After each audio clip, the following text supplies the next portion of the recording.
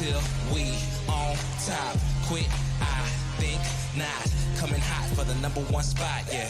No key, got the game on lock, ayy. Big threes when I take my shot, ayy. On the rise and we ain't gon' drop. On the grind, it's our time, just watch. If you want it, you can get it. Life gets hard, but don't you let it get you down. Go get the crown because our time is now. Ayy, we gotta get it. Gotta get up, gotta go, we gotta get it. Ayy, they won't forget us. Made it happen and we all became legends. We gotta get it, gotta get it, gotta get it. We gotta get it, gotta get it, gotta get it. We gotta get it, gotta get it, gotta get it. We gotta get it. We can't be contained when we leave the game. My name will remain. We don't need the fame. You can keep the chain. We broke free so things won't be the same. Nah, on the mission, gotta get it, let's work. We were raised on the net, I'm raising my net worth. But it ain't about the money, nah, it ain't about the cause. All that matters is the world knows who we are. Stars. If you want it, you can get it. Life gets hard, but don't you let it get you down. Go get the crown because our time is now. Hey, we gotta get it. Gotta get up, gotta go, we gotta get it. Hey, they won't forget us. Made it happen and we all became legends. We gotta get it, gotta get it, gotta get it. We gotta get it, gotta get it, gotta get it. We gotta get it, gotta get it, gotta get it. We gotta get it. Know that our time is now. Yes, life can get hard, but don't ever let it keep you down. See, we are all kings and queens and we all deserve crowns. So don't wait. Get up, go out and get it. Now. Hey, we gotta get it.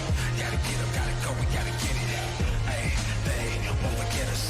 Made it happen and we all became legends.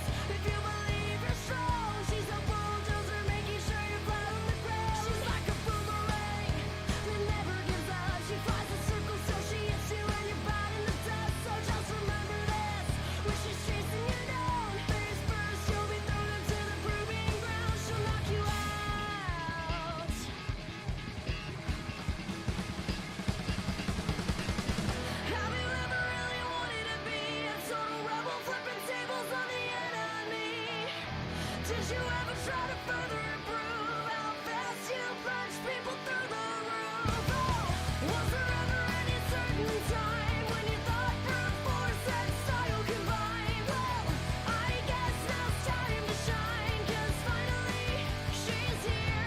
Here comes Vi. As a matter of fact, the best bet one has is to quickly react to the first attack that's taken over the world. She'll never go back, just listen.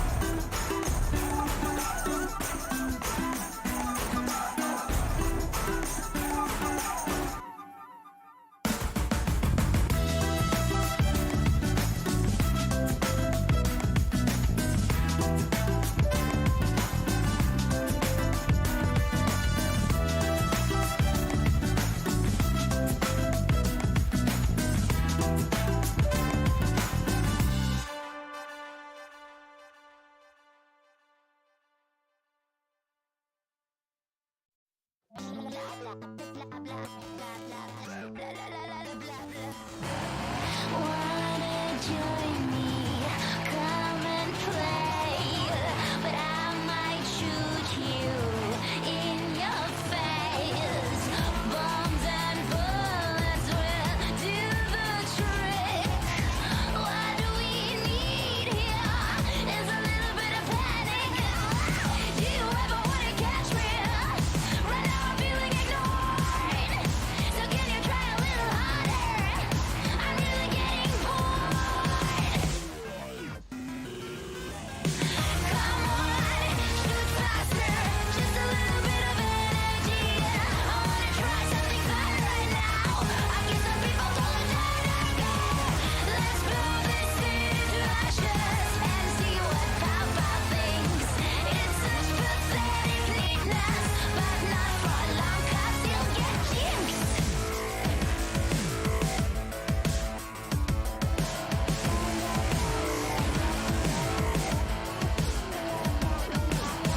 So much better, so much fun. Let's start from scratch and blow up the sun.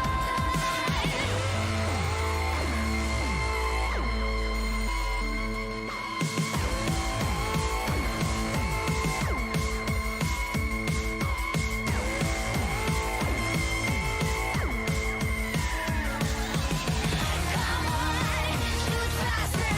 Just a little bit of energy. I wanna try something fun right now. I get some people told let's blow this city to ashes and see what Papa thinks. It's such pathetic neatness, but not for long 'cause you'll get jinxed.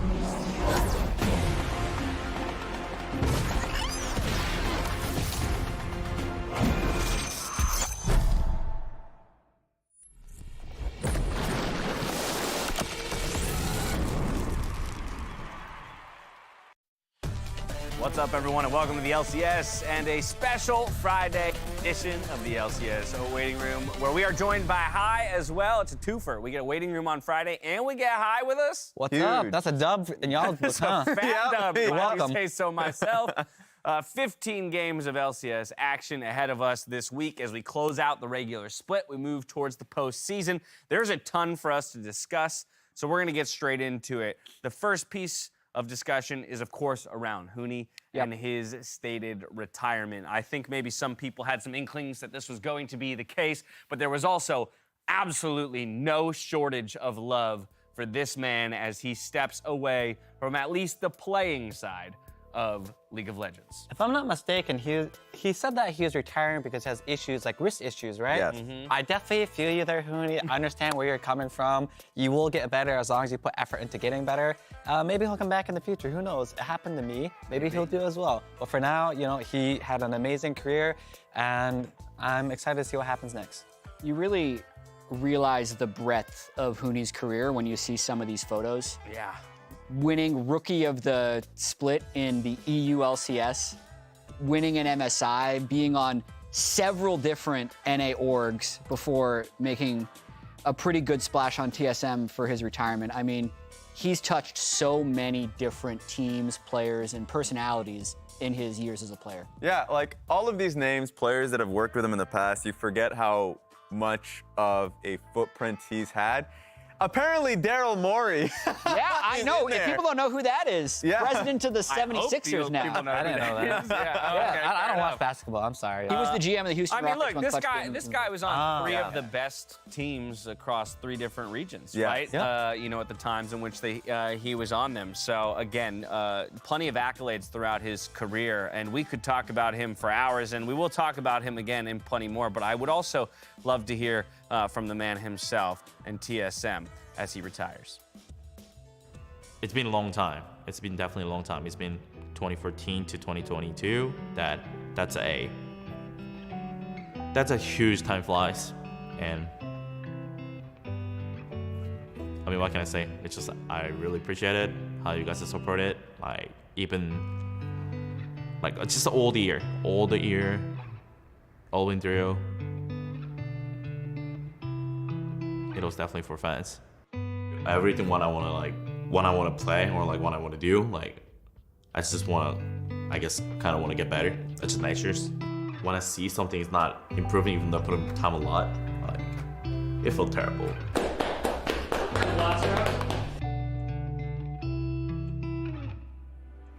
It was a pleasure to being a professional player in League of Legends as a history. Probably I don't know. I mean, hopefully people will miss me as a funny top laner, I guess. Not just random top laner. Hopefully, like, I could be a maybe top 10. Maybe. By Reckless goes down the tie, gets a body, and Hooney double! What the hell? The quadra kill for Hooney!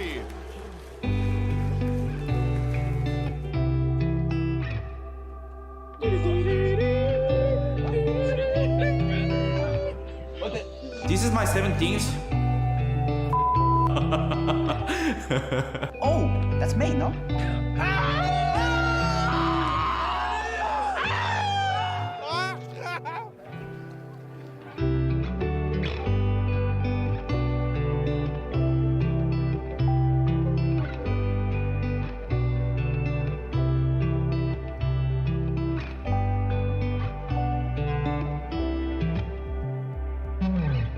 Appreciate it for all the support, and I'll be back. I'll be working in the esports industry. We'll see. Hooney with the quadra, the fall, is it gonna be the penta? Hooney in the final game of their spring split gets a pentakill!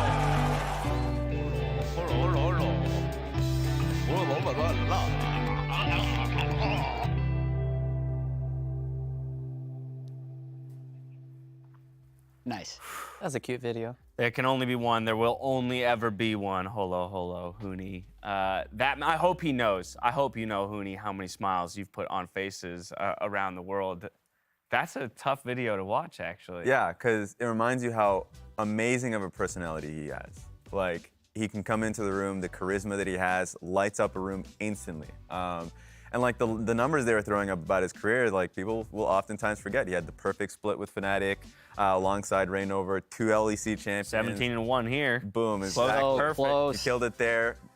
Was MSI champion, Worlds finalist, LCK champion. He's had a humongous career, and also just a whole boatload of videos and like images and everything, because he has just had the most amazing moments in his career. So he won't be forgotten, that's for damn sure. He definitely won't. Speaking of amazing moments, we asked the three of you to do a little homework this week ahead of Hooney's retirement, picking a favorite moment, best clip, play, whatever it was that spoke to you about Hooney's career high. You're first on the list. What'd you bring for us? So I actually don't have that many years playing versus him, honestly. Since I was playing here before he came, and then he left for a while, I think to go back to Korea for a few years. But when I was playing versus him, I believe that was the split where he went like 17-1, the IMT where it's just Reignover and Hooney, and just running over every single top laner ever. And I just remember every time we played versus him, I just know Balls was never having a good time, and I couldn't really do anything to help him with it. I just know that he just kept getting like killed over and over in scrims, whatever the case would be. They would just destroy top lane. And I'm just chilling and bot lane as a support, playing with Sneaky, you know? We're just like 0-0, 10 minutes, and we press tab up top. He's like 0-3 up there. I'm like, yo, you having fun up there, brother? The answer was never yes. He's never having fun. Oh, no. I think people, Man, they ran the server. I was gonna say, some people are quick to forget that duo of Hooney and Reignover. Yeah. You know, we talked. He didn't play versus him? There's lots You of really forgot it, famous like he duos. did? I'm sure, exactly, right? There's lots of really famous duos, Bengi, Faker. You look at Double Lift Afro, you know, like, but somehow I do feel like at times Hooney and Reignover's duo is looked over, and maybe because they did it across 2 different regions, and so there was a bit of that separation. But when you start to understand the dominance that they displayed in not just 1 league, but in 2, it's pretty. I felt it all the way in bot lane, man. You know, I'm not even up there. I felt their dominance down there. What an incredible trip down memory lane that was. Raz, you're up next. What'd you get? Mine goes straight back to 2017 Worlds. When SKT went up against RNG, it was a banger of a series, goes to full 5 games, and it was just a great moment where you remember that Hooney is a carry. And this was just the punctuation mark in the series that launched them into the finals. And so for me, this is a great memory because people will always remember the personality that he has in the room and everything like that, but you forget about the fact that he is just an insane carry top laner that did it on the biggest stage. What an interesting kind of year this was as well, because I just remember so much conversation around what Hooney would look like as a player within the T1 organization. Yeah. You know, just traditionally thinking about how top laners in that org or even just in the LCK would tend to get shifted to other styles. And there was a lot of like, well, will Hooney really be able to live up to that? And I think he did that and then some in the LCK. Yeah, well, that's mine actually. It's from the same year, but it's when he won MSI.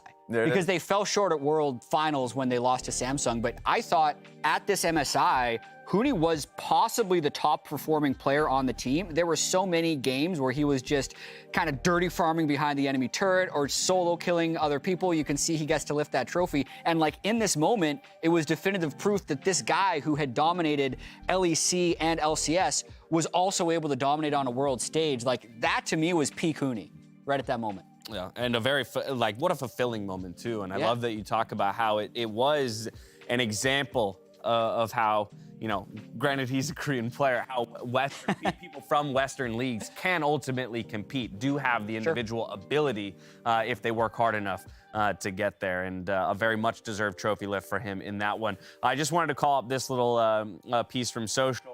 While lots of people are fondly remembering Hooney, Whoppers was quick to say, can we get Hooney in the room at some point? That's my question.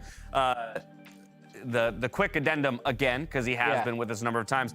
I hope Hooney knows that he has an open invitation. If he walked onto the set right now, we would pull up a chair. I kind of expect him to be hiding behind the I was going to say, I'm a little worried that like the producers have now planned something and they didn't even let me know. He Right just under sent your from chair. the ceiling. He crawls out from under my chair. Now, Hooney, you have an open invite anytime you want to come on the broadcast. I think he knows that, and we all can't wait to see much more of him in the future. Also can't wait for Coach Hooney.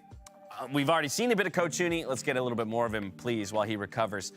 We are going to move forward, though, as we're diving into the last week of the regular season and the end of LCS 10. We continue to remember some of the top players from each of the positions historically. And it just so happens we have one of them here. But this week, top 5 best mid laners was released. Number 1, Bjergsen. 2, Jensen. High comes in at number 3 before Pobelter and Power of Evil round us out. Hi, obviously got to come to you first, man. Congratulations, man. Taking up the number 3 slot. First of all, congrats. Absolutely, definitely deserved.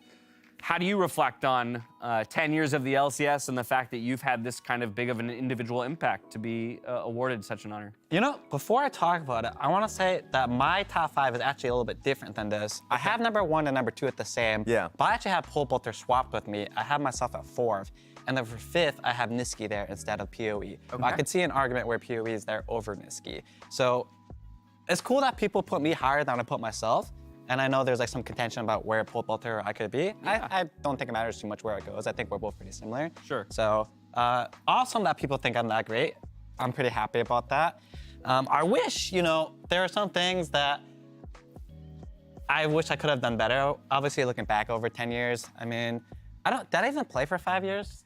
I mean, when I Well, it depends on when you start tracking, because like Right. you don't I count definitely the didn't play you mid don't for didn't five. are you necessarily play counting mid for 5 quantum? years, and this Yeah. is just about your mid contributions. And I'd say like Bjergsen and Jensen for their longevity and their success are the very obvious one too. Yeah. But I think, especially when I'm looking at this high, the 2013 summer Cloud9 into 2014 spring C9 is like the most dominant stretch an LCS team has ever had. Yeah. Which is having a peak like that, I think, propels you on this list. You guys went 25-3 and then 24-4, and we're going to talk about it later. Like that summer split, you guys won the last 13 games of the regular season, sorry, the spring split, and then 5 in a row in the playoffs. So like you guys were so far ahead of the game, and I think everyone on that team was a contributor, but you had that like shot calling mantra around you that you were the one leading that squad. We've also had the conversation a lot about how legacy and effect on league or play matters, right? And that, I think, speaks to Jot's point. When you guys came on the scene and displayed that dominance, it immediately forced not only every org in NA, but orgs around the world to start to go, are we thinking about the game the right way, right? You know, like, should we start to look at jungling in this way? Should we start to look at, you know, drafting in this way? Should we start to look at calling in this way? And so I think when we talk about effect on the game, I think that's included in this list, and I think that's where you do get a boost because, you know, inarguably, Bjergsen and Jensen's careers were longer, technically have and have more trophies, but I think your impact on the game is I'm gonna undeniable. say Jensen has the same number of trophies. that's true. Okay. I don't think Bjergsen's ever gone deathless versus me in any playoff series, but I've gone deathless versus him in the final. There it Is is. that a case for number 1? There we have it. I'm not saying I'm better than Bjergsen. I would never make that argument. But I have gone deathless against him in 3 games at playoffs, spring finals, 2014. Yeah. Yeah. Okay, I can see it. I know we're chewing up some time, but I am curious because you mentioned it. Why is it that you put Pobelter ahead of yourself? Like, just talk to me about Pobelter a little bit. I think it's because he's been playing so long at such a high level. People can make an argument that he's never number 1. Fine. But is he not top 3 for the entirety of the time of him playing? Yeah. You can make that argument. I think that's a really strong argument because it's hard to stay at the top for so long, especially for a role like mid where the meta changes so often. For example, when I was able to play the champions that I was good at, I was really good. But then it started changing. You started playing more control mages, more Azir, Orianna. You know, all these backline mages I'm not that great at. I wasn't that good at it. But all these other players on this list, they have been excelled at every single meta, you know? And for Pobelter, sure, he might have never been number 1, but he's always at least a top 3 mid laner. And I think that's an accolade people kind of aren't giving him credit for. Very, very cool. Well, you, Pobelter, just 2 of the names on the list, 3 of the names on the list still playing in the LCS. Let's get a word from them as well. It feels good making the top 5 list. Somewhat expected because I've been here almost the entire time that LCS has existed. So I had a feeling I was probably going to be on the list. But it's nice nonetheless. I mean, I'm very grateful. I'm very happy about it, of course. I think making the top 5 in LCS is a big accomplishment. I think especially since I wasn't here from the start, right? I joined like 4 or 5 years ago. So I think making it, even so having like a late start into the league, I think is a good accomplishment. I'm really happy about it. Hi, Bjergsen, me. After that, I'm not really sure who else people would vote. Since it's more like about history and longevity, I don't know if Jojo will be there, but I feel like he probably should. But honestly, I don't know. Fair. It's an interesting question because I think, again, it goes back to the debate of what are you evaluating. And I think the word best can trip some people up Yeah. because some people want to interpret best to evaluate ability and others want to interpret it as a more historical point and talk about legacy and effect. Yeah, especially since you have to weigh as like a 10-year, bulk evenly. And you don't want, I know for a lot of newer viewers, they're like, yeah, JoJo had an amazing split. Why not JoJo, right? Yeah. But then there are a lot of names that I would go back to. And like, I like the fact that you're up there, Pobelter's up there, players that ultimately kind of played for the rest of the map and thought about the larger kind of game plan, who he was that kind of player as well. Yeah. A championship in the mid lane for CLG at the time. And so like, for him, of course, there was a teetering off when he went on 100 Thieves, Sure. but he still had a really strong start of his career in the mid lane, and then of course role swapped to support. So I would have him like maybe just behind him as 6 or something like that. I liked I see Niski call out as an Exactly. interesting one where you start, again, like once you go past 5, I think 6, 7, 8 become kind of difficult and there's some real discussion. While I love bringing up JoJo's name because I think JoJo has set himself on the right path to one day being on this list, I think we're still a number of years away from him being able Jensen's to challenge. living in the moment. Exactly. Anybody, exactly. But it does at least speak to the ability that JoJo has. That, He'll that a definitely player make- on that absolutely. list is saying, hey, he's good enough. A few more years absolutely. is definitely there, but you can't just count one good split, right? Because there's players like Frog and that have done good in one split. You know, people like Mandatory Cloud, if people even know who that is. That had That's a different list. That's a different Another list, right? player- That's a peak tier list. Like Another- evaluating people at their peak. Another player that had a pretty good run of things in his earlier portions of the career was Shifter as well. So There you go. Shifter is another great Man example of Cloud that. had what, season record for most kills? Or He still holds the record holds for it. most kills per game in a split. Get the man on the list. Anyway, we're gonna move ourselves along. Super weeks. It's a super week. A lot can change. I know that it feels like a lot is already decided when we take a look at our standings, but I'm basically gonna hand this over to Jat to talk about how much 3 days of games can really still move. Yeah, it's like you feel like you understand who the good and bad teams are since Yeah. we've had 7 weeks of regular season, but this was the spring standings before Super Week. Cloud9 had the MVP in Summit, it just hadn't been announced yet. TL was right behind him. You thought 100 Thieves was on this win streak. Hey, there's your top 3. And look at EG, they're tied with Dignitas and Golden Guardians. And then, even just after the Super Week, already TL and C9 had swapped and EG had moved all the way up to 4. And then you forecast that further into the finals. EG ended up being the champions, even though they were in a 3-way tie between 5th and 7th going into the last week of the regular season. So there is a lot of league left to be played, and the champion is definitely not crowned through 7 weeks. A couple things. Just the positional changes that we see here, right? The fact that the 1 and 2 seeds were traded. Yep. The fact that EG, as you mentioned, was in a tie for 5th, pushed themselves up into 4th, which actually meant they started in the upper bracket. That was important. Yep. And the fact that there was still a playoff bubble decision to be made with Dig falling out and Golden Guardians slotting up. That's a lot of really impactful changes that took place in spring. Of course, it is an 8-team playoff, so things will look a little different here, Raz. But if you take a look at the current standings a little bit behind you here on the screen, we can see that the standings actually, they correlate rather well in terms of kind of the breakdowns and where we have ties right now looking at the playoffs. I remember that period in spring, for me, my eyes were on Dignitas, a team that like we had undersold because we expected them to be a 10th place team at that start of that split. And then we were all talking them up because they were looking great as a unit, as a team, and then they dropped out of playoffs. So like things can change so much in just 1 week's period.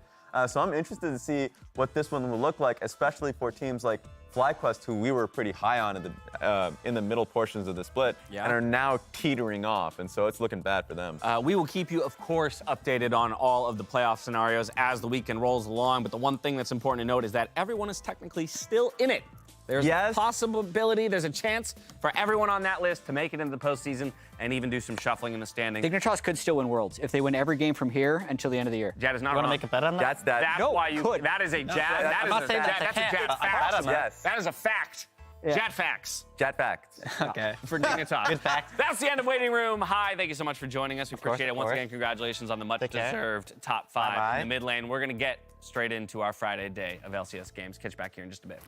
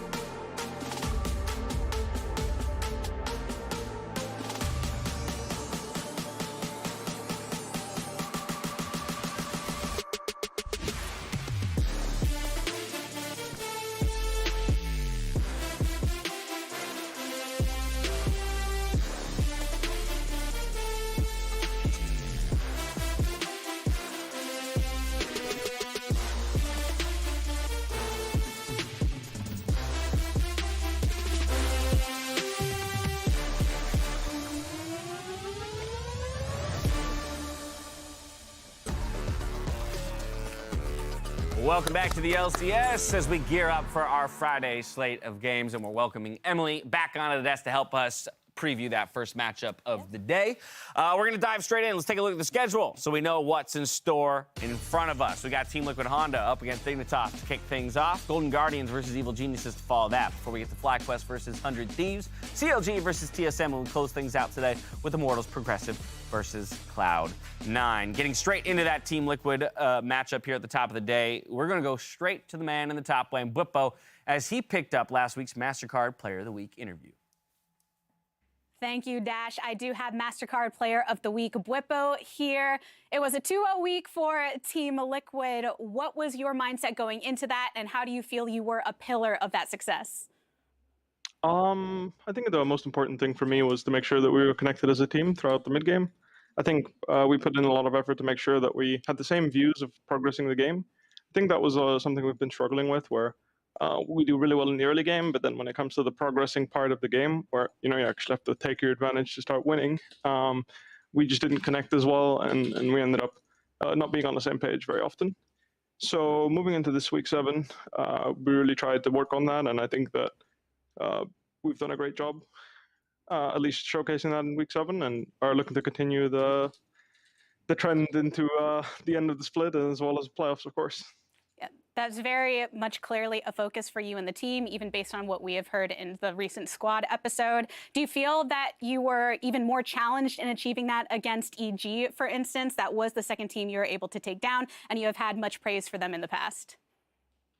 Actually, I think that EG was the perfect team to practice this against, because I feel like they play the fastest League of Legends in the LCS, which is, I'm not sure how fast they exactly play, but I feel at least that they press their advantages quicker than other teams do. So if we're able to go toe-to-toe with them, then that means we have a very solid early game, or very solid early to mid, and then mid to late.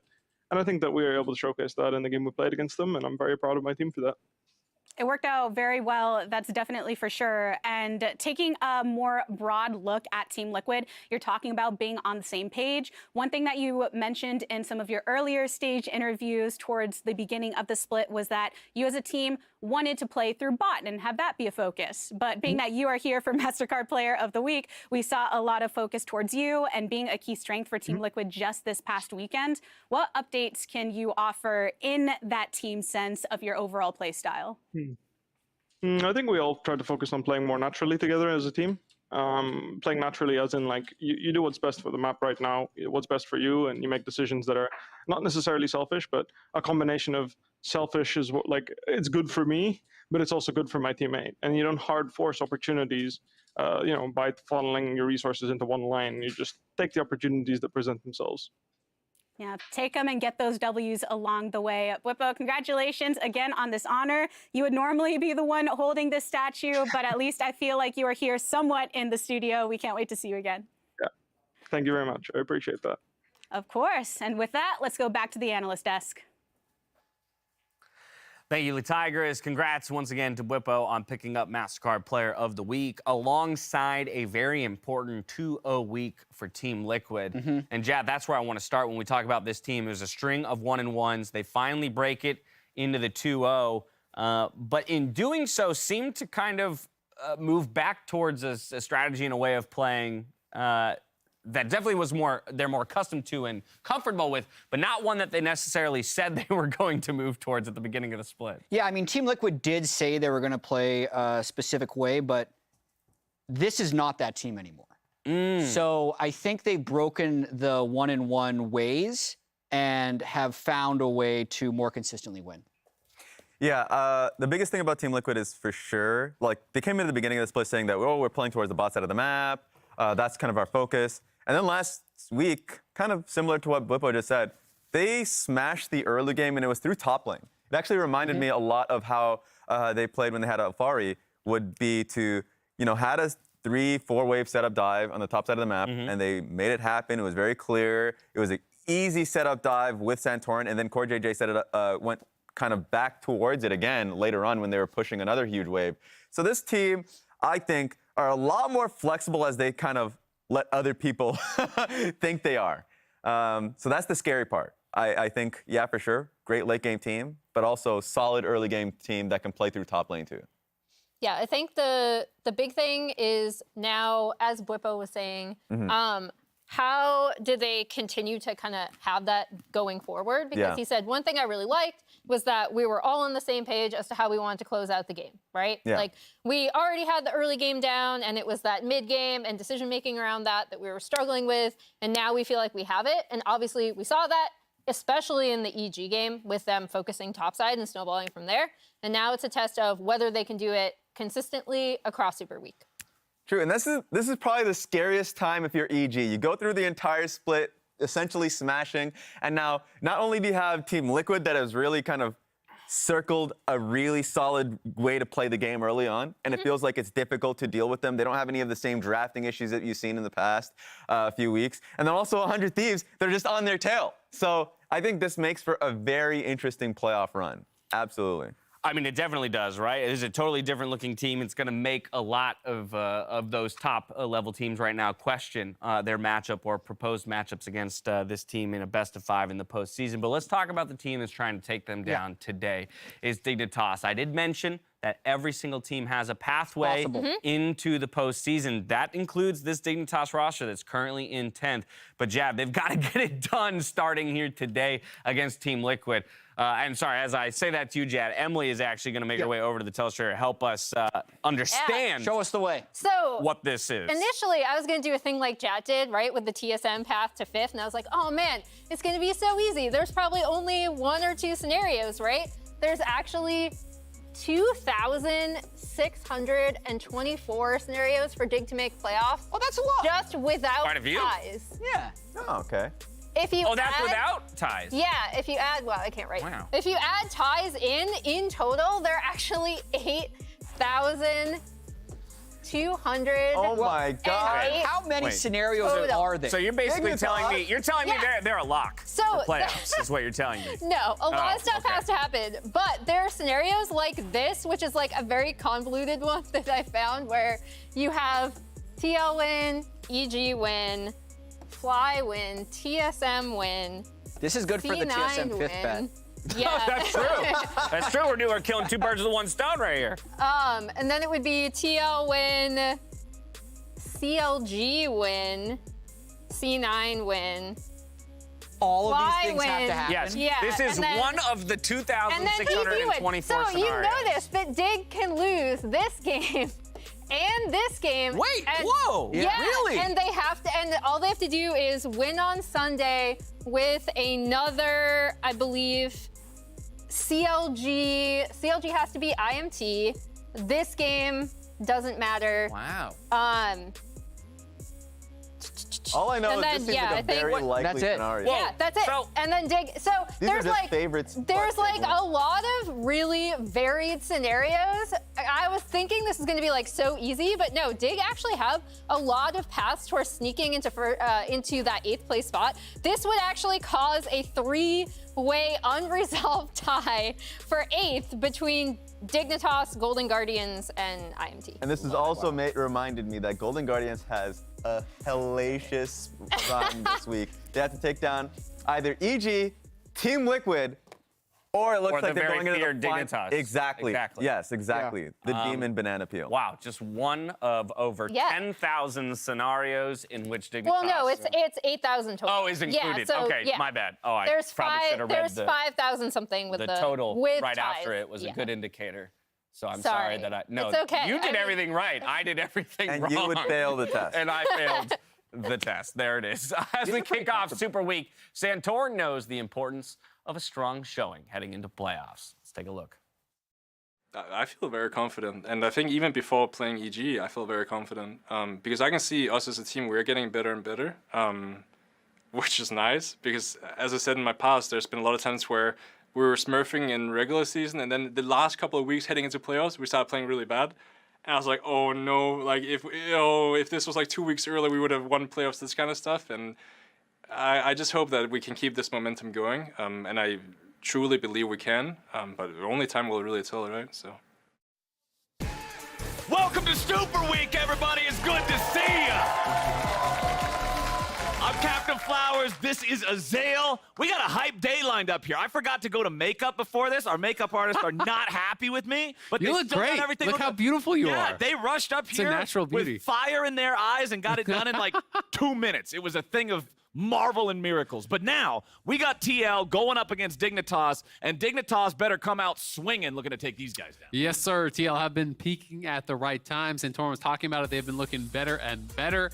I'm really interested to see if they're going to go to similar strategies that they brought out last week with Bippo, where Bippo was really focused on playing comfort. He was looking for counter picks. He had the Olaf. He had the set game, which were just monstrous. And Santorum was playing heavily towards them. And it just seems like, to me, TL look their best when Bippo is on comfort and TL are playing towards top instead of actually playing towards bot, because the bot lane seems fairly self-sufficient. You know, they're going to be able to deliver in the later stages of the game. Of course, JJ loves to roam anyway, so will be interesting to see if that's the strategy they're going to go with here today against Dig. Right, you can always count on Hans to put out the damage in a team fight. You don't have to have everything revolve around that down there. And let's see, maybe we can get another wide Whippo taking over the top half of the Rift as Yuumi, Ahri, Poppy, and Kalista all band away. 12.14. Kalista still so very strong with control over the bot lane and control of the Drakes being paramount. Lee Sin, last ban of the first half here for TL. Yeah, Lee Sin ban, a little bit interesting. Obviously, more of a, I think, a player ban towards XU rather than a meta ban. Lee isn't really played that much these days. But with Poppy taken off the table, they're maybe thinking, okay, right, they're banning out the Poppy. They want to go towards something like the Lee Sin. That would be a good answer for it. Kaisa, always the Bippo hover. I believe it's his girlfriend's main champion, I think is the story. It's something like, there's some sort of IRL lore. People got on me once for not knowing said lore I'm pretty sure it is so, his girlfriend. Her favorite champion or her main champion or something like that is the Kaisa, so that's why he always hovers it first. So well, at least I never get baited by that. You can only hover because Azir is going to be the lock-in instead. He's been in pretty much every game that he's not banned in the mid lane lately, so not too surprised to see that one. Wukong, another one of those tier list toppers, except over in the jungle role, we're seeing him all the time now, especially with the Poppy potentially not being allowed to play in this one. Dignitas, that was their first ban, so she's not able to stop Wukong from getting in there and doing what he likes to do. Yeah, a lot of jungle bans actually. You know, there's the Poppy ban, the Trundle ban, the Lee Sin ban, Wukong taken away here. Santorin's next most played would be the Volibear, and then it's champions that he only has one play on, like the Udyr, the Viego. Azir, as you said, has been getting played non-stop. It's the most played for both Bjergsen as well as Blue, but it looks like Blue will be going very likely to the Taliyah here. And we have seen a lot of success on this champion. Takuya had an incredible game. Jensen had an incredible game. So it has been very effective coming out of mid lane, but I do think when you're going to go Taliyah, you need to be actually pairing it with some hard CC. So I want to see if they're going to be drafting that, from support, looking for something like a Leona or a Nautilus or whatever. You need something to really set up the seismic shove. Otherwise, it's just not really reliable enough, and Taliyah is very reliant on that to get out enough damage. Well, we got Sivir locked in for TL. So honestly, just very standard top of the table meta picks that scale for TL. I mean, Sivir has just been picked all the time, same as Azir. Ever since she got those buffs, brought back into the crit marksman role instead of that weird lethality boomerang pizza poke thing. I was never a big fan of that one. Yeah, I mean, it's Yes! Render unto me what is mine! Let's go! Oh my God, the pop-off. I thought Flowers was about to knock over the table here. My man's jumping up and down. That was, you know what? That was actually giving me strong vibes of. That was like you were going Super Saiyan, right? Like you get the power you're charging up. Skarner gets locked in. Flowers goes Super Saiyan. I am so ready. I have been saying for the past couple of weeks, NA is behind. They need to be playing Skarner. He's got some good matchups. Zeri and Taliyah in particular, champions that don't have a dash, but champions that can be run down with the power of the Skarner speed, going with the Turbo Kim Tank, just sprinting at him. Zeri's not going to be hopping, skipping, jumping, running, and kiting if she's in a net. That's true. If you can catch up to that Zeri, the ulti is going to be really effective. That's going to be the big question, though, is can you get up on that Zeri? I'm expecting him to, as you said, go Chem Tank, look for those flash ultis on these squishy targets. If you can lock them down, you can knock them down for sure. They're also not drafting a lot of dashes. As soon as Talia gets locked in, their next two are Sivir as well as the Skarner, who really don't care about the rock fields, right? You're not going to be dashing over that and getting stunned up. I can just see your energy. You're like pacing back and forth. My blood pressure's going to be something you would normally be put in the hospital for. I don't even care. Flowers literally did this. Ready to go. Yeah! But Sivir, Skarner loves being friends with Sivir. They're best buddies. Not only are they both from the same area in the lore of the desert, but Sivir makes him so fast. Anything that lets him accelerate faster towards these targets, these vulnerable champions in the Talia and the Zeri. They're banning out the Karma. They're trying to hold Skarner down. Exactly. Get rid of the Karma, get rid of the Nautilus that can set him up, make it easier for her to hit them spots. Getting rid of Lulu, I like this ban from the side of TL. They don't want to have one of those supports that can really enable Zeri super well. Yuumi already banned out. That was their very first ban of the draft. Do they want to continue targeting enchanters here? No, going to look towards one of those top lane tanks, recognizing that Dignitas doesn't really have a main front line right now. You got Wukong, but he's much more of a fighter. Yeah, absolutely. They don't really have any of that engaged. They don't have that kind of CC to be able to lock down some of these targets, so take that away from Hoon. Hoon also has been mostly on tank duty, right? He has 2 Ornn games, a Sejuani game, and 1 Gnar game, so really kind of focusing towards that. It's going to be Renata Glass, so something that is a bit difficult for Skarner to deal with. Obviously, trying to run through, if you're running straight at someone, it's very easy to disengage with the ult or the handshake to be able to actually push Skarner back. And that's where you are going to be more relying on things like that flash ulti. The blind Olaf top would be a bit of a throwdown. That'd be here. a chat move. This is like calling the bluff, saying, Hoon, you got nothing. I'm going to blind pick Olaf into you. He locked it in. That is confidence there from Whippo. And I'm going to be really interested to see, is Hoon willing to go something a little aggressive to try to answer this? Or is he just going to be playing, something standard like a tank up in the top lane? Would he be willing to go to something a little bit more risky? Some of these aggressive counter picks, things like Kled can be really effective into it. Kind of some of those range matchups can also be pretty effective into it. If you can dodge the axes at least. Exactly, yeah. I mean, if you get chased down, you're going to be in trouble. But things like Quinn can be really, really tough. Some of the aggressive melee matchups can also be really, really tough for Olaf. So I'm really curious to see what we're actually going to get. He's hovering over a lot of interesting picks, and then settles on the opposite of those interesting picks, going with the tried and true, the Gnar. This just seems to generally be the answer of, well, we don't have anything specific that we need. This works in every situation type of a pick. And to be honest, it feels like Bwipo kind of had the read, right? Like, he didn't think that he was going to have the confidence to go for something really aggressive, to go for some sort of, specific counter pick. So he's willing to blind it. And he is playing Ghost Olaf, so Hoon is going to have to actually be really careful when he is in mini form. I wonder if this is going to be a Stridebreaker game as well, because I do think Stridebreaker Ghost Olaf is really effective against some of these ranged matchups. You get up on top of them, you slow them down with the Stridebreaker, you pop your ulti, additional move speed, you have to slow down with the axe, the Ghost speeds you up. You can chase down 100-0 a mini Gnar if he is in the wrong spot. So that is going to be a concern, but of course, if Olaf does not get ahead, this champion can really struggle sometimes later on.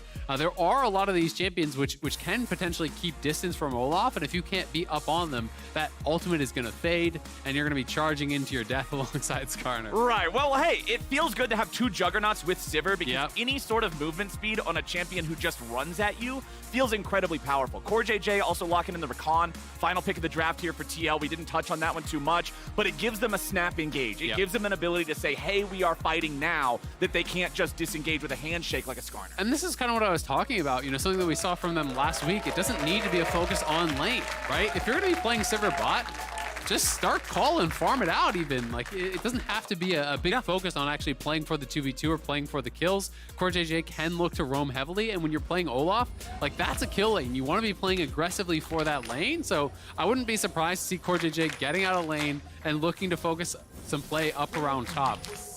Alrighty, let's rock and roll. Let's do this. I do believe that we have the scoreboard bug, and there are items on both Hoon and Hans Sama. Yes. Yeah, I think it's just scoreboard bug right now. And Hans is longsword 3-pot, and Hoon is just starting a D-Blade and a potion. Okay. So I can see that in game. So it is not going to be the cull start for Hans. Will be a cull start on the other side for Spawn. And we are getting the ghost tech, which we've been seeing way more these days from marksmen. People are really just kind of valuing the move speed more so than the heal or barrier or cleanse, things like that. So It is interesting. You know, I do think if you can survive the initial phase of that fight, Ghost has so much value. And because you can get the resets on Ghost as well, like you start winning a fight, you can just be last the whole chasing people fight. down. Yeah. Exactly. So it can be incredibly powerful. And Zeri with Ghost is a tilter to play against. I don't know if you've had the displeasure of playing against a Fed Zeri with Ghost, but if you thought she was fast with just the ulti stacks, you add in Ghost, it's like, this champion is inescapable. You've got to be on point with your engages to really knock her down. Or, you know, the juggernauts like Santorin and Bwipo are not going to be having any fun at all. Exactly. We're going to see junglers starting on their blues. So Ooh, opposite little sides of the cheese map bot. here this time at the start as Hans and Coral just walk right into lane. Okay. Yeah, Spawn tries to hit him with a couple of those Qs, not getting a whole lot of Those are results so out of close. those. And they just walk in. All right, looked like we could have maybe got something spicy, but they don't go for it. Yeah, not going to go for anything much. You know, I wasn't sure if it was going to be, you know, fully committed to something. You can also just sometimes you'll see servers just start Boomerang Blade if they actually see a good angle, and they'll try to walk in and get a little bit of a chunk off right at the start. Some TL fans in the crowd there got the poster. That's a good drawing. It actually looks really like their logo. Dude, I'm always amazed at people that can actually make art that's not just stick figures and circles. Yeah, you're on the same level as me. Yeah, we're not getting paid for our graphic content anytime soon. Like, we're just not, that's not our talent. We're talking guys. Yeah. As Skarner will make his way into the bottom side here. Remember, for those who do not know, Skarner's Spires give him unlimited mana and a great increase to both attack speed and movement speed. It's 43% attack speed at level 1, scaling up to, I believe, 160% attack speed at level 18. This is your opportunity. He's not reading these tooltips, folks. He knows this stuff. This is all memory. It's so much stats. So the big thing about fighting him There's in one the guy that jungle, loves Skarner. That you found the other guy. Yes, we've got the other guy. Hell yeah, other guy. But that's going to be a big factor whenever these two junglers find one another in neutral territory or in contested territory in either jungle. Yeah. If Skarner doesn't have the Spire, he can't go anywhere near Wukong. Yeah, absolutely. I mean, the Spire is such a critical part of his dueling power, you know, as well as the jungle clear, you know, the mana getting back, the attack speed really helps Skarner power through that jungle very, very quickly. It's looking like pretty mirrored clear. Is Skarner going to be one camp up, though? You are going to do those AoE camps a lot faster than Wukong in the early game. So he did 5 camps in the same time as Wukong did 4. Both going to be able to pick up Scuttle. And then likely Santorin will just head back and do the Krugs and then base, because there's not really going to be that much of an opportunity, I think, to find anything here around bot lane. The only lane that I think there potentially could be some action around is probably that top lane. So I do think it's going to be a pretty passive early game for junglers, really just prioritizing fast clears. Skarner likely trying to look for 6 and then really kind of go from there, because that's going to be your first opportunity to kind of have that explosive power to find a gank. And honestly, as long as Gnar is not in mega form, you have 4 good targets to Skarner ulti. You really just don't want to go for Wukong, drag him into the team and have him spinning around on everybody. But we'll see Blue making his way back to the mid lane. From Germany now. to watch TL, that's a long trip. Holy moly, that is quite a journey, my friend. Look at that. That's one of those double-digit hour flights. You gotta have more than a book or one video game for that one. Those are tough. All right, so 40 seconds till the first Drake of the game spawns. Remember, these are all much more powerful on 12.14, so teams have been generally more motivated to go after them early on. Blue walking into the enemy jungle, looking to potentially either place down a ward or fake them out with the ward placement. You can see that the ward is not actually there except for the control ward on the back side of the red pit. Santorin's hanging out, seeing if maybe he can get a chance at the Talia here. Nope, they're gonna find him out. He just walks back into the river, captures that Spire. Remember, when you capture it, the entire area of it is illuminated. You get vision over that for 2 seconds. So it also helps reveal anything that might be nearby. Even though it's not marked on the minimap anymore either, if you're paying attention, you'll see it through fog. So that's one thing that generally favors the Skarner. Kind of like teleport. Yeah, exactly. It generally favors the Skarner over other players that don't know to look for it or don't know that it does that, but that is one of the additional features that you can get out of it if you're really paying attention and clicking all over the map. Yeah, no, it's going to be interesting to see, you know, when he's actually going to be able to make that first move. Early Lucidity boots feel so standard these days on tank junglers. Oh, yeah. You know, you get the CDR, get the move speed. Summer spell cooldown reduction is also very, very nice. But we're having a pretty passive game here thus far. Hans and Core JJ, though, already opening up a fairly significant CS lead down in that bot lane. So Spawn and Bio, I think, having more trouble than expected. If they were expecting to, if they're going to be struggling in this lane, I don't think he would have been going for the cold start, but XU going to come in, see if he can steal anything away. Only got one mini Raptor, so not really a big deal. Yeah, doesn't really get it. Santorin doing a good job there, and since he gets the smite on the big chicken, that gives him level 5, so now XU doesn't have the level advantage in the 300 or 400 gold's worth of stats that would give him, so he then backs away. Also would have been fighting Skarner on that Spire, which is what he doesn't want to do. Yeah. So just wanted to try to contest that camp as Bjergsen gets hit with a little bit of a seismic shove here. And you talked a little bit about it in Champ Select. Seismic shove has a lot of counterplay because it is so easy to step out of without proper setup. But when Talia hits it into the field of rocks, it hurts. Yeah, it is a tremendous amount of damage. I mean, Blue is going for a very heavily scaling build. He has no AP for step right now. Scripting Potion and Tier, so basically just all mana in the early game. So not going to be bursting that hard thus far, but looking more towards that later stage of the game. Goes back, gets his tier 2 boots. He's also playing Spellbook, which is much more of that kind of scaling setup as well. So we'll see where he's going to take us from here.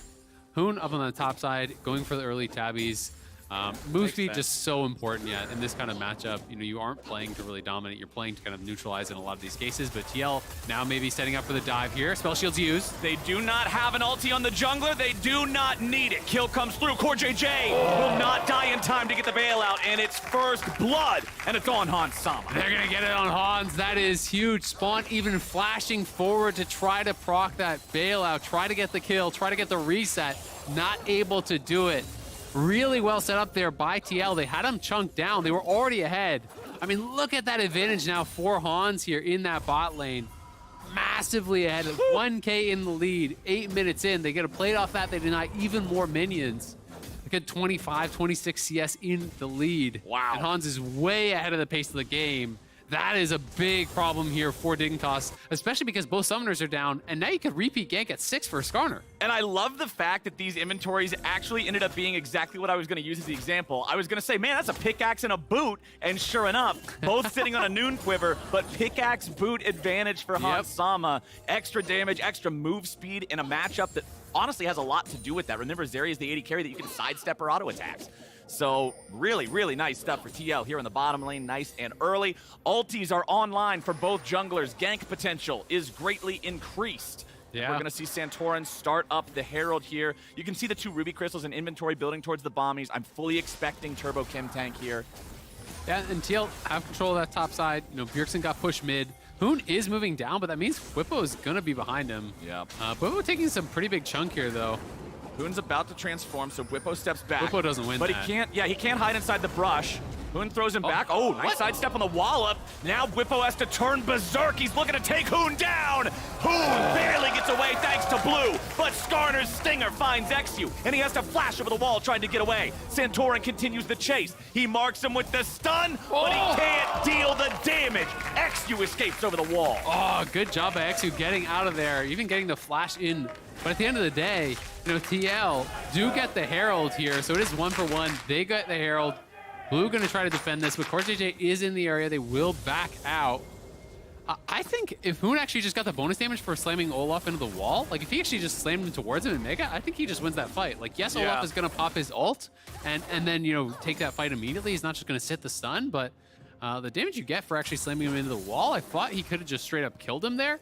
Instead, he used the ult kind of as a disengage, and it does mean that he needs Blue to come in here and bail him out. And this is where he's getting so low. Like, right when he procs Hyper here, I think if he just ults him into his own wall, maybe he thought he could have get him actually across the lane and into that, because the bonus damage here, he was so close to actually just bursting him down immediately. Blue just arrives in the nick of time there to take him down. The flash saving Hoon.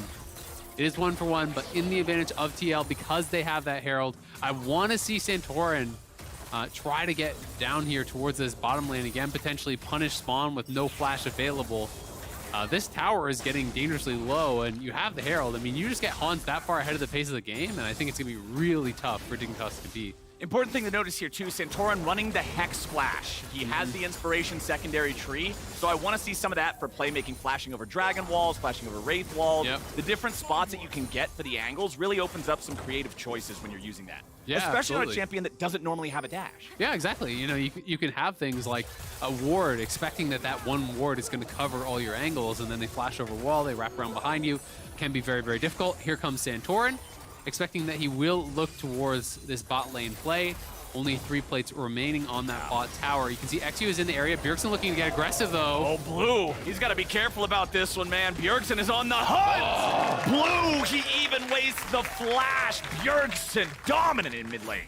Bjergsen, the 200th solo kill of his LCS career. The GOAT flexing on him here. Makes it look pretty simple when he can just walk Hex up and kill him flash, like here we that. go. But here it is. Hex flash over the wall, immediate handshake, but without any turret aggro, it's just like, okay, we'll just walk back out. Yeah. Hey, just showcasing that he could have gone for a gank there. Exactly. It's just letting him know, put the fear in him a little bit. I'm surprised he doesn't drop the Herald. He's just going to actually elect to reset here. So Yeah. I guess they decided if they can't get the full tower, it's not going to be worth just dropping it. So I think they were looking to see if they could find an angle to get a kill into that Herald and then take that full tower. But off the reset, Dignitas here may actually start up the Dragon. They're not going to elect to. Remember, it is obviously a lot tankier with these recent updates. So not feeling like they can actually burn this one down. We can watch this one more time. Bjergsen finding the angle, clean shuffle, straight in onto Blue, sidesteps the seismic shove there as the Ignite comes out. And Blue flashing, but he had him with the last auto. Perfect play there from Bjergsen. Those always feel awful, too, when you flash at the very end and you die anyway. Yep. Because now it's like a death and a half, because now the next one's so much easier to get. Yeah, I mean, you just call your jungler mid and you ult flash, right? Like, Bjergsen has his flash. Blue used Ignite and Flash and still died, and now they're wrapping around on him here. Yep, just pull him on back. There's nothing to it. Sets it up perfectly with the Rakan, too, so they can chain the CC. Blue's got no way out of that one, and Bjergsen sitting on 2 kills now. Nothing they can do. They didn't even need the Flash, and Bjergsen still has his Flash. Now his ulti is back, so Blue comes back to lane. You've got to be worried about dying again. The Herald will get dropped here, so it's just going to be actually used mid to get Bjergsen even further ahead, who is already quite ahead in this game. Another couple plates will fall down. XU can clear this up. But that can potentially buy them time to even take the Dragon here because they have bot push, they have mid push, and they are working on this Dragon. So first Cloud Drake of the game going to be going TL's way. They're now 2K ahead. Has been more reserved early game. You know, TL has had some really, really aggressive early games. They've been one of those kind of super fast-paced teams. But when you're playing Sivir, Azir, you do not need to make all those plays early, and they're just creating solid advantages. Right, they're up 2,000 gold. They've got a Drake. They've got so much plate money here. Bjergsen's going to knock another one of those down here in mid. Should be the last one he gets. I don't expect 15 seconds to be enough time to take out an entire last plate. You can see Hoon almost able to get 1 plate up here, but honestly, not even getting a single plate as a Gnar into a melee matchup. Good for Bwipo. Yeah, Bwipo's doing just fine up there. You know, at the same time, Hoon has played it respectfully, you know, has not been taken advantage of whatsoever, you know, not getting solo kill, not really getting punished, so has played it pretty darn well, and it's going to be up to Bwipo to actually get things done in team fights, so we'll see if he's going to be able to do that. Can ignore a lot of what Talia does and just going to run straight at Talia, try to target her. I think it's going to be difficult for Bwipo to actually stick to spawn, but maybe if Santorin could set him up, they could get something done there. Ooh, Hoon losing the chance to get his recall there. Getting interrupted a little bit means that he's not too happy about it. He'll lose a wave to this turret, I would expect, as XU marked by the Skarner slow, but no opportunity to chase that one down for any sort of a follow-up. He'll jump over the wall onto the Krugs. Spawns up here to catch this wave as it crashes into the turret. Hoon's going to be sent down into the bottom lane. Han's just going to keep on utilizing this lead, shove it further, continue building. You can see Bwipo will knock down the tier 1 turret in bottom before Hoon's able to get back. Again, a consequence of interrupting the back, making it so that he could not recall when he wanted to. And Team Liquid just keeps lining up these dominoes and knocking them over. Yep, looking really, really strong. So let's go back to some Skarner facts here. So, if I remember correctly, you had told me that when you're playing Tank Skarner, you should go Emax, right? No, this is outdated information. That's outdated information. Yeah, that's outdated information. So generally the Qmax, especially now that the dragons are updated and Skarner's a good solo dragon taker and everything like that, Qmax is going to give you faster clear speed. Generally these days, Emax is only going to be valuable if the entirety of the enemy team is ranged and wants to kite you, because you'll never be in range with the Q. I actually did a little bit of a VOD review session with I Will Dominate after one of the games where we were talking about Qmax versus Emax, and we looked at how often the E's and the Q's were hitting and the sort of overall damage output. So yeah, Q-Max is generally going to be what you want to go for here. He's maxing W second to get a little bit of extra tankiness, get a little bit of extra move speed. Generally, I find in a solo queue environment, E-Max second will actually be better for you because it's going to give you more uptime on your stuns, a little bit more of a damage profile. What are you grinning so much for? I'm just enjoying how much you're enjoying it. I'm giving my homie his time to shine here. It's not that often you get a Skarner game. I know, it's So I'm just going to ask you some Skarner questions and let you go. Do we have, what runes is he running? I know he has Phase Rush and I know he has Hex I got Flash. you, 1 second. But, Here we go. okay, yeah, so it's full movement speed, it's Water Walking, it's Celerity, it's Nimbus Cloak, exactly full movement speed, and then he's got Cosmic Insight. X-Effect. Okay, so yeah, he wants to make sure that he's getting more Summoner spells, more opportunities to make those big maybe he's got plays. Zeri. Comes up, he gets the stun, he butt twisted! That is why you do it! You pull him back! And now he might just die anyway. Oh my god, that was beautiful, Santorin, let's go! That was perfect! Oh, I'm gonna be making a lecture out of that one. You saw exactly why it's good. Yeah, he had to flash over him and just got stunned on the other side. Anyway, It was that is perfect. exactly why you do the butt twist. That is Skarner, the one mechanic in the game he has. That is it. It's really funny because I remember tweeting something ages ago talking about how pros don't do the butt twist. It was like, I don't know, it was kind of making fun of how you always talk about the butt twist. But Santorin replied and he's like, I do the butt twist. And I was like, do you do it in pro? I don't know if I've seen it. And he was like, oh, I'm not sure. But now he has something to point to. He has. So let's take a look at this. Let's get the butt twist in slow-mo. I want it zoomed in. Right, so you have to mark them with the E first. He flashes, he pulls. Now watch at the very end, he's going to turn his character model around. He's going to flip his butt, boom! Spawns on the other side of him. He flashes immediately, but you A-click the ground and you will auto-attack them and trigger your stun every single time.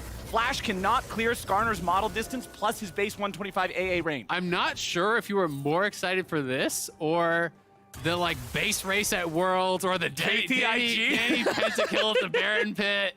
It's hard to tell which was like the bigger moment for you. All I'm saying is KT and IG should have played Skarner. KTIG, butt twist. It's hard. It's really hard to kind of compare these things, you know? Look, I'm just so happy we finally got a pro game moment that can be used to clearly illustrate what it is and why to do it. Yeah, and I mean, that's one of the things that I actually really like watching One Tricks for is you find these little mechanics that people have really put in tons and tons of games on a champion and they figured it out, right? And that's something that's so valuable anytime you're picking up a new champion. And a lot of top pros will tell you that they actually go to One Tricks when they're learning a new champion as well. Yeah. Because they can save you so much time with these little tricks that can win you games, that can win you fights, right? And this is one of them. Right. For those Skarner One Tricks out there. It's one of those things where it's like, why would you want to put in the 200 games to notice this one little thing when you could ask a guy who's already done it, as Core JJ goes in and finds the knockup, but there's no backup to immediately guarantee any more damage. Spawns at 2/3 and walking away, while Bwipo and Santorin are making the kill happen underneath the tier 2. They'll walk around, and now they're coming in for the flank. They gotta be careful. Team Liquid is caught out of position, and Bwipo and Santorin will fall. Dig, get a bit of a turnaround. Yeah, they're going deep for that, but Santorin and Bwipo were super low off the back end. Who was coming from one side, Spawn and them were on the other side, so no real way out, so they both end up going down. A little bit of gold back in the pockets of Dignitas, but this one is not close at all. 5K in the lead now for TL. They are cruising so far here against Dignitas. And picking up where they left off last week, TL having that 2-0 week last week, looking really, really strong. And it's exciting to see that Bwipo is, again, back on this Olaf, and I'm really interested to see if that's going to continue tomorrow, the next day, and on into playoffs, you know, getting him these comfort picks and really prioritizing that above what is the traditional meta. And it plays into what Santorin was talking about that we heard right before the game. Hitting the stride in the right time. You don't want to feel like you're falling down into the trench right when playoffs is about to start, and Team Liquid's doing good. Yeah, here it is one more time. Stridebreaker to start it out. They just took a lot of turret shots, so getting very, very low there. Even that final shot coming in after their triumph, so Bwipo is basically dead no matter which way he goes. I think in retrospect, you know, the comms are probably run to us, maybe we can get you out, but I think it would have been better to actually just die to the Gnar instead of the Zeri, so maybe just try to exit out through the top. But TL back to the scene of the crime here, up towards that top side, invading, taking over vision, stealing away this red buff. Bwipo taking some damage here, but he doesn't care too much about that. At any point, he can press the Ragnarok, be able to walk away from these handshakes, Renata ultis, anything like that. But Team Liquid still has a 5,000 gold lead. The Drakes are 1-1. Dignitas was at least able to stop a stack in that regard, as now Santorin just immediately going for the grab onto XU in the chain CC. Team Liquid perfectly layers it, makes it so there's no way for the Monkey King to drop the clone and try to get out. Yep, no shot to escape from that one. Bjergsen pushing up on that top side. They are pushing in mid lane. They're pushing out bot lane as well now. TL playing through all 3 lanes. Bjergsen in top. They have this 3-man squad here, and they have Whippo now shoving up that bot lane, creating these pockets of pressure on the map that Dignitas has to look to answer. And when they're trying to move between these lanes, that's when TL is actually pouncing and really punishing them. And with the item completions coming through now, it's just going to get harder and harder. Shadow Flame done now for Bjergsen. He has a stopwatch on top. Hansama is already on 2 items. Whippo is already on 2 items. Shirelia done for Core JJ. So the items are really showcasing themselves now from that gold lead.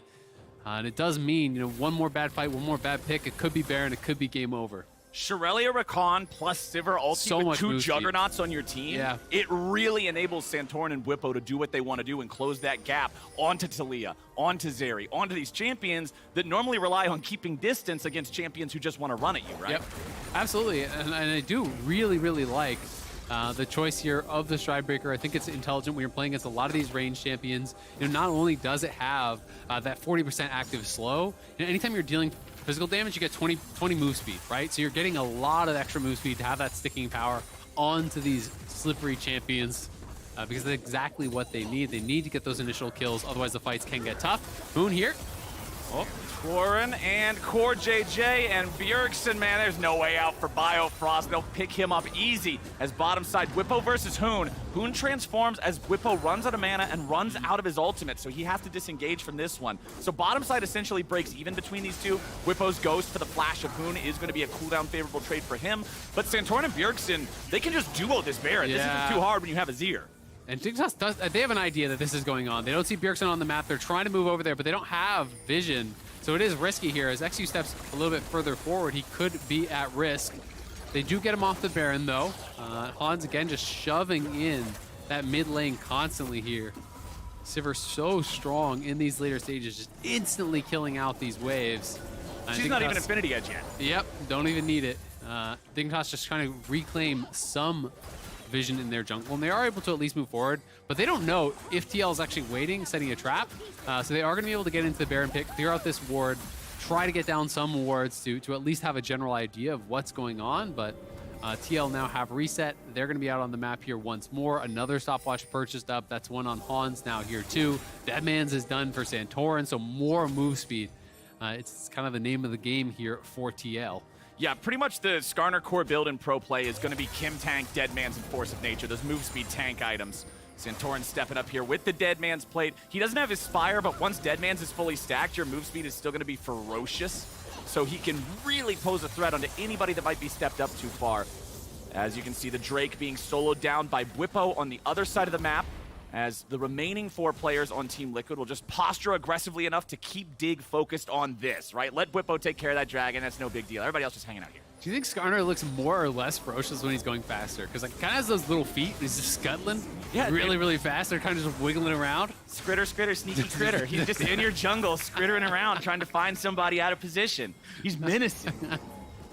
He's menacing. Look at him. Go get him. Get him, Skarner. I don't know if that's menacing. No, dude. He's kind of just wiggling around. He's my little guy. All right, so they'll clear out everything in this enemy jungle. They'll take the Skarner Spires. They'll place down the vision. look at him go! Skritter, sneaky critter, get over here! Nice kill! See? Menacing. That was very menacing, I'll give you that. That was one fast bug. Gets in there, grabs the Gnar, takes him down. Man, all that move speed stacked up. Shirelia pop, Sivirol pop. In goes the Chem Tank as well. He is zooming in there. And they knew that the flash was down because of the 1v1 with Whippo in the bottom lane previously. So they can guarantee that that's happening, as they still have to wait a little bit more before they can make another Skarner ult play, but they've got the damage through Bjergsen's Fed Azir to just force the turret over. Yep, gonna be able to knock that one down, no problem. Hans just splitting bot as Sivir here. He's just going to be pushing this in. Split push Sivir? Yeah, I mean, who cares? They're winning on all sides. Dignitas has had no answers, really, to the TL pressure here. They're just getting run out of this game, slowly bleeding out across the map. I've not really been able to find any big plays. To be honest, it's a team comp that's so reliant on vision control, because when you're playing a team comp that relies on flanks, you have to have TP wards, you have to have vision denial, so that Wukong and Gnar can be coming from different angles and, you know, getting in on top of them. And that's the only way they can really proactively make plays, you know, catching people out with that setup, plus the Leo wall, etc. But because TL has absolutely dominated the vision game, they haven't really had that opportunity. So Kai doesn't shout about me the way Captain Flower shouts about Skarner. I don't even want him, to be honest. Facts, Erica. You know, that's one of the things that I always get is people on the internet saying that they wish they had somebody love them as much as I love this, like, make-believe purple scorpion. Hey, man, I'm not shy. I'm flaunting it. And True. Santorin, it's a beautiful thing. Yeah, Santorin's just gonna zone him away True love. here because they don't even need him to take down the Baron. As long as he's got eyes on XU, they know that there won't be a smite steal away from this one. Sivir ulti's just gonna be used to get Santorin back to the pit, guarantee the smite secure for TL. Nice, clean take of the Baron there. No way for Dig to really contest it. And Isaac, we're 26 minutes into the game with a 9,000 gold lead. Options are running out for Dignitas, and they're running out fast. And that's why they're all 5 running right towards Core JJ, seeing if they can get a pick there. A little bit optimistic, but options are running out. Options are They're running running out. in. Yeah, exactly. Here's an option. Let's go. Let's get him, boys. All right, Core JJ is just running out there. Santorin will continue. We're about to see them die. Keeping an eye on everybody. XU already used Clone. Biofrost with a handshake on Santorin to just stop him from getting in as fast as he wants to. Let's see if they'll keep chasing on the side of TL. They won't be able to close that distance in time. Bjergsen going to be the split man here. As you can see, 3 here in mid. Whippo's in the enemy jungle, sort of still hanging around with mid. Bjergsen setting up the push top, utilizing the Baron split. Oh, here comes Whippo XU. backs up. Okay, XU just walks in. Hey, guys, what's up? Not a whole lot to flanking be the gained Olaf, about. and the Olaf is up 3 levels. He's only got 3,500 health, guys. I'm on him. Not menacing. I'm here. Fast Skarner, menacing. Yep. A level 12 Wukong, not menacing. No, not menacing at all. Skarner is the building out absolute a tier value of list. Wukong's menace. He is just, he's there, he's terrifying. Wukong's just sort of hanging out. Yep. Well, Hans Sama, speaking of scaling, Hans Sama's at that point like you were talking about where the whole wave just evaporates. There's not even a point in looking at this. He has 335 CS. It is 28 minutes into the game. So yeah, that's a pretty good, he's got some pretty farm. good rate. Yeah. He's also got the stopwatch in the inventory, so it's hard to do anything back. Flash ulti coming out from Santorin. Spawn's gonna be pulled in. Won't be killed off just yet. Team Liquid lose 2. They didn't go in with enough of their guys. They were too overconfident, and Dig get the punish. Now they'll try to find Whippo here as well. Blue brings down the wall to buy enough time for everybody else to close the gap. Dignitas need to bring everybody to this party. Whippo is a very strong Viking. He's doing a good job stepping away from these. Oh my God, he's just walking away from them. 1v5, Whippo! He won't get the kill because of the bailout. It's never a fair fight. Never a fair fight. Oh my God. Yeah, bring 5 next time. Yeah. 5 and you're using the bailout. Meet me in the Baron pit, bro. Yeah, 1v1. Let's see how good you guys do. 4v1. Let's see how you do with 4 of you. Yeah. True. Nice take on the inhib, though, while it was happening. So here's another look at what happened. Santorin, he was ready to go, but they just didn't have the damage to get it done. XU did a great job. Exactly. XU really did a good job there, zoning him out. And then Hans Sama, the traitor, just deletes Core JJ, gets hit by the Renata ult. He just absolutely obliterated him, and now it is Dig starting up the Dragon here. Hoon is charging up the Narbar, does have TP. Do they have a flanking ward? There's one over by the red buff. They're just going to TP straight in on this. Okay. But now they're kind of in an awkward spot because they're kind of zoned out away from their base. Core JJ is flanking, and they're going to TP in the Olaf. They're going to look for a fight here. They found Biofrost here at the start. Handshake's going to buy him a moment to get back with the rest of the team. Bjergsen and Hans Sama got to be careful. The carries are alone. Oh, Hoon didn't know the damn thing. Now he's going to be pulled right back into Team Liquid's arms. He's dead. XU's dead. Biofrost is dead. And Spawn and Blue are running into the wrong jungle on the wrong side of the map. They're between a rock and a Skarner. Oh, and Skarner might have the range of a rock, but he's a lot scarier. Get in there, Skarner. Whippo's going to run him down with Ragnarok. Spawn jumps over the wall. He'll keep try going, to keep Skarner. You can do it, bud. Get him, Skarner. Bjergsen's in the enemy base. He's going to take this one out together with Hans. Nobody should be able to respawn in time to stop it. They don't have the Baron anymore, but who even needs it? Spawn's just running away from everybody else back towards his own base. Skarner will catch him by the time he gets a rework. What is this yakety sax chase sequence? Get him, Santorin! Go get him, Santorin! Spawn's trying to get away. Renata ulti comes out. Bjergsen going in. Alley-oops him straight back into the wall. Biofrost likely to die here first, but Spawn's not going to drop in time. Team Liquid takes the game in 30 minutes. Oh, it's a stomp. TL looking so strong here today. 10K up by the end of that one. Flexing on him with the Skarner. TL felt like they were in full control, start to finish. Hansam and CoreJJ created a massive bot lane advantage. Almost ended with the Flame Horizon, just 4 CS off at the very end of it all. Bjergsen was doing the same in mid. He was solo killing blue. He was forcing flashes out in damned situations to begin with.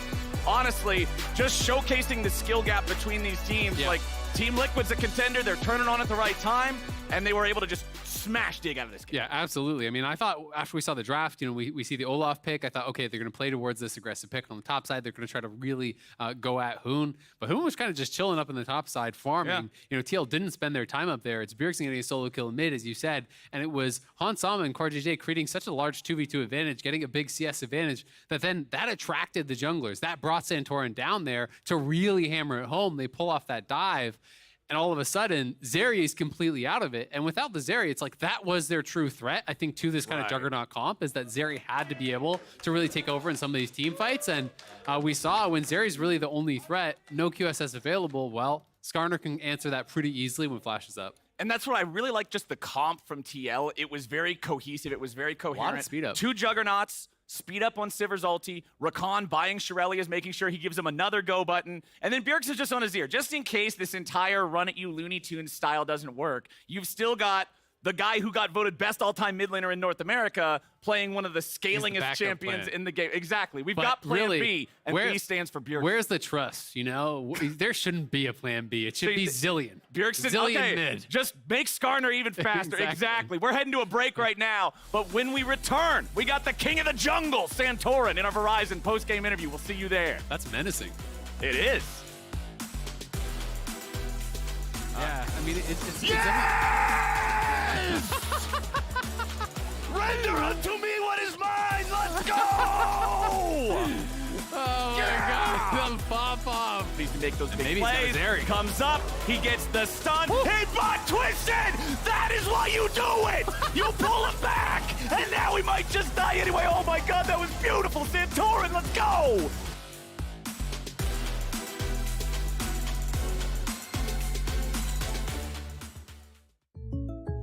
Upgrade your shimmering slippers to keep sparkling. Hey, Ash, what's your plan?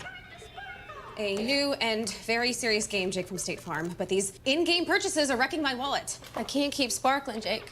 I need a sparkle. State Farm has options like combining home and auto, so you get a rate that fits your budget. Very nice. The gameplay is really strategic, I swear. For surprisingly great rates that fit any budget, like a good neighbor, State Farm is there. Call or click to get a quote today.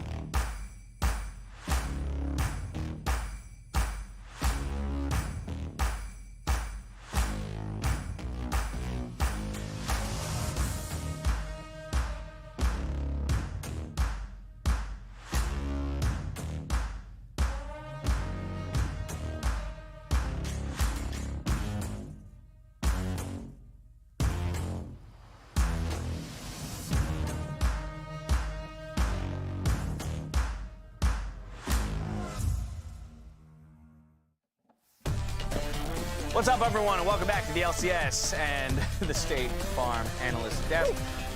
We are currently attempting to get an interview set up for you all, remote interview with Team Liquid. Unfortunately, technology is beating us out in that at the moment. Every once in a while, catches up. I was gonna say, while we have some really smart people do battle with robots in the back, we're gonna take a moment to waste some time. And the way we're gonna do that, We're not wasting time. this is a giant waste of Let's time, but it's a Get the fun cameraman waste of to time, the okay, battle. at that. Let's get this graphic pulled up. Though some of you may remember earlier in this split, a bit of a bet was made between 3 people on the desk. Jat, Raz, and Mark Z around teams and their chances or the probability that they will land in the top 5. Jat, We take it couldn't away. pick from the Explain. Big Four. So Raz got to pick first. This was not a premeditated bet. You could still lose. It's not happening. Supposedly. There's a 0.2% chance, or percent number of scenarios, Oh, rather. no. We are not, This is a flashback to what it's like. This is not happening ever again. For good reason. I'm never letting it happen. I don't think I realized how much you danced during this. I I'm gonna was turn in that into a pain. little. Oh, no. We gotta go to the clubs, man. I was in little pain. shimmy. There was a little shimmy, yeah. Little shimmy. I was in pain. So the strategy initially was not good, which was just drink as many bottles of milk as possible.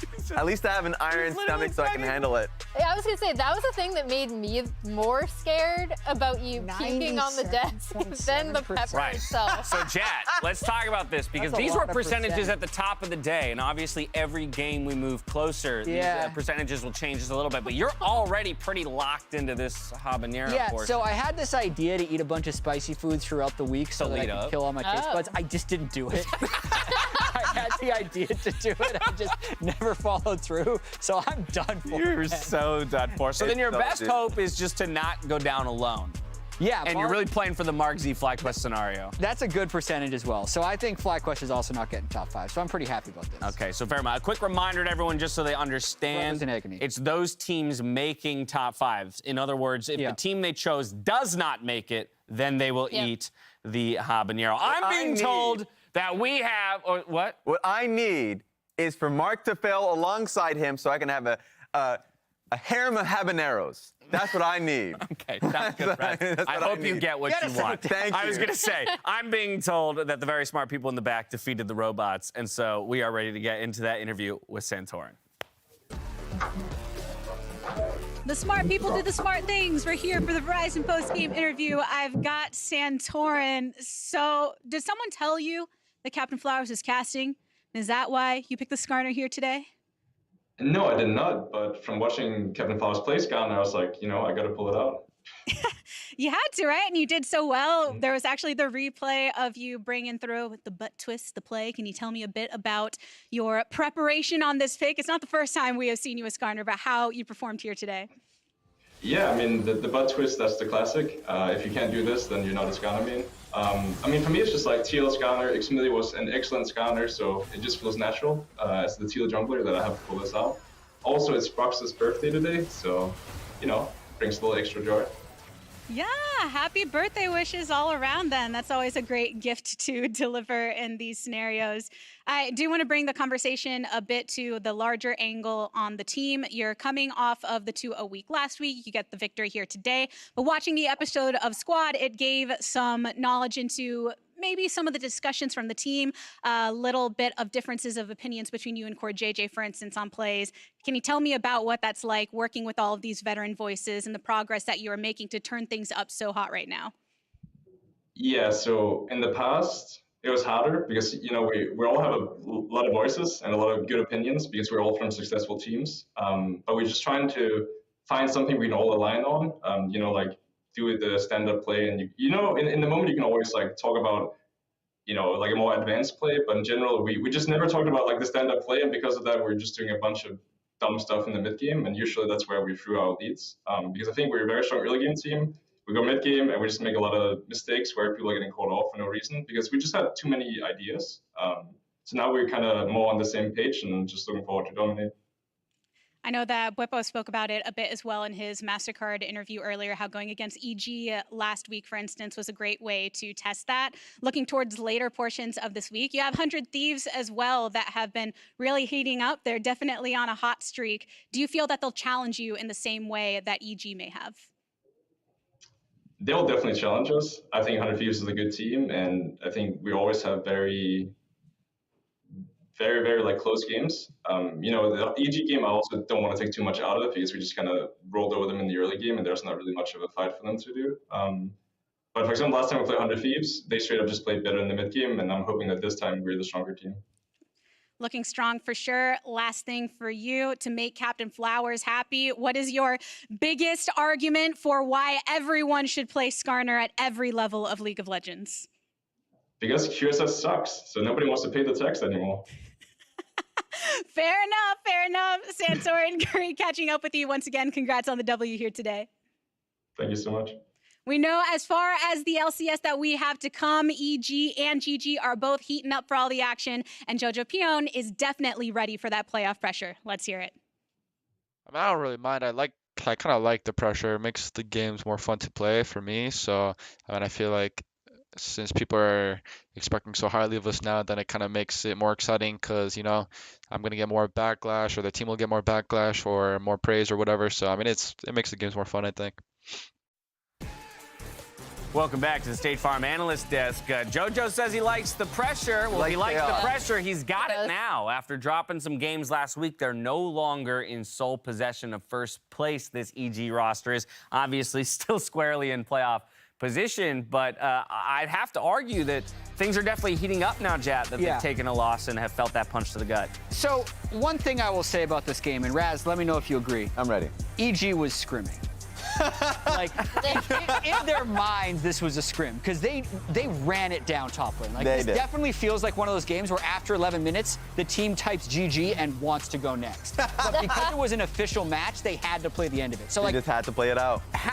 My question that I have to the rest of you is, like, how much do you count this against GG? I actually don't count this that much because of the circumstance of them playing for home, and I've just seen that type of game in scrim so many times. Yeah, I mean, I don't count it as much. Obviously, that will change if suddenly this week they also look like really, really shaky. Yeah. That was a very straightforward game, though, and obviously they had just found out that they had to play from home, and that was really frustrating. Yeah. So I'm like, they get this one. I'm not super worried about EG, and go next. Yeah, it's not a concerning mark for EG, but it is at least for their own individual play. It's only concerning to them because Team Liquid's getting better, 100 Thieves is getting better, and it's closing into playoffs. So these matches are just more of a contention. Like, Evil Genius has lost 100 Thieves and Team Liquid running into playoffs. Right. So, that's something that I'm concerned for them for. I think the level of play will just be back to what they have been doing all split long. So we won't see that level of play in that specific game. Yeah. But still, now TL and 100 Thieves are on your tail. That's why it's concerning. I was gonna say I am concerned, but I like the idea of couching the concern to the secondary week, right? Because there is that. I mean, if they bounce back 3-0 this week and look good, I think then it's very easy to call it a blip on the radar versus we're establishing a pattern at this point. But I definitely am always concerned if I'm at the top. True. And people start to be making gains, right? Yeah, exactly. And it seems that these other teams are making gains. Now, they enter into this week still totally in control, of their destiny, in the sense that as long as they pick up three games, they've gotten done what they've gotten done. They got to get it done today against Golden Guardians, which over the week have once again given us exactly a new piece of news. And we've come full circle into a Blaze Olive stepping back as well alongside Ole and Stixay in the bot lane. Yeah, I've always kind of expected this to be the lineup they'll come back to. Just trying to see how well Leader could do with how well he was performing in his first week in Academy. And so I think I just want to see how Golden Guardians, how far they can go with River and a Blaze Olive as their mid jungle. We really haven't gotten to see it this much.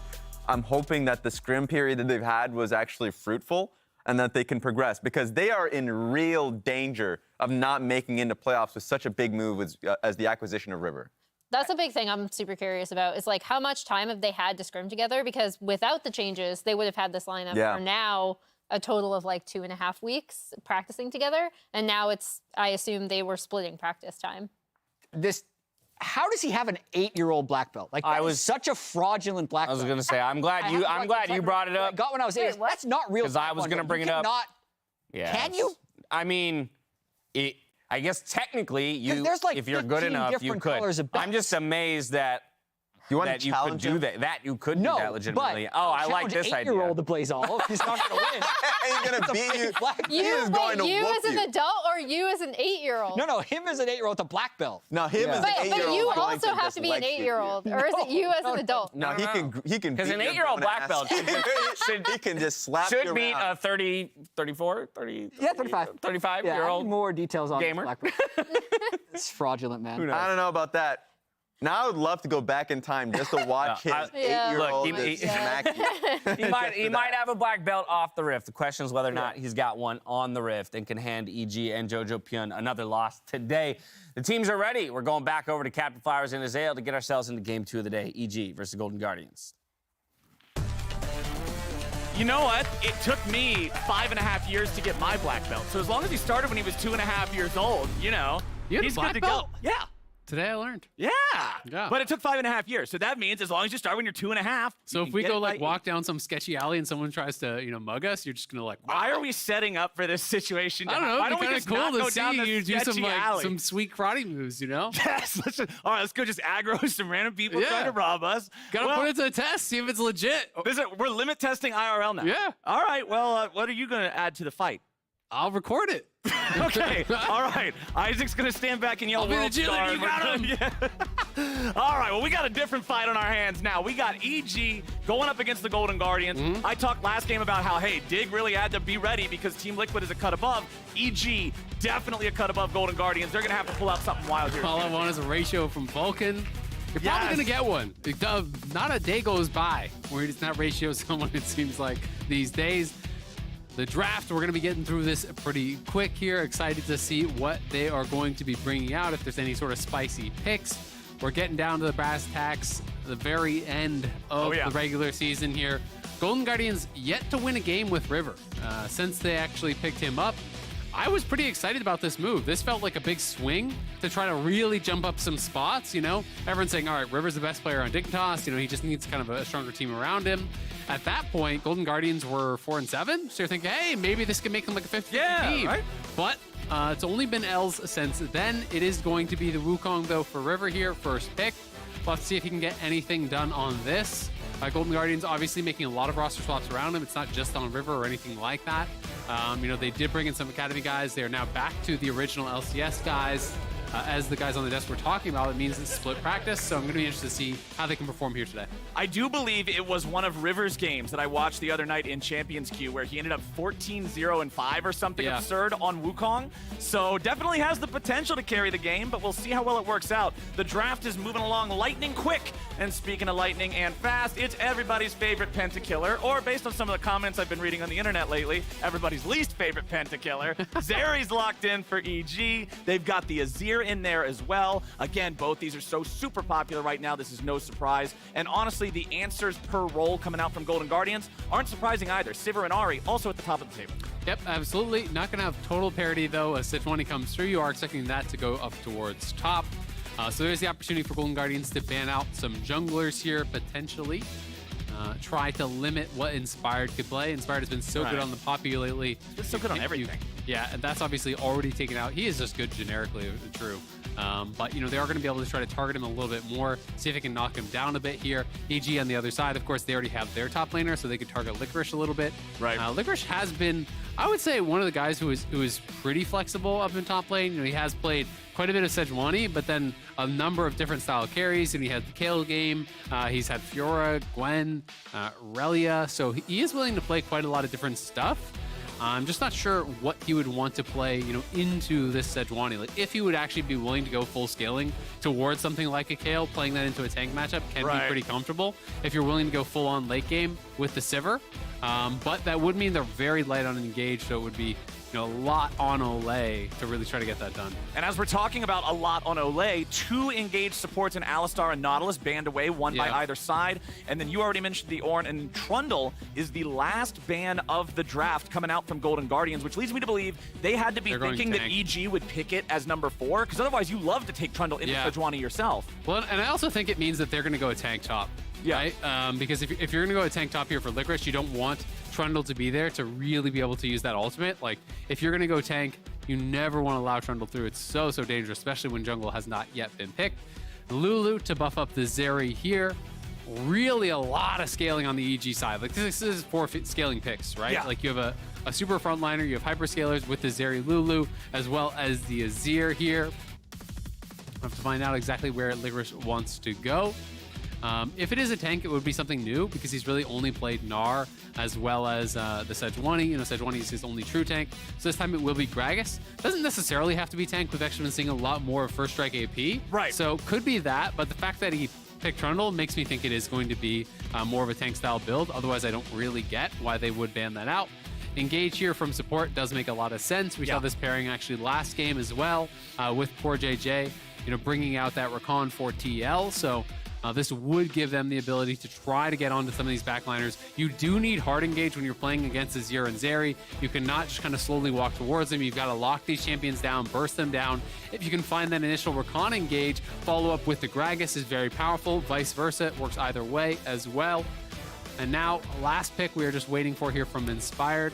It is going to be Viego getting locked in. Yeah, we minimized the graphic a little bit early there, but producers got in our ear, confirmed for us that Viego is the final pick of the draft there. So, again, another champion that scales powerfully into the late game. Evil Geniuses will be very comfortable if this one goes long, but honestly, whenever we get into a game like this where it looks very mismatched based on the standings, I'm not looking at this like, oh, who's going to win? Most people are going to expect EG to win this. Yeah. I look at it as, how will EG win? I want to be convinced. I want to see an avalanche. If they play slow, get a couple of kills, it looks sloppy, and they win at 45 minutes, that's not even a win in my book with playoffs coming up. Yeah, absolutely. I mean, if you're trying to judge that based on the standards of being the best team in the league, for sure, I agree with you, right? And I think a lot of people are saying, oh, maybe EG's not so good. You know, they lost the TL last week in a very convincing manner. I am not really that concerned about the one loss to TL. They got very far behind early. They tried to make plays, and generally when you make plays from behind, you're going to keep dying, right? Those games do happen. EG likes to play that aggressive skirmish style. And when it goes bad, it generally is going to go real bad. But EG definitely wanting to go into playoffs on that right path, wanting to have momentum here. So they're going to be looking for a bit of a bounce back week, try to dominate their opponents here today. Well, let's see it. Let's do it. Let's get to it. Evil Geniuses 12-3, Golden Guardians 4-11.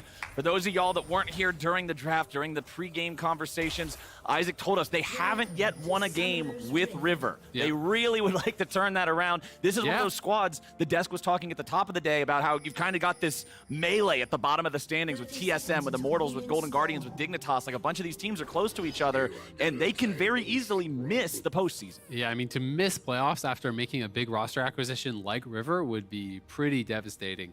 And even just to build confidence, you need to get some wins in here, right? It can get really tough. Like, people talk a lot about the honeymoon phase after you make a roster swap. Like, you can kind of get that boost of happiness, of adrenaline. Everyone says, hey, you know, anything's possible. Like, maybe we can really turn this around. Maybe this is the change. Exactly. When you start to stack up those losses, though, that can get really kind of rough very, very quickly. It can kind of hurt the mental of the team. So I do think it's super important that they get their first win in here, that they really start to turn things around and build a little bit of momentum here if they want to have a chance in playoffs. But it's so hard when you're up against the #1 team, when you're up against a squad that has just been straight up better the entire split. Golden Guardians have their work cut out for them. Let's see where junglers are going to start. Looks like red and red, so they'll be pathing to opposite sides. Are we expecting any real early action here? We talk so much about Team Liquid, or not Team Liquid, excuse me. I think scaling, I think TL. We talk so much about Evil Genius's scaling potential in this game. Do we feel like we're going to get those early scraps, or are they going to be content just to pump the brakes a little? I mean, I don't think, you know, based on the lanes, like, it doesn't feel like anyone's really calling for a lot of ganks. You know, top lane does have a lot of gank assists, but it's against some very tanky targets, so I'm not expecting there to be a ton of action. I am expecting mostly just full clears, see if there's any sort of opportunity. If one of the lanes really starts scrapping hard and gets low HP, then you can really start to look for that. Inspired looking like he's going cross map. Is this going to be like an invade on red? Does he have a wrong read on what's actually happening here? Because I think Raptors is gone and red is gone. So I think he made the wrong read. I think he thought Wukong was clearing from top towards bot. He's going to go down for Krugs now, which would be getting him to level 3, but now he has to wait for the minions to go by. He's actually waiting for these minions to pass there, so that he's not spotted as he wraps around. So he's going to do Krugs. Is he going to actually try to pull off some sort of a dive here with the still level 1? I don't think he can go for it while he's level 2, so he needs to get 3. But 6A and them should be able to access the wave enough. I mean, Vulcan and Danny did zone them off the wave very heavily, but 6-8 is now 2. Olay should be getting 2 here very shortly. Inspired's 3, so they're going to try to dive. Okay, he throws out the Harrowed Path. Let's see if they can get the damage. Stixay trying to get away, but his first blood back over to the Golden Guardians. Evil Geniuses messes it up. Stixay is running to the wrong turret. He'll die to the blasts from that. Who gets it, though? But is anyone? Is it next to you? Vulcan. Okay. Vulcan will end up, honestly, Ooh. that's about as good as it can go for Golden Guardians. They end up getting the outplay, they end up getting the first blood, and the kill for their opponents goes back to the support. So to me now the X factor is how far ahead does River get? Because it's first blood does go to Olay, but like who cares? It's on support. So both supports get a kill. But the problem is Stixay loses all of that farm, right? And Zeri's actually going to be able to push in one more wave here as well. So once we get away from the dive, we can actually see how much of a CS advantage it is, because I'm guessing it's going to be like at least probably 2 full waves for Danny. River will be stealing away some of these camps, of course, so Inspired is going to pay a price for this, and I'm curious to see what else they can get done. That felt like a dive that was almost calculated with heal in the equation, but of course Danny is playing cleanse, and Vulcan just tanked up too many tower shots, right? Like he needed to back out early. Unless his read was, I'm dead either way, I must take a death here for us to make this happen. Right. Well, it ends up being around equal goals. Look at the for farm, two though. teams still. Yeah, and you called it. You said at least 2 waves. Right now, it's sitting on more than 3. So it's like, who cares, right? The gold is even because Olay has a lot of gold. When you compare the gold between the 2 marksmen, Danny is 300 gold up. He's a full kill up in just farm, right? And that's not even to mention the experience that Stixay is going to be down. Danny is a little bit over 4, so he's a full level ahead. Stixay is about approximately into 3, as much as Danny is into level 4. So you give another 400 gold advantage from just stats from the level, plus the 300 gold so advantage that he has from straight up farm. And now you're thinking that dive that looked pretty silly is actually really, really good. And that's one of those things that I always enjoy talking about when we see it in a game of League of Legends. Yeah. Because it's one of those situations for a lot of players, you know, you have a situation like that happen, you're like, wait, why do I feel so weak? Why do I feel so behind? If we outplayed their dive 2v3, so many other factors, wave state, experience, the consequences that happen afterwards can outweigh that direct impact. Absolutely. I mean, top lane, when I started playing top lane a lot, that hammered that home more than anything else, because you could have a play where, you know, your jungler comes, you get the gank, you get the kill, your jungler gets the kill, and you actually feel like you're behind because the wave is maybe messed up, and their jungler comes and you have to leave and it's frozen, things like this, right? Or you trade kills and the wave state is really bad. Can really be devastating, especially up in top lane, but obviously down there in bot as well. Danny takes the early reset, so he's going to be out there with full Zerker Greaves. So, you know, right, just even in inventory right now, it's double longsword on one side. They both have a call, so it's 1,100 gold for the Berserker Greaves, 700 on the other side. So he has 400 extra combat, 400 gold worth of combat stats extra right now. And the thing I also want to point out, since we do talk about both of them having a call, remember Danny started with it, whereas Stixay started with one of the longswords and some potions. So Danny's call is already halfway done. He will get the gold spike from that completion. FOMO, you know? Yeah, exactly. He heard about this call thing, you know. He didn't invest early. Made this great investment. He bought it late. Larry David told him about the call. Anyway, back here with Golden Guardians just bringing River through the river. And he's not really going to find an opportunity to do a whole... Oh, no, we can't do that. Again. We already did that. We already did that earlier. It's terrible. That's the worst part about the trade.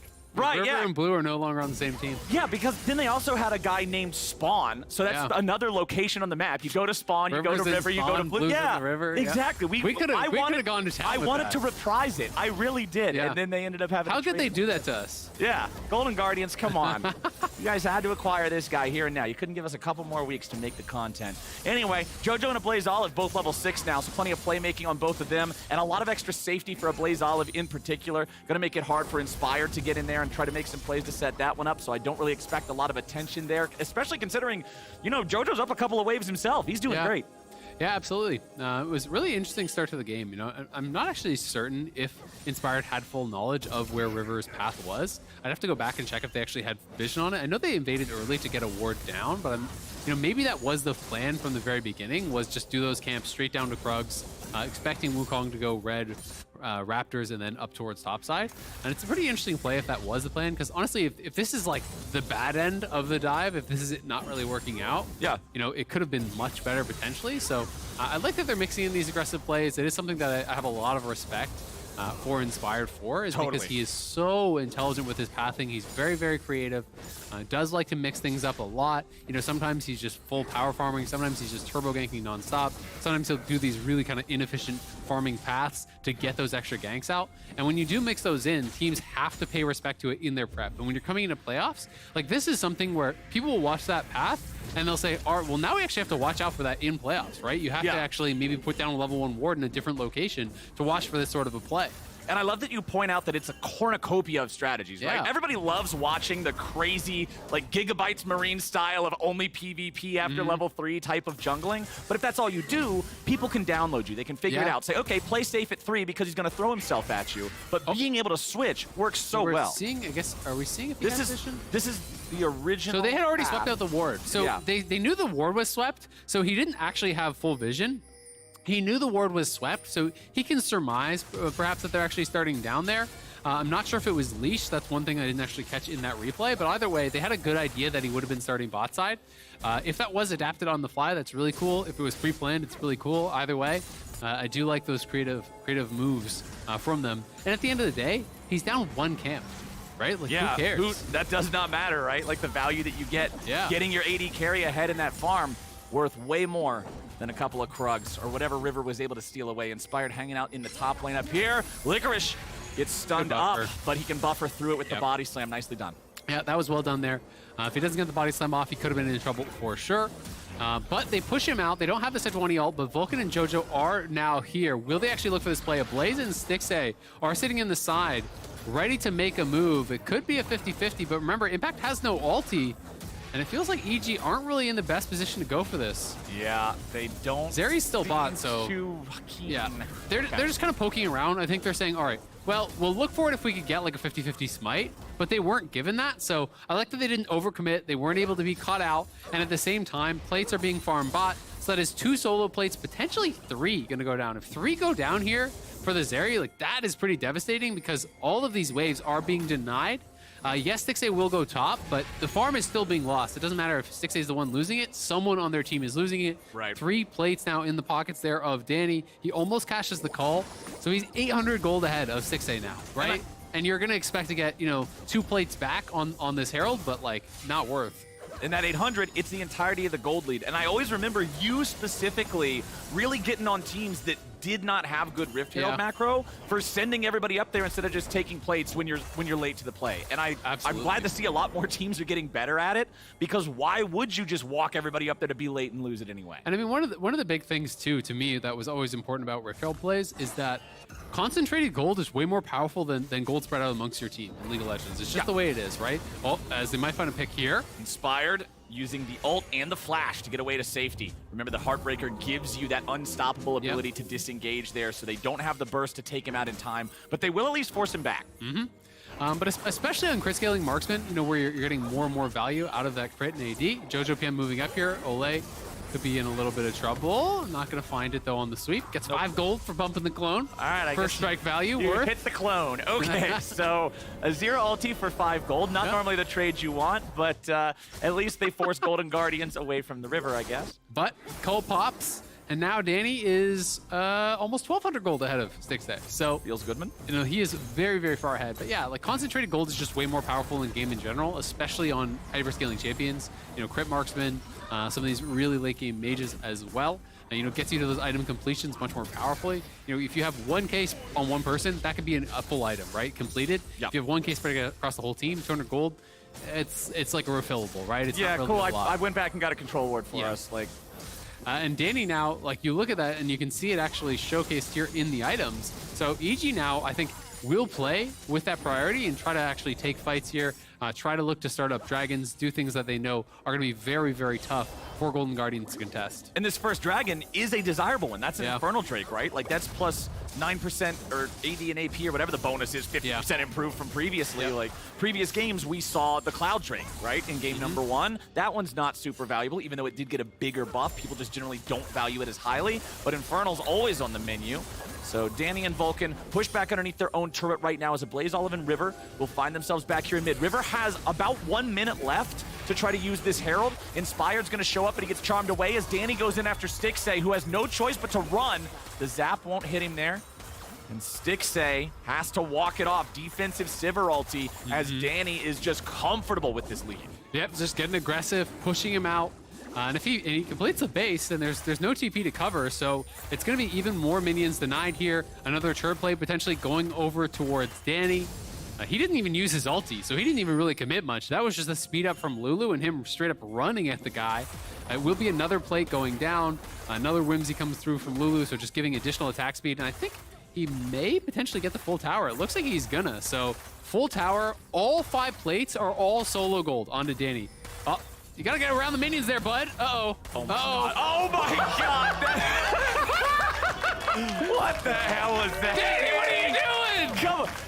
Danny giveth and Danny taketh. On one hand, you get the Jinx Penta. On the other hand, you get die, turret, die.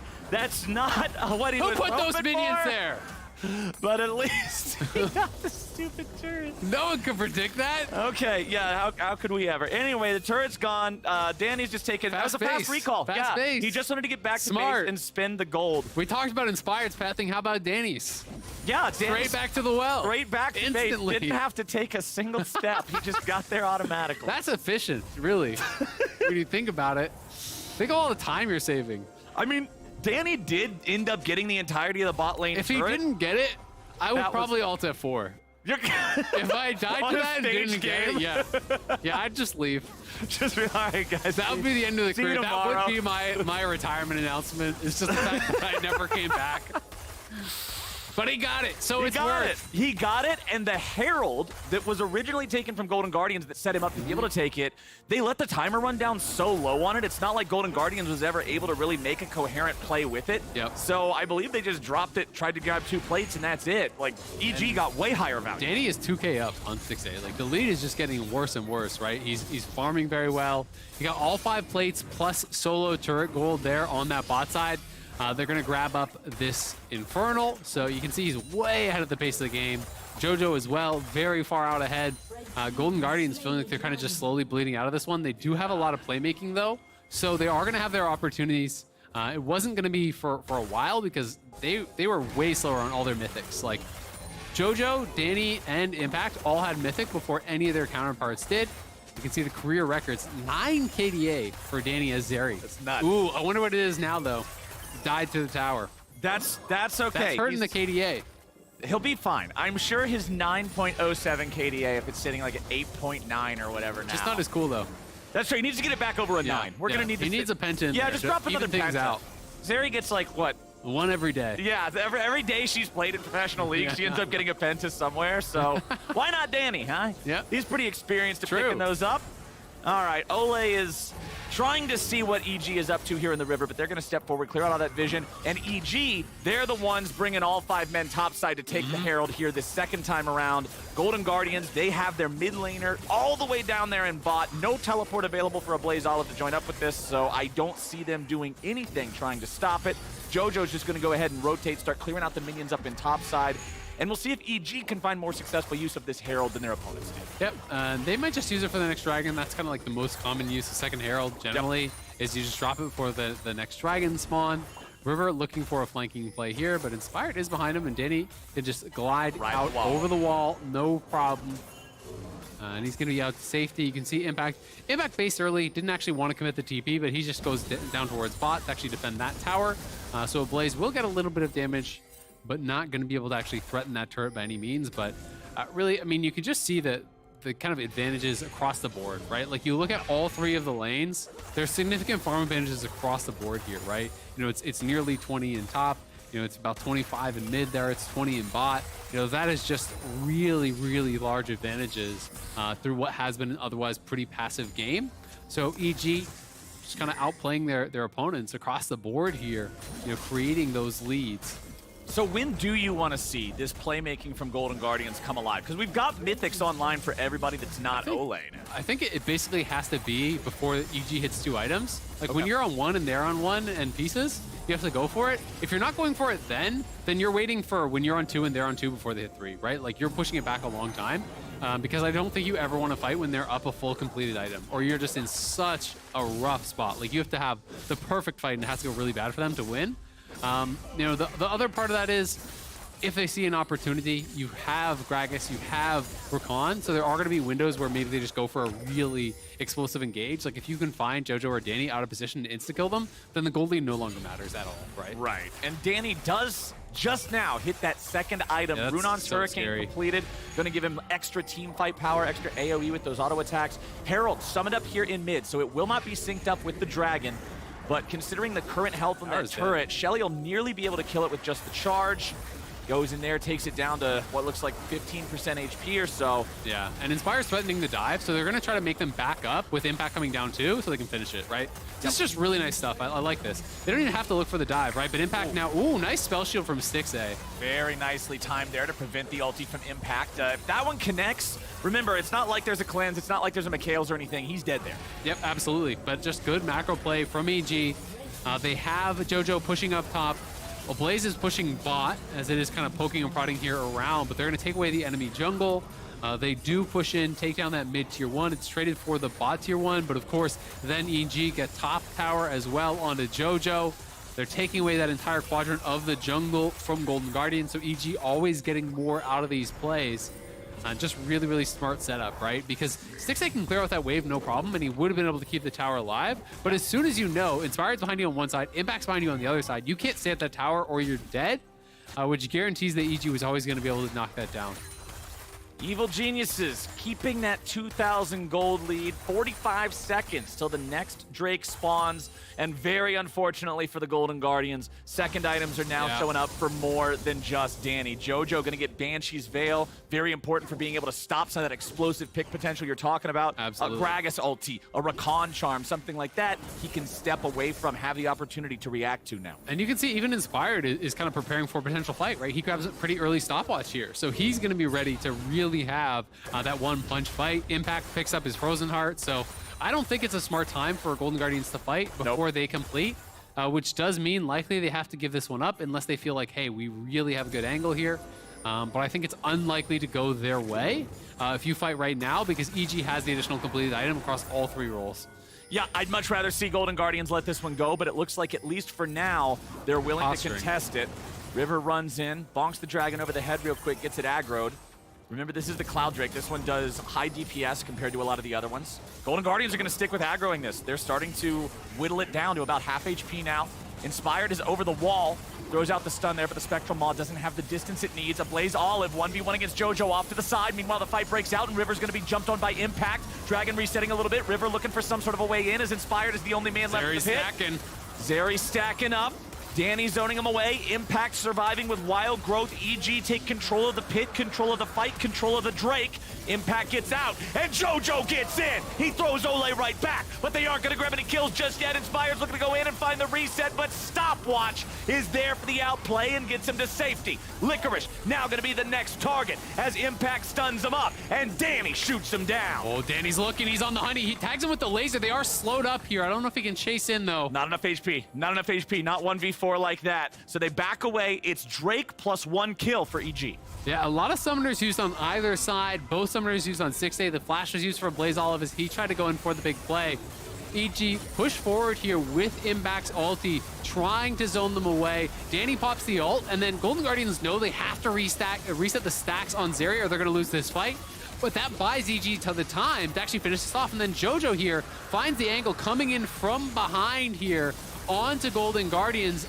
The spell shield goes up, but it actually didn't even clip him. So 6A just able to sidestep that ulti was key, and slinking away with very low health. EG doing a good job kind of trading health bars back and forth. You're stepping up as they need coverage. And Impact had to flash out early, but then it's Inspired going in, and Impact has enough health to kind of go in and cover for his jungler to get out even later on.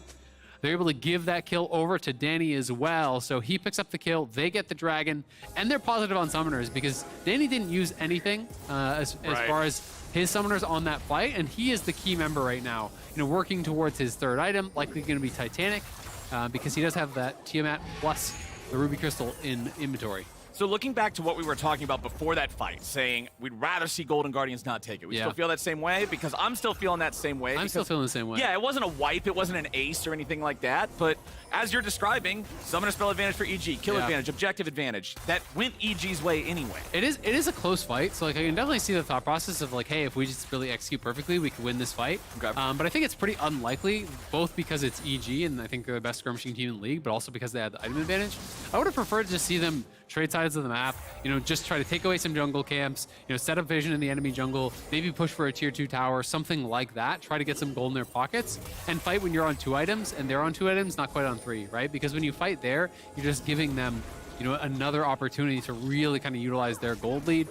Another stopwatch now here in inventory for EG. This time it's on Jojo, who is without flash, so I think he's paying respect to the fact that his summoner is down, knowing that they're going to have that next dragon fight potentially before it's back up.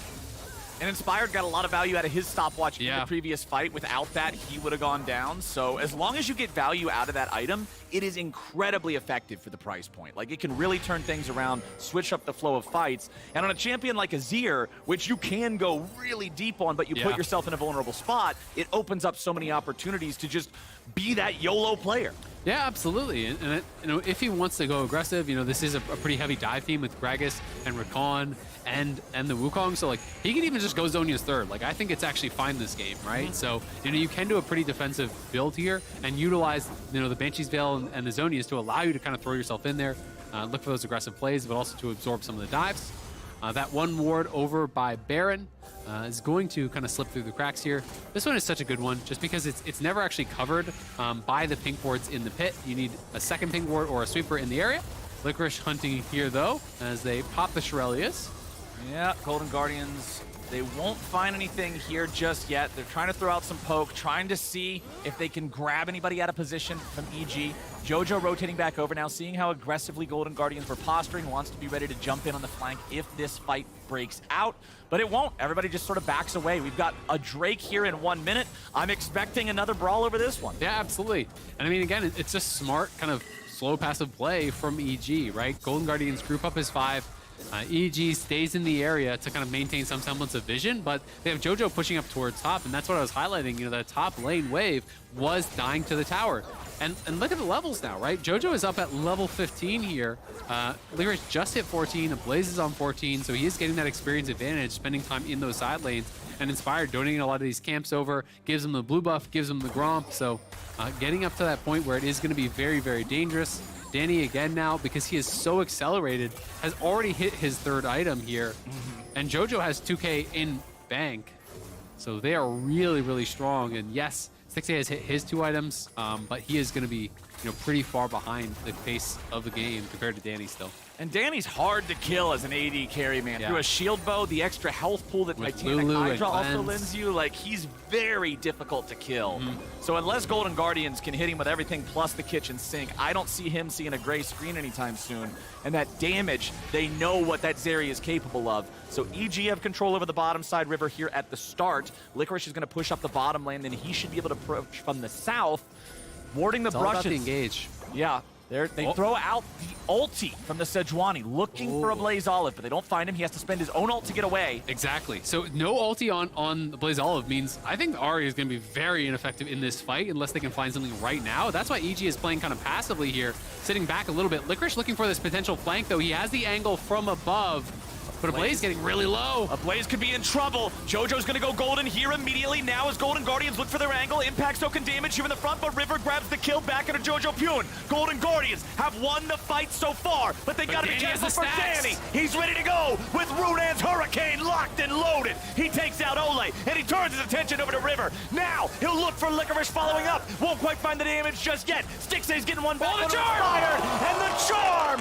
Ult be damned! A Blaze Olive catches Danny and stops the pentakill. Oh, Danny was a couple autos away from a penta there. I think he thought he had the range on the charm, but the very edge of it connects on a Danny, gets him the shutdown there. That was by the slimmest of margins. Golden Guardians making this fight really, really close here around the dragon. They had pretty good setup. I mean, Licorice can come in from the top, The only problem here is, imagine if a Blaze Olive had his ulti. Blaze was flashing out as River was going in, so they were a little bit disconnected there.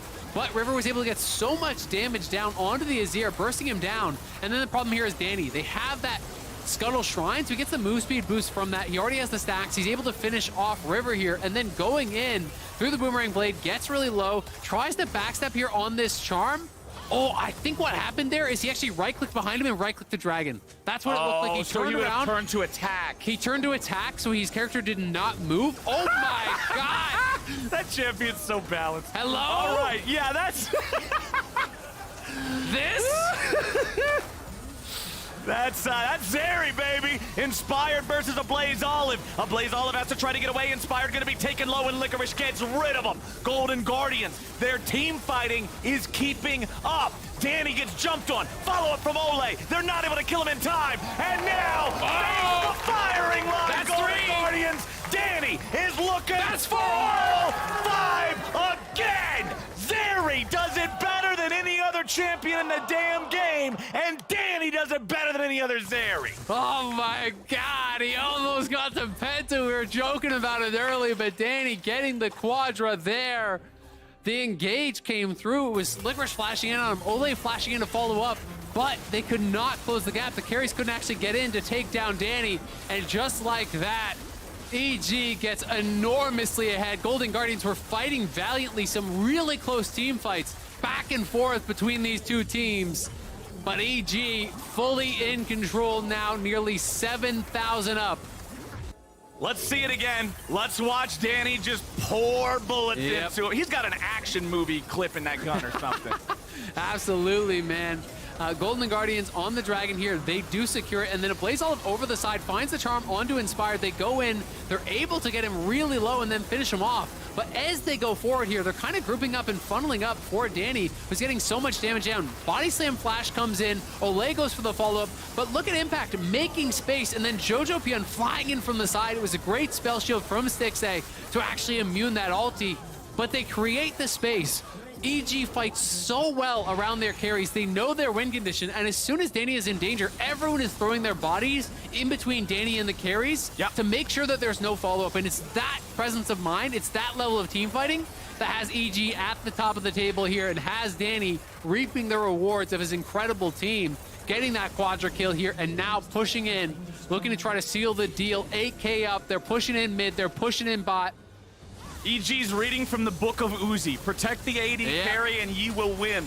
This is what you gotta do. The Zeri with the Black Cleaver completed as the 4th big item here. So much bruiser power here on this champion. You saw when it looked like, oh, okay, Licorice goes in, Ole follows up. They just don't have any burst to take him out.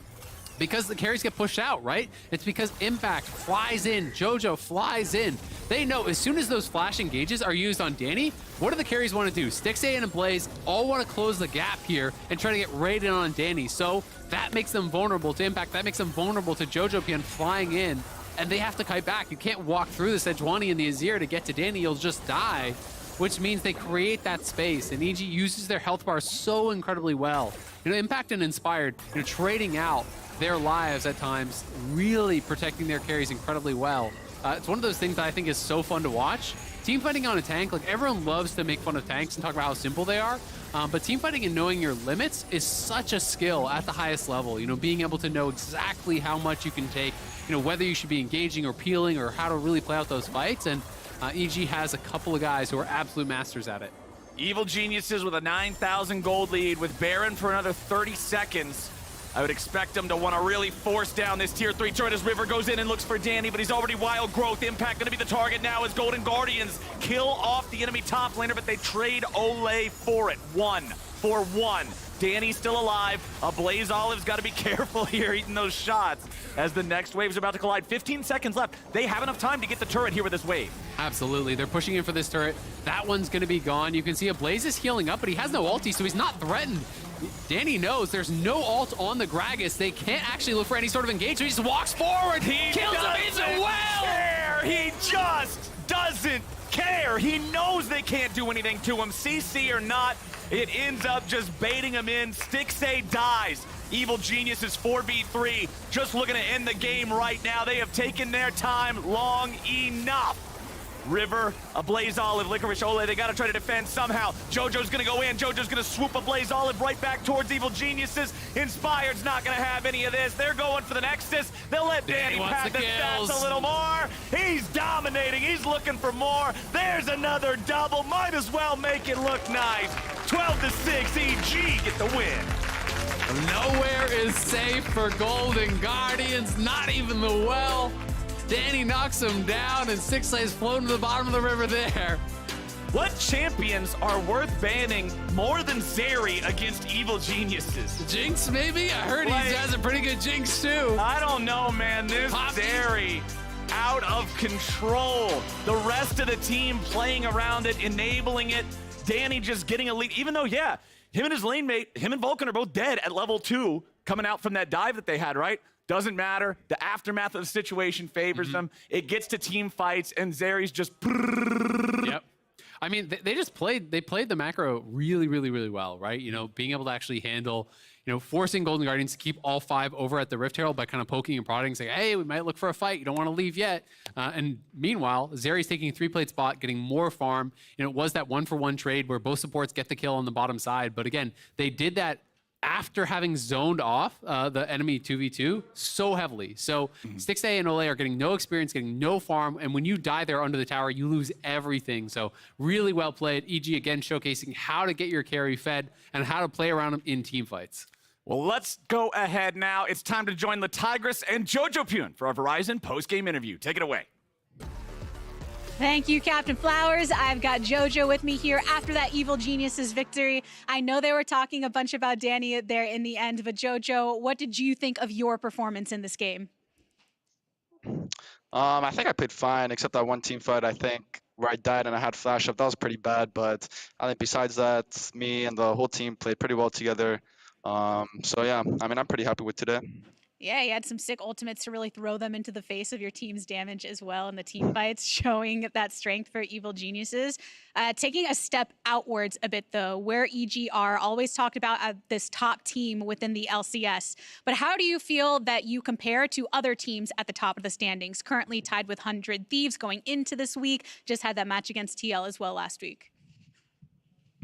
I mean, I don't know. It's tough. I thought we were much better than TL, but then they kind of shit on us. So I don't even know right now. But I still think we're one of the best teams for sure. I do think we still make pretty big mistakes. And if we fix those mistakes, I think we'll easily be the best. Yeah. I think a lot of people agree with you there and the strength that Evil Geniuses have.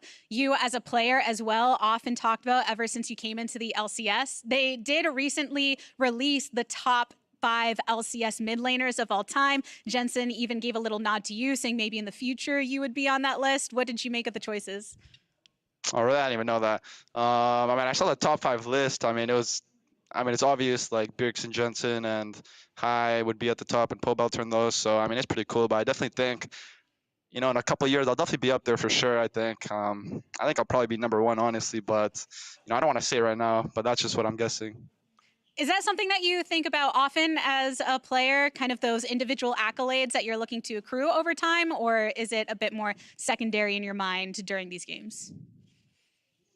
I mean, I don't care too much about like how people would rate me for mid lane or whatever. I just want to win. So, I mean, I guess like I do care about just winning and just winning the whole split, but I don't really care too much about my individual performance. Like if people rate me the best or, you know, whatever, I don't care about that too much. So, yeah. I know that you are very focused on making sure you get things done in terms of competition. The big story of spring was EG making sure to heat up at the right moment, very intentional to go for that run for the championship. How do you feel that you and the team are feeling about your state right now, kind of compared to where you were at the end of the regular season during spring? I mean, we definitely got much better from now than the end of last split, of course, because of MSI, and we learned a lot. I think everyone learned so much from MSI and everything. So, I mean, I think we're a much better team right now, but also the other LCS teams are pretty good right now. So, you know, I don't think it'll be that easy to win the whole thing. So it'll definitely be fun. Yeah. Fun times for you, fun times for us watching as well. JoJo, congrats again on the W, and thank you for stopping by. Thank you. Things on the LCS are definitely heating up as we get closer and closer to playoffs, but the reign over Westeros is still up for grabs. Check it out. Rhaenyra Targaryen, heir to the Iron Throne. I will not be a tyrant and rule through terror. You see her for what she is. We are a family! This fighting must cease!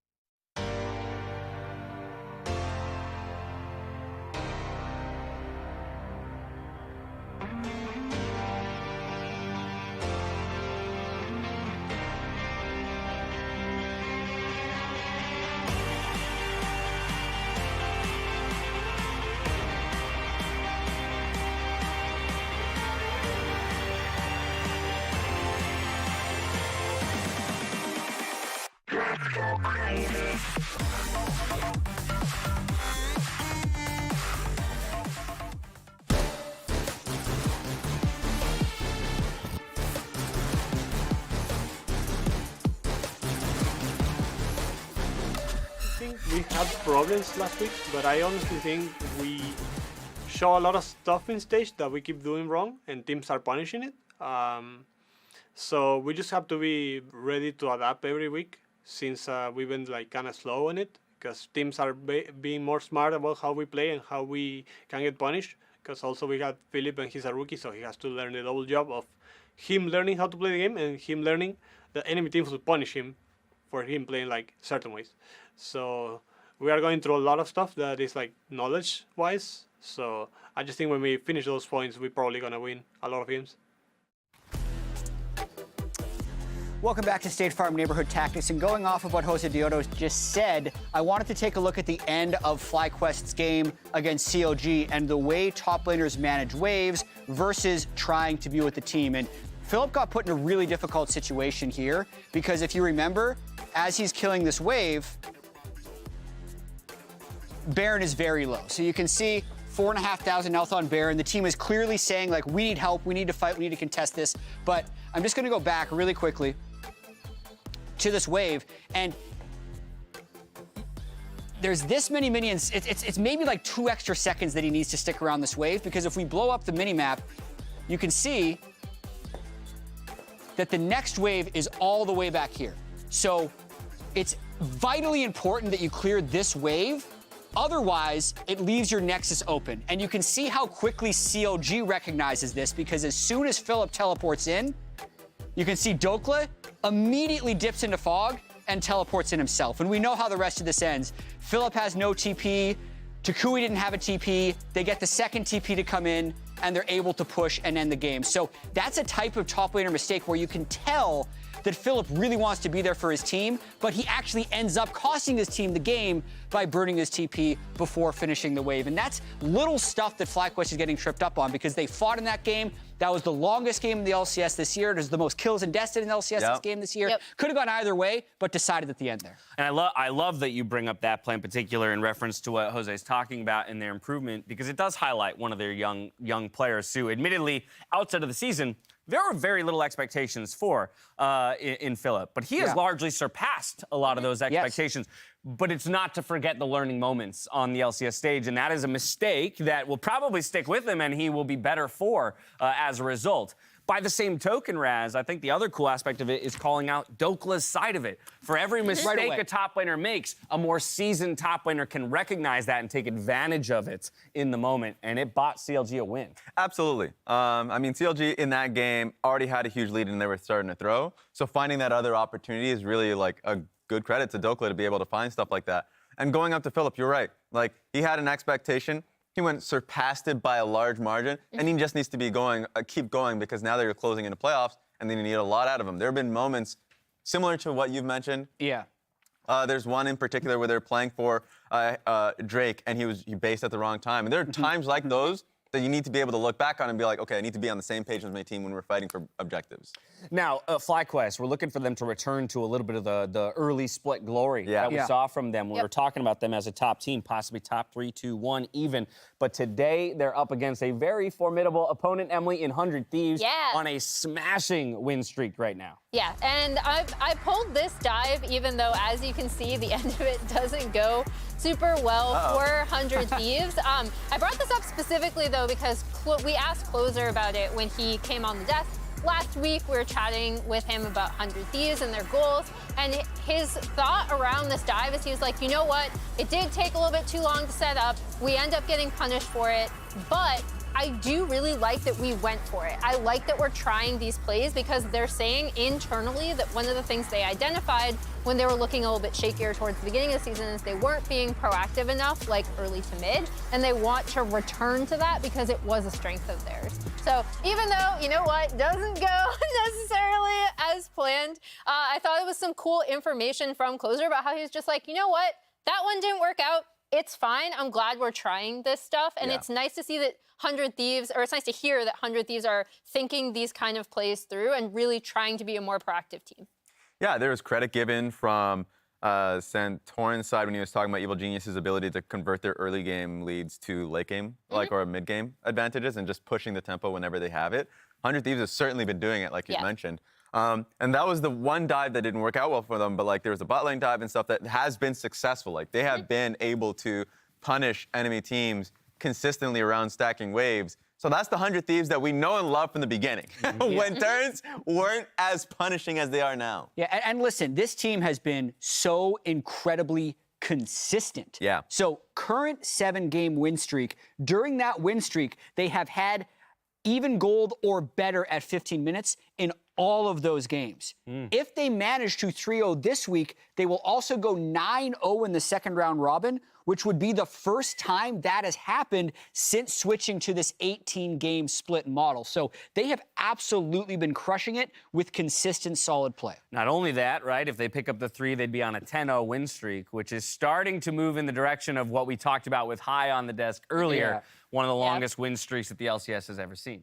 This is not related to that, but the weirdest talent you have is talking to dogs. I was going to go so on that. it's only a talent, right, if they understand you and you understand them? Is that what he's implying? Yeah, like do Haru and Dandy, who are who he's dogs, do they talk back is what I want to know. Because that's my thing. Because I talk to my dog a lot. I didn't realize that was a talent. If that's now a talent, I'm going to put it on my resume. Because his dogs have widely different personalities too. So. So my assumption is they talk back. Yeah. Details. The Yeah. thing that We caught need a my eye follow-up. actually is that if he wasn't an LCS pro, he would be an interior designer. Huhi, we got to talk, man. I got some rooms that that could use an interior designer quite badly. So, granted, they're going to be That would playing be all the very way to the helpful. playoffs. That's We're gonna ask maybe him in the talking off to season. dogs, we'll and get he's him. like, "Yeah, my junglers always come bot." Oh, hey! The unexpected answer. That's too funny. There we go. Oh, lordy. Oh, lordy. 100 Thieves, you brought up the point of consistency, though, and I kind of want to bring it back to that just because that has been, I think, at times, the criticism of top teams, right? Particularly when we get to, not specifically 100 Thieves, but the criticism of top teams when you're moving towards the postseason is how consistently can you beat teams, and in a fashion like you talked about, Jat, where there's control, essentially from start to finish, not having to come back from 10K deficits. While it's nice to know that you have the ability, you want to see these top teams be dominant. And with 3 more games and in order to make a case for them to grab that title back, the one that was taken, away from them not so long ago, they're going to have to put up some big numbers, I think, to give confidence to people. Yeah, I'm interested in what you think, Jat, because for me, the reason why they feel so consistent right now is because the individuals are really playing at a high level consistently. Like, we were just looking at Huhi's strengths, one of his strengths, in-game play. like his Nami was exceptional last week. Like, that bot lane's been playing at a high level. Yeah. Abadaga right now is the best mid laner right now in the LCS, in my opinion. I think he is just playing at an incredible level for the past, 7 weeks or 6 weeks. And same goes to Someday. Yeah, I think an aspect of this has actually been their drafting. They aren't taking many risks. Yeah. So everything they pick, they're not debuting any picks that other people haven't played. And this is where you're going to see Ornn, Ahri, Zeri, Sivir, and they're just solid at it, but they're just generally putting together good scaling team comps, so they win. Playing with the tools that work and sharpening those tools at that as we move to the postseason. Without further ado, let's hand it over to Captain Flowers and Azale for our 3rd game of the day. All right, everybody, let's rock and roll. It's game number 3. Now, one thing about this one, earlier this week, Kobe was so excited about 100 Thieves. Yeah. Like, he's super hype on 100 Thieves right now. He's not here today, unfortunately, because it's Super Week, so everybody just does 2 days. Yeah. So he won't be here till tomorrow. But 100 Thieves, you better do it for Kobe. He loves it's like the Homer Simpson do it for her with his daughter thing at work, except 100 Thieves need to do it for Kobe, man. He's practically 100 Thieves cheerleader at this point. He believes in this team. Yeah, I mean, as well, everyone should. They're 12-3. They're on a 7-game win streak. They're absolutely smurfing, and Kobe's just we need to hype them up more because they are smurfing it. Yeah, they've been crushing it. So we can be the resident Kobe. We can Yes, we channel must channel Kobe's our inner spirit. Kobe. Kobe, I know you're at home watching this right now. We got you, bud. I mean, they're 12-3, 7-game winning streak. They've been looking so incredibly good. Someday and Closer have been consistent all split long, and our potential MVP candidates. Abadaga started out not as hot, but I think over the last couple weeks, he has potentially been the best performing player in the league. He has been so good over these last couple weeks, 400 Thieves. And with him really stepping up and having these incredible games, 100 Thieves has been dominating. They've been beating the top teams. They have been consistently taking down all the bottom teams. And they are looking, I think, as good or better than they have ever looked, right? And that is including the split that they actually won their championship. So I think this team is ready to go come playoffs time and wants to try to redeem themselves after getting stomped out in the finals last split. Yeah, 100 Thieves' record in playoff. They have been in 3 playoff finals. The very first time they got always a 3-0. Yeah, it's always a 3-0. The very first time they got 3-0'd by Team Liquid in the fastest LCS final ever. Yep. Then the second time they 3-0'd Team Liquid in the fastest LCS final ever, updated. Fastest finals ever to Electric Boogaloo. And now the third time 2.0. they went up against EG and they got 3-0'd. So they really it's all one way. It's when gonna be 100 Thieves fast. make it to the final. One way or the other. But this time around, we'll see how fast it goes. It's Sivir first for FlyQuest. Yumi makes it through the bans. So they're immediately going to lock that for 100 Thieves, as well as the Trundle for Closer. That's a Zeri, you have to think, right? That's got to be Zeri Yumi coming through. It is going to be, Sivir plus Enchanter on the other side. LeBlanc mid here for Takui. So very interesting, just kind of slamming that down. And I think it makes sense because, as soon as the Yumi's coming through, almost guaranteed they're going Zeri. So we can't actually counterpick you on 3 unless he wants to give up the Zeri and he'll get Which they will out. not do. Exactly. So I think it's pretty smart. You're like, well, picking blind here, kind of risky, but in this case, you know what their third pick is already going to be. Then you can ban out some of the picks that you don't actually want to lane against here for Takui. Some of the answers potentially that could come from Abadaga, like maybe he's worried about the Lissandra. We've seen that a couple times already from Abadaga. So I wouldn't be shocked to see that Lissandra getting banned out, but maybe he's just down to fight it all. Well, we've got the Lee Sin and Vi. So there has been a lot of Vi play from a lot of junglers and some of in the, Champions Queue. And it was in LEC today as well. There was like a Darius Vi game, I believe, an upset. Yeah, Vi's been getting played a lot in Champions Queue. Pantheon Jungle has also been a lot in Champions Queue. So Lee Sin also just banned away from Jose Diodo as a comfort pick. And FlyQuest bans, despite the fact of what we're talking about here with the LeBlanc They don't care. matchup, they're looking at top lane instead. They're targeting Sunday to kind of protect Philip here a little bit with Fiora and Ornn banned out. Azir, one of those really popular mid laners, despite mid not being picked until 4, 100 Thieves still has lots of good choices. Yeah, it's very interesting. The double top lane ban here, because Someday can pick on 5, right? So it's kind of like, who cares? Unless you feel like Someday is going to be limited in his champion pool, which I don't really feel like is the case. Someday has played a lot of different stuff here. Like, Gnar and Ornn are his most played, but he has Gwen, Fiora, Akali, Gragas, Gangplank, Sylas. So don't really feel like they're going to get a tremendous amount of value out of those top lane bans. But maybe they can prove me wrong. We're going to see what Philip is locking in here. So Ornn, Fiora, and Gwen, of those are all gone. The Gnar is still available. Like, he could get his most played champion if Philip doesn't take it here. Maybe it's just Philip taking Gnar. And then it would be interesting to see if Someday is willing to do what he did to, I think it was Hoon, where he did the Sylas counter pick and solo killed him 3 times. This would be pretty standard. So Sejuani blind makes sense if you are playing in that side of the matchup. I know from talking to some top laners, they really don't love playing Sejuani into the Ornn, and then Fiora is kind of seen as one of those counters, their answers. Exactly. It's very, very easy to respond with the riposte to the Sejuani Q and the ulti. And then the true damage is obviously very, very threatening. But we may just end up having Gnar versus Sejuani, so pretty standard stuff across the board. You know, I think it was Jat was talking about how like 100 Thieves have just been kind of going with comfort, and that's one of the big reasons he thinks that they have really been kind of stepping up. And it looks like we may be getting that once again here. 5th pick Gnar, not exactly anything to write home about, but hey, if it ain't broke, don't fix it. And the big thing I'm worried about here for FlyQuest, this is a 1-tank composition versus Trundle. This is Trundle's favorite type of team comp to be against, excuse me. The target that you're supposed to ult is just Trundle. Circled in a big red marker. Please ult me every single fight. Yeah, I mean, the Sejuani passive as well, if you actually alter before that cracks, and then it cracks, Sejuani can go to like nothing, right? Like you just get destroyed by that. It's also really their only engage. So I am kind of concerned because if I'm Huhi, I Mikhail's rush this game, and I don't know what else you care about. Yeah. Like, Sejuani is your only real engage, so I think it's problematic here. Unless Takui just like absolutely goes off, or someone has some sort of like lane gap on the FlyQuest side, I'm really struggling to see how their composition is going to fare against the 100 Thieves side. I don't like the Sejuani pick. Seeing it into the Trundle in first rotation, picking it anyway, like Gnar is still up, so it's not like he's gonna have a hard time dealing with Sejuani in lane. I mean, hey, prove me wrong. I love being proved wrong when it comes to these things, but it's looking like this will be a tough execution for FlyQuest. Absolutely, and I will say, they did need engage, right? Because like they have, and that pretty much means you're playing a tank top, right? So I think he was kind of painted into that a little bit here when they went for an enchanter bot and they have Viego jungle. Like, you have no engage, so I think they can't play 0 engage against Zeri. If you play 0 engage against Zeri, like, you are asking to lose, right? Like, you're gonna be in a highlight reel, just not yours. Yeah, unless LeBlanc is monster fed. Like, if Takui can just go off and absolutely stomp the game and be really, really fed and just like one-shot FBI, then sure, great. QWR, he dies. Yeah, if you can do that, then you're not worried about it. But otherwise, like, they have no lockdown for this Zeri, and Zeri has cleanse.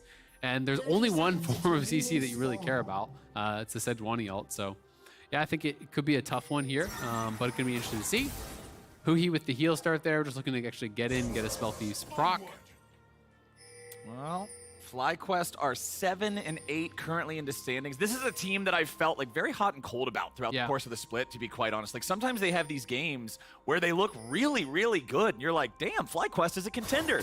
And then other times they have these games that they're like, what?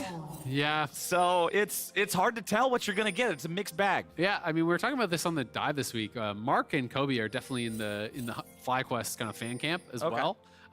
You know, they do think that they are kind of on that tier where they can compete with the other playoff teams. I feel like I haven't seen the level of consistency to really kind of believe. You know, I kind of see them in like a tier of their own at 6. Like they're definitely better than like the 7-8 crowd. Right. But they don't feel like they've shown enough to make me believe that they could really compete at the top, you know, against those top 5 teams in playoffs. Well, I mean, a big part of that too, like you're talking about consistency. Playoffs being a best of 5 compared to regular season being a best of 1, you can't just have the one game of brilliance, right? Like you've got to string together the 3 wins. So that's where I really want to see FlyQuest stop having sort of these weird moments, bizarre drafts, like strange plays. You got to string together 3 out of 5. Junglers are going to start on the bottom side of the map, both together here this time. You can see that there is a ward from FlyQuest from the red buff of 100 Thieves, so they know that Closer is starting on his own blue. And now they're not going to get any cross-map Viego pathing. Generally, you don't like to invade Trundle early on because he's an incredible duelist against practically every champion. Yeah, absolutely. I mean, Chomp is an auto attack reset, it's bonus damage, and it takes away AD, right? So it's really, really hard to actually win out in those scraps, especially in those early stages. So definitely not going to be looking to invade him. But you can kind of just clear faster than him in a lot of cases. Trundle really sucks on the AoE camps. Like, really, really sucks. So you aren't going to have that fast clear. You know, generally, these are the kind of paths that Trundle will go for. He just goes full bot side into red because it is those last 2 camps that he really does struggle on. I mean, Trundle's one of those champions, the only ability in his kit is auto attack. Yeah. Chomp is an auto attack. W gives you is better auto attack. faster. E is slow them down so you can auto attack. Yeah, E gives you the stinky pillar to hold him in place so you can auto attack him more. Red saps their defense so you can auto attack. Like, he's kind of got one trick that he does. So beating all those But he has a big over the head club, takes so a the while. auto attacks can hurt. Yeah, he's got a big old stick. He's following the Teddy Roosevelt school of thought. As we've got Jose Diodo. I see my brain's still lagging from each game throughout today. I think the Skarner took up too much of my brain cells. But we do have Jose Diodo walking that Viego down into the bottom side river. So he'll be able to at least grab that crab. Topside Scuttle is still up, but Closer will be close to this one. He actually went way around. So to actually circumvent this ward, he saw that ward go down. He walked all the way up like this, down around to the crab. Yeah. So I think that the read from FlyQuest would actually be that he was going down towards bottom side to contest that crab, which is why Jose went down there. So he does have to do kind of an awkward path to avoid the vision, but it means they haven't had eyes on him for a while. Now he can head back up here towards Krugs. And I really like this a lot, considering he's already cleared through most of his jungle, because you're going to have to wait for camp respawns anyway. So if it takes you 10 extra seconds to walk there through a roundabout path, but those 10 seconds are going to be spent waiting for the bottom side camps to respawn initially, who cares, right? Just good use of your time. Yeah, absolutely. Just kind of playing around the vision and obviously, you know, valuing the denial of information more highly than efficiency, right? And that's something that everyone has to kind of make their own judgment call on. That's one of the fun parts about jungle pathing, right? Yeah, it is, absolutely. And that's why, even at the pro level, when you listen to junglers talk about pathing, even multiple really top-tier pro junglers can all completely disagree on what the right decision trees are. Yep. That's what I think really makes it interesting and complex. You can have so many different styles and schools of thought. Both these mid laners getting quite low. This is one of the things I actually really like about the kind of pro-focused changes is the reduction in how powerful sustain is, right? Potions, corrupting potion, everything is weaker. So these people can't just heal back to full instantly. You are going to be stuck at lower health, which means there is higher risk if you do stay around. But both mid laners playing TP, so just likely to go back to base here and refill. I think that's one thing that at least a lot of people that I've talked to like more of in League of Legends is consequences in lane, right? Yeah. You don't want to, you remember back to, you and I were actually having a conversation about this, I think the other day when we went on the hike, about the 13 red potions, health potion start for Katarina and Mordekaiser that was around for a little bit that people were playing, and it's like, man, this sucks. It's not fun to play against. You feel like you can never make any real progress, and you're just not interacting with your lane opponent at that point. And sometimes there's just champions that don't even need health potions, like Release Set. who Oh, just yeah. his passive was just, you always have health potion running and can't lose health. You just sit in lane. Who cares if they hit me? I'm going to farm. Leave me alone. Yeah, being able to have more consequential trades, being able to feel like, yeah, I played the lane better, and now I get to have an advantage because of that. Yeah, absolutely. I mean, it just makes for way more exciting games, especially for spectating as well, because people have to either, really take that L. If you take a bad trade, go back to base early, lose farm, lose experience, or you have to stay around and really risk it. And Philip now being annoying, he TP back early, so he's trying to pull the wave here, interrupts the recall from Someday to try to make him base and then TP back. Closer is in the area, so Someday's going to feel, I think, pretty comfortable to just kind of scrap with him and push this up. But Jose getting Prio on the scuttle. Notice how he goes to the top side and actually escorts it back towards his mid lane, knowing that Closer was from the top side. So that's a minor thing, but it's something you should always do, is the side that you hit the scuttle from, it's going to run away from you. So you can kind of choose which way it actually goes, and you want to try to escort it towards your strong lane. Yeah, and considering Jose had the level advantage, Closer only just now hitting 5, was level 4, and he had LeBlanc too. And that's the thing that I always remember about LeBlanc, is she's so good at these 2v2 scrimmages. What do you think about this? Swifty boots Trundle, first buy here. So really prioritizing the move speed. He is down a bit on farm, because he kind of took that bit of an awkward path, but this is interesting. I mean, there are a lot of slows on the other team and not a lot of hard CC. Yeah. So I think it is a nod to the fact that it's like, hey, my survivability is just going to be moving in and out of the fights. I think his read is that I don't have to do any damage. I have Zarya, Zera, Gnar. So I think he's just going to go Swifty Boots into tank. Yeah. Chikui, good damage onto Abadaga there. And that's what I was mentioning about these skirmishes, right? Anything around mid lane, whenever the enemy is LeBlanc, you're probably going to get bursted down faster than they are. Absolutely. Chikui, again, going in for a little trade there. And now, the nerf to healing means he has to go back to base a little bit earlier. It means he will have to give up this whole wave, because as the cooldowns come back up, you die to Chikui there if you stay. So that is +6 CS, kind of off that wave that will be denied. He's up +5 overall. Feels good. But pretty nicely done. And yeah, I'm going to be interested to see how Closer actually does end up playing this out. I think a lot of times when you're playing Trundle into these types of compositions, your damage doesn't really even matter. You kind of just ult someone in pillar on cooldown, and that's about it. Yep. So Swifty Boots, I think if that's his read on how the game is going to play out, makes some sense. But chomp Viego whenever he goes in, sap his attack damage, make it harder for him to contribute to the fight. Hit the person in the front, but you're not running at Sivir or LeBlanc, right? And it is going to be Bomby here, so it's going to be the tank build. And yeah, I think it makes a lot of sense, if you're going to go this style of build, to really prioritize the move speed here. And also considering what we were talking about, you subjugate Sejuani when the Frost Armor is already up. You're going to get a huge amount of resists on top of a pure tank build to begin with, and it creates this meatball that LeBlanc has no ability to really threaten. Yeah. You don't have Viego really being able to threaten it. You can just start stacking some armor for Viego and Sivir. You're feeling great. And across the board, it's been, this focus on move speed, this focus on tier 2 boots, 400 Thieves. It's Murktread's first item for Someday, Swifty's first buy for Closer, Zerkari's first buy for FBI. Jose has this very low, is going to secure it. 100 Thieves looking like they want to take a fight, though. FlyQuest have grabbed the eye. Jose Dioto is back in the pit. Takui stepping away from that Mega Gnar boulder. They have pings on him, but he has the rift, so he's going to actually get out of there with the enhanced recall. Yeah, he can get out in time. Nicely done. Good stuff from FlyQuest. They managed to get in and exfiltrate the hot zone in time, saving Private Jose Dioto. Get the chopper. Yeah, exactly. They got him out of there. That's so good for them now. They have this Herald in their pocket. They're going to have full time of turret plates being up to use it. We'll see what kind of value. And Johnson was bot, right? FBI actually did move up, so farm down on that bot side going to be evening out a little bit. We'll see how much they can actually get from this Herald. Very passive early game here. Felt like last week you guys had a lot of pop-off games with the changes. Yeah, we got some. There's a lot of bloody games. This week, people slowing down a little bit more. Maybe having a better read on how to actually play out the lane, so they aren't in as many dangerous situations now. Players kind of adjusting over time. Can also be a higher pressure situation with this being the last week of regular play, right? It's not just any week. Yeah, it's a super week. Super week, final super week. They know that after this, they're going to postseason, or for some squads, they're not going anywhere, right? And that's not where you want to be. There's only 2 slots that you're not going to postseason in. Neither one of these teams really in threat for that. But jockeying for position, getting the opportunity to pick your opponent or getting a bye through one of the rounds can go a long way. Absolutely. I mean, the seeding is so important for playoffs. Being able to set yourself up for success. FlyQuest, they already took the Herald. They are now here onto this Dragon. Takes a long time to take down. Does do a lot of damage here as well. So Jose has those pots chugging. 100 Thieves, though, trying to make their way in here. Azir paired up with the Yuumi, but Closer's not in the area, so they are just going to give it up because Zeri is pushed into the tower. FlyQuest has push. It looked like a little bit of a risky take, but the fact that Philip had actually moved down, somebody has no TP, means they have the extra man, so 100 Thieves can't really challenge for it. They are going to get plates on top side as their trade-off.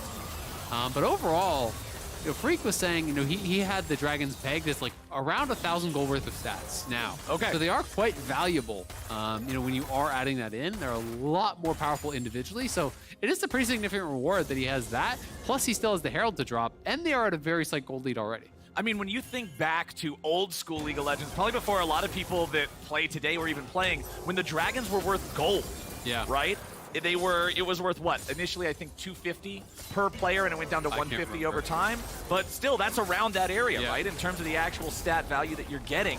So Abadaga and Closer, they're just going to clear out these waves here. Takui continuing. I really want to see this guy find angles, find opportunities to roam on the LeBlanc. LeBlanc staying in mid lane, trading wave for wave with her opponent is not her ideal situation. Absolutely. And he has been trading very aggressively with Abadaga, so I will give him credit for that. But Abadaga's job is just push the wave, right? Like no matter what Takui does, they're going to look for an all-in here. Johnson in trouble. Johnson trying to get away as the Yuumi ulti flies through, but with Jose Diodo showing up, FBI just skates right on back over the wall. Yeah, it does cost him the cleanse. Does not have to flash. That was the ulti down from Jose. They got the ult, the ghost as well, and the ignite. So they are positive on the trade. And I think they might have had Johnson if Jose wasn't in the area. So well done to him. But he's got to get that Herald down fast. That thing is going to expire. Yeah, they really need to be using this one soon. Abadaga and Closer skirmishing with them here a little bit as Closer flashes back away. He was very worried about what Takui could actually do to him there. Flashing away very, very early after he stepped forward. I guess he is pretty squishy at this point in the game, but I mean, Herald's about to expire. He has to just go straight bot and drop it. See, there it is. Okay, yeah, coming up. They ran out of time, right? Yep. It gets to that spot where it's just either use it or lose it. But Takui and Jose are coming around. They want to see if they can get something done here. Closer and Abadaga hanging around nearby to prevent the dive. Jose Diodo. He's no ult. Stuck on the He's wrong got side of flash. the wall. Yep, has to flash away. Yep, nicely done to actually at least force out that cost. They knew he had used the ult earlier. They were tracking that obviously onto FBI, so gonna be able to get that flash back. Now both junglers are down a flash. They at least get the crash, so they get 2 plates there. Some of that gold going in onto Johnson, who is up a couple hundred gold, so not bad whatsoever. But my concerns remain for how the comp will function later on if FlyQuest cannot create a really big advantage. And I just think it's so much pressure on Takui to be this playmaker, to really kind of have FlyQuest controlling vision and having this kind of darkness where LeBlanc can dart out from and really chunk people out. Because if you can't do that, a full-on engage, I think, is very, very unlikely to work against 100 Thieves. I mean, LeBlanc's ideal game state for the fights, right, is you don't see her until she has distorted out of fog and already begun to deal damage. Yep, exactly. And that's what it's going to take a lot of setup from the entirety of the team, right? It's not just a LeBlanc job. But you can see they're on 4 sweepers, going to be swapping over to that. It's sweeper in top lane, sweeper in support, and mid jungle. So oftentimes when you are playing around these types of champs, you'll have more of that. You will swap more heavily over towards sweeper. You can see it's actually still the warding totem for both Abadaga and Someday. So 4-2, they're going to look to deny vision. They're going to look to play around fog. So recognizing that they are pretty light on engage and they have to create these pockets of vision, the 100 Thieves are just scared to walk into. Exactly. They have to be afraid of the LeBlanc. If they see her walking around with the other 4 champions, posturing around an objective, the fear is completely gone. The unknown is not there, and it's very easy to play around it and just say, okay, FBI, don't walk into LeBlanc distorting twice or something like that. Speaking of FBI, Immortal Shield Bow is done, so he will be harder to assassinate quickly. Has the Berserker Greaves for that level 2 move speed. You can see everybody's kind of hitting those first item spikes. I would call it Mythic, but they are not all Mythic, as Frozen Heart was the first item for Philip up there in the top side on the Sejuani. Divine Sunderer nearly done for the Gnar. I like Frozen Heart as the rush here. I know you could just go Mythic. I think it's stronger for the 1v1, but it feels like he's just prioritizing CDR, right? Like he is their engage. So I think it makes a lot of sense to just have all of that CDR on the item, be able to have the ultimates up more often because he is their engage, so he's got to have that ready. Jose, again, looking to start this up. They bring up the 5th member. Again, you know, they're really prioritizing this. You can see Avadaga's still bot, and you see Takui here cheating up towards mid. So they have mid push, they have the extra man. Takui now will go down towards bot to try to catch that wave, but moving up their extra member here gets them another objective. There's 3 straight neutral objectives that they have grabbed by moving their members around the map, clearly prioritizing the taking of these. And what does he lose? Like, he probably lost, I think, a melee there, maybe 2. So not much of a cost whatsoever because he didn't overcommit and just stay the whole time. Ooh, nice stun from Jose, but there's no follow-up. At least he hit it. I always like to just see a little bit of a... Yeah, very excited. Like, ooh. Yeah, ooh, he hit look that at that. one. Yeah, that was tricky. Wow. It's Zeri with the Yumi on her. That's It's hard true. to hit her with stuff, so...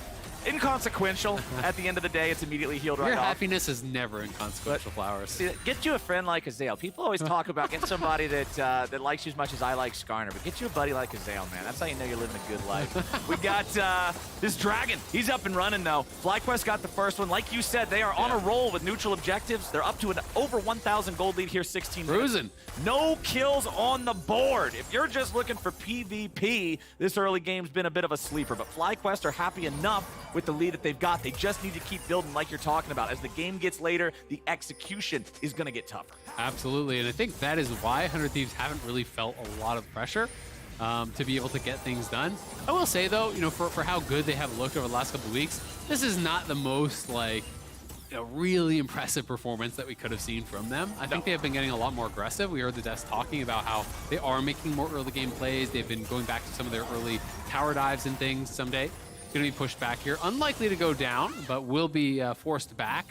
And off the resets, there was vision of that, so that one little ward over the wall, it's kind of overlapping with another, but this little ward caught some recalls, and that actually prompted 100 Thieves to just start up the dragon right away, so they will even out that dragon. It's going to be Mountain Soul, which is going to be a pretty powerful one, honestly, for both sides, but really devastating for LeBlanc, because with the individual buffs, the flat MR that is going to be on everyone is so tough for Assassins to deal with. Yeah. You know, that is removing your flat pen from LeBlanc, which she is super reliant on, and now Philip going to be in trouble. He's on the wrong side of the map. Yeah, Closer's coming up too, and he throws out the pillar, but it doesn't hit him in time. It doesn't disrupt it. Philip's able to get away. I thought he got him, but Yeah, he didn't have the right read. Not quite poking him, just slowing him. Got him right in the butt.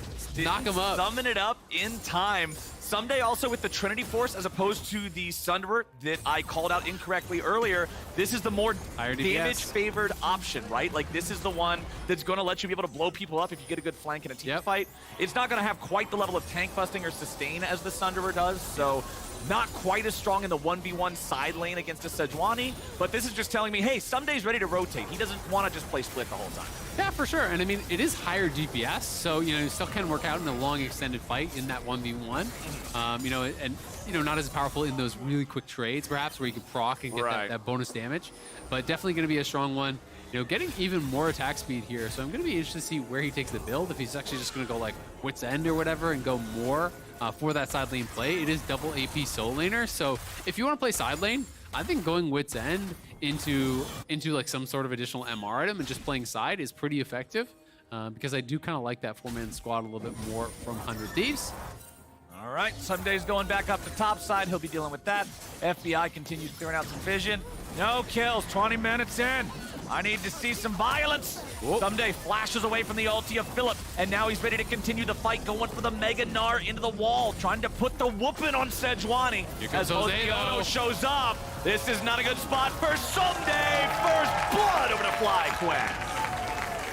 No, Takui gets caught. Yeah, Avadaga going in, looking for the FlyQuest mid laner while the fight breaks out mid lane now with Johnson and FBI going head to head. FBI barely staying alive through the boomerangs. FlyQuest is out fighting them all over the place. Takui jumps back over the wall. Avadaga still looking for a chance, but he's got nothing. Johnson takes him down. Kobe, where are you? We're letting him down. 100 Thieves. I jinxed it. They're getting wiped here by FlyQuest. Now 3.3k up. 20 minutes, no first blood. They get kills on 2 sides of the map. They're going to take the mid lane tier 2 as well. 4.2k in the lead now. Takui even going to get bot. They're going to go to like 5k out of nowhere. 100 Thieves falling way down. And that is the kind of individual advantage that they need to really make this comp work. Look at Johnson. The man is fed. He is 1,700, 1,800 up. Holy moly, man. 100 Thieves are hurting here in this one.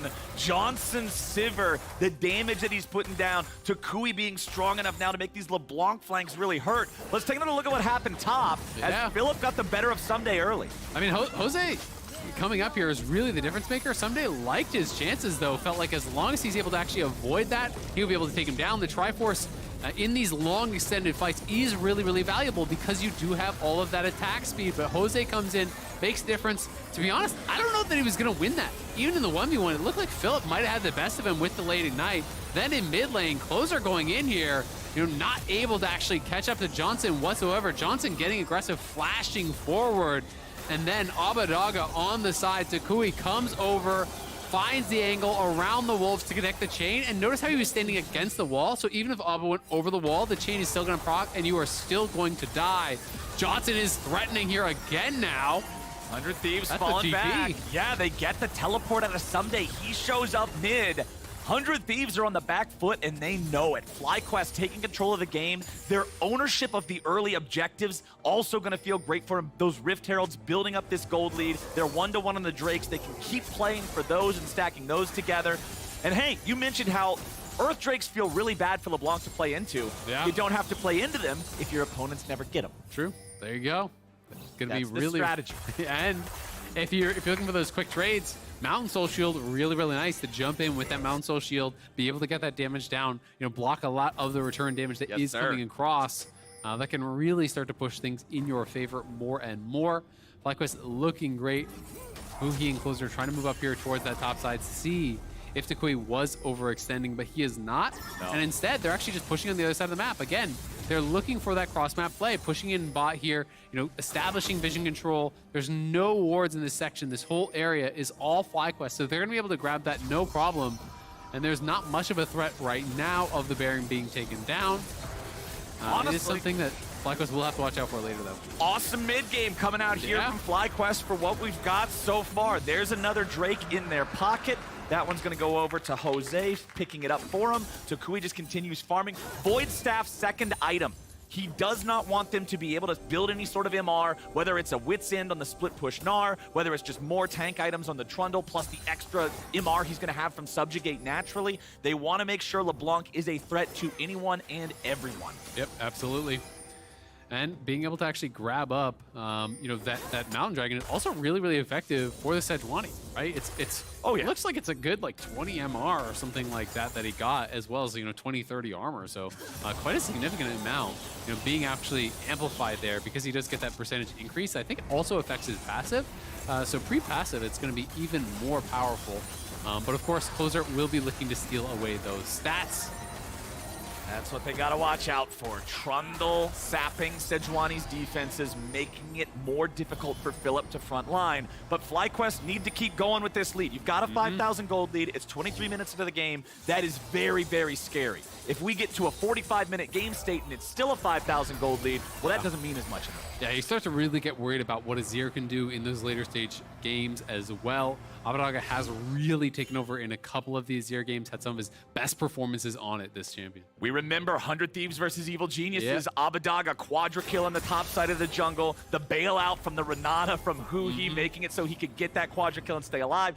It's like, this guy is very scary on this champion. They do not want to allow him the chance to claw back into this game. And he's going for, a very kind of late game style build. It's Deathcap second, right? He's just been chilling farming. He's not going defensive. He is going for a max DPS build. This is not like Banshee Zonias like what we saw from JoJo.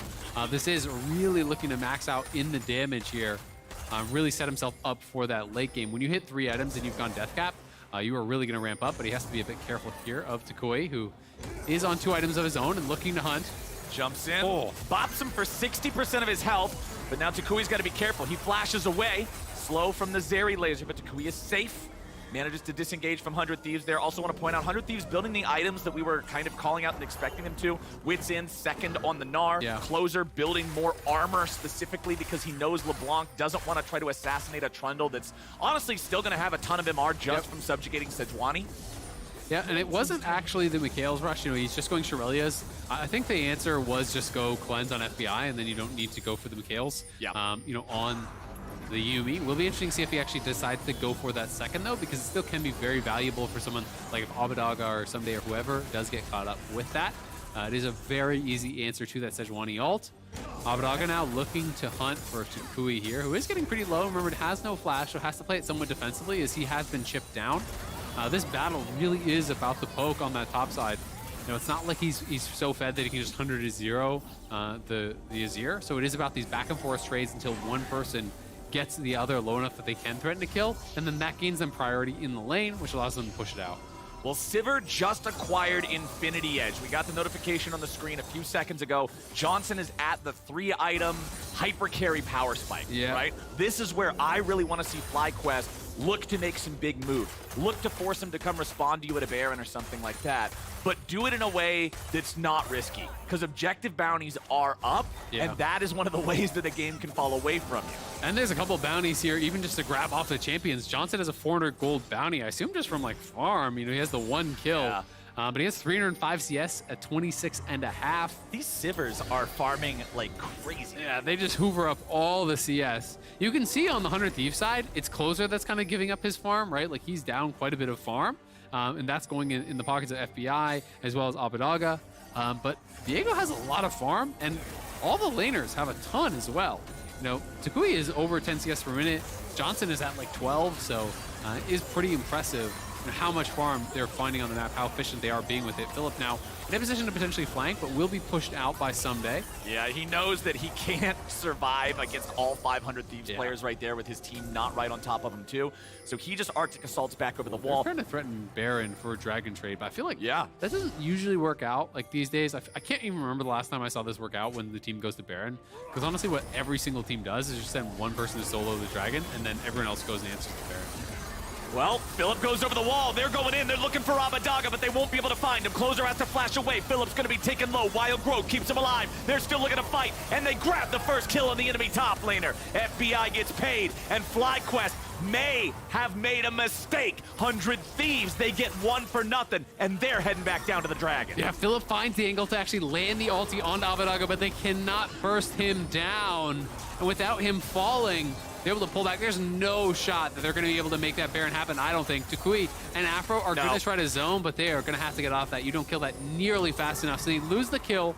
They do lose the Dragon here as well. And it is that flat armor NMR going the way here of 100 Thieves. That is a very big deal against this LeBlanc, who is so reliant on the burst. But we can watch this one more time. The initial engage, very, very good. Find the angle onto the Azir. Remember, he doesn't have cleanse, so they want to try to go for that. But the follow-up is too slow. Tukui cannot get in.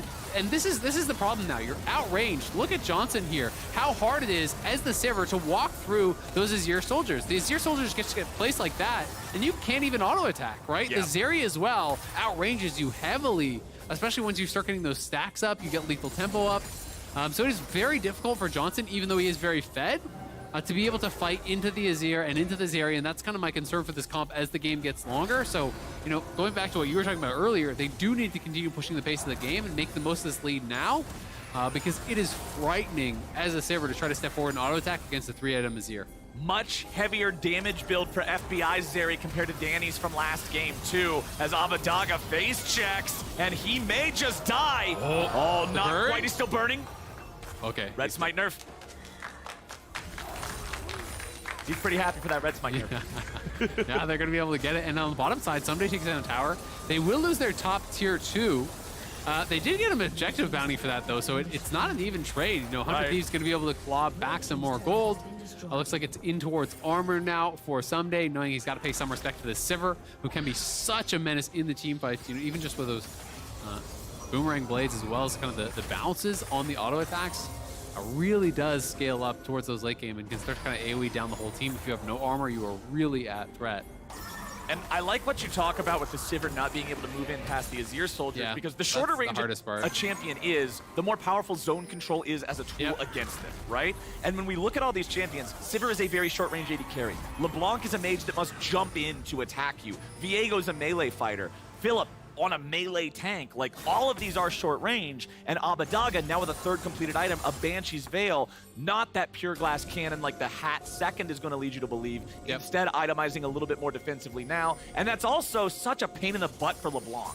Yeah, absolutely. It does become very, very difficult to deal with. And a 0 on 3 items, it's very similar to how it kind of works. I always feel like with these Infinity Edge marksmen, that is really where you kind of come online and start becoming such a difficult champion to deal with. They're trying to look for another engage, though. They can't find Abadaga, but Closer eats a ton of damage instead. FBI and the rest of 100 Thieves are able to stay alive as Someday walks over. So 100 Thieves survived the attempted playmaking from FlyQuest. They spent the Sivir ulti on that.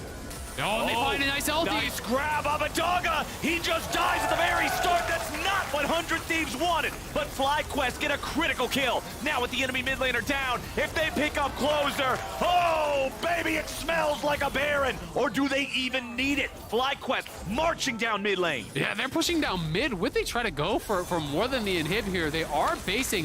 I think they're going to TP. They might actually try to look for the end. I think they're going to go for it. They're positioning to try to end the game here. The teleport coming in. Might need to just save that for one of the minions because FBI could potentially clear this out. FlyQuest is ready to go. FBI's gonna have a hero Zeri moment here. He's down to 25%. He flashes away. Someday into the stopwatch, keeping himself alive. Philip's gonna die. FlyQuest, they get inhibitor and they get one Nexus turret, but 100 Thieves stops them. Yeah, I think they needed to save that teleport onto one of the minions because the minions got cleared out there. He TP'd too early, so once you're at the Nexus Towers, if he TP'd onto a minion to give that immunity, might be able to hang around a little bit longer. They try to go for that ballsy call.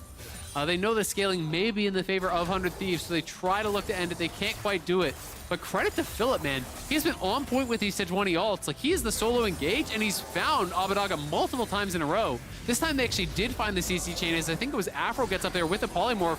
But now, 100 Thieves are going to look for a counter Baron because there's no TP on Philip, and he's down for 15. But Takui getting good damage on Closer, but not good enough to take him down. 100 Thieves with control of the Baron. No still. Baron at half HP. Takui now zoned away. Jose Diodo looking for a chance to maybe Look go at the in. soldiers right here. They're not going to risk it. They're not going to risk it. They know that if they all int into 100 Thieves and die here, 100 Thieves might just win the game. Absolutely. They couldn't get past that line of soldiers there. They don't have the range to fight through them. Can they actually get down and at least get the dragon? Because now it makes it so costly. Like, yes, they got an inhib. Yes, they did get that Nexus Tower, so they get some more gold, but 100 Thieves take down the Baron. It's getting later and later in the game. This is going to buy them a lot of time, and if 100 Thieves also get this next dragon, that puts them at soul point here.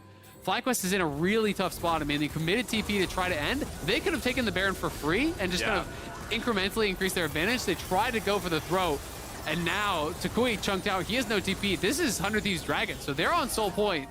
They've got double Mountain against LeBlanc. This is getting really dicey now. And I mean, mid lane inhibitor is the least valuable inhibitor to take anyway. Everybody's already shoving it out, especially against a champion like Azir. The super minion doesn't even take him longer than 2 seconds to kill it, right? So this is just extra farm flowing into them. I feel like I've got to agree with you here. The choice to go for the end without having to teleport on top of the Nexus turrets, without being able to finish, may just be what comes back to bite FlyQuest, as 100 Thieves still down 5,000 gold. Their Baron power plays at plus 1,200, so not super impressive considering the objective itself is worth 15. But, like you said, soul point means a lot. That guarantees us a team fight if we get 4.5 minutes further. And the biggest thing, honestly, in my opinion, is just that there's nothing to fight for 5 minutes. So it's just 5 more minutes of 100 Thieves chilling and farming with Azir, right? Like, I think this benefits them really, really heavily. You know, the Sivir is obviously a great scaler, but we've seen it's very difficult for her to get in. So Takui is playing a good game, and he's going to have to continue to do this. He's going to have to continue to get aggressive and get these chunks because they just can't take full HP, front-to-back team fights whatsoever against this squad. It's going to be very difficult to navigate.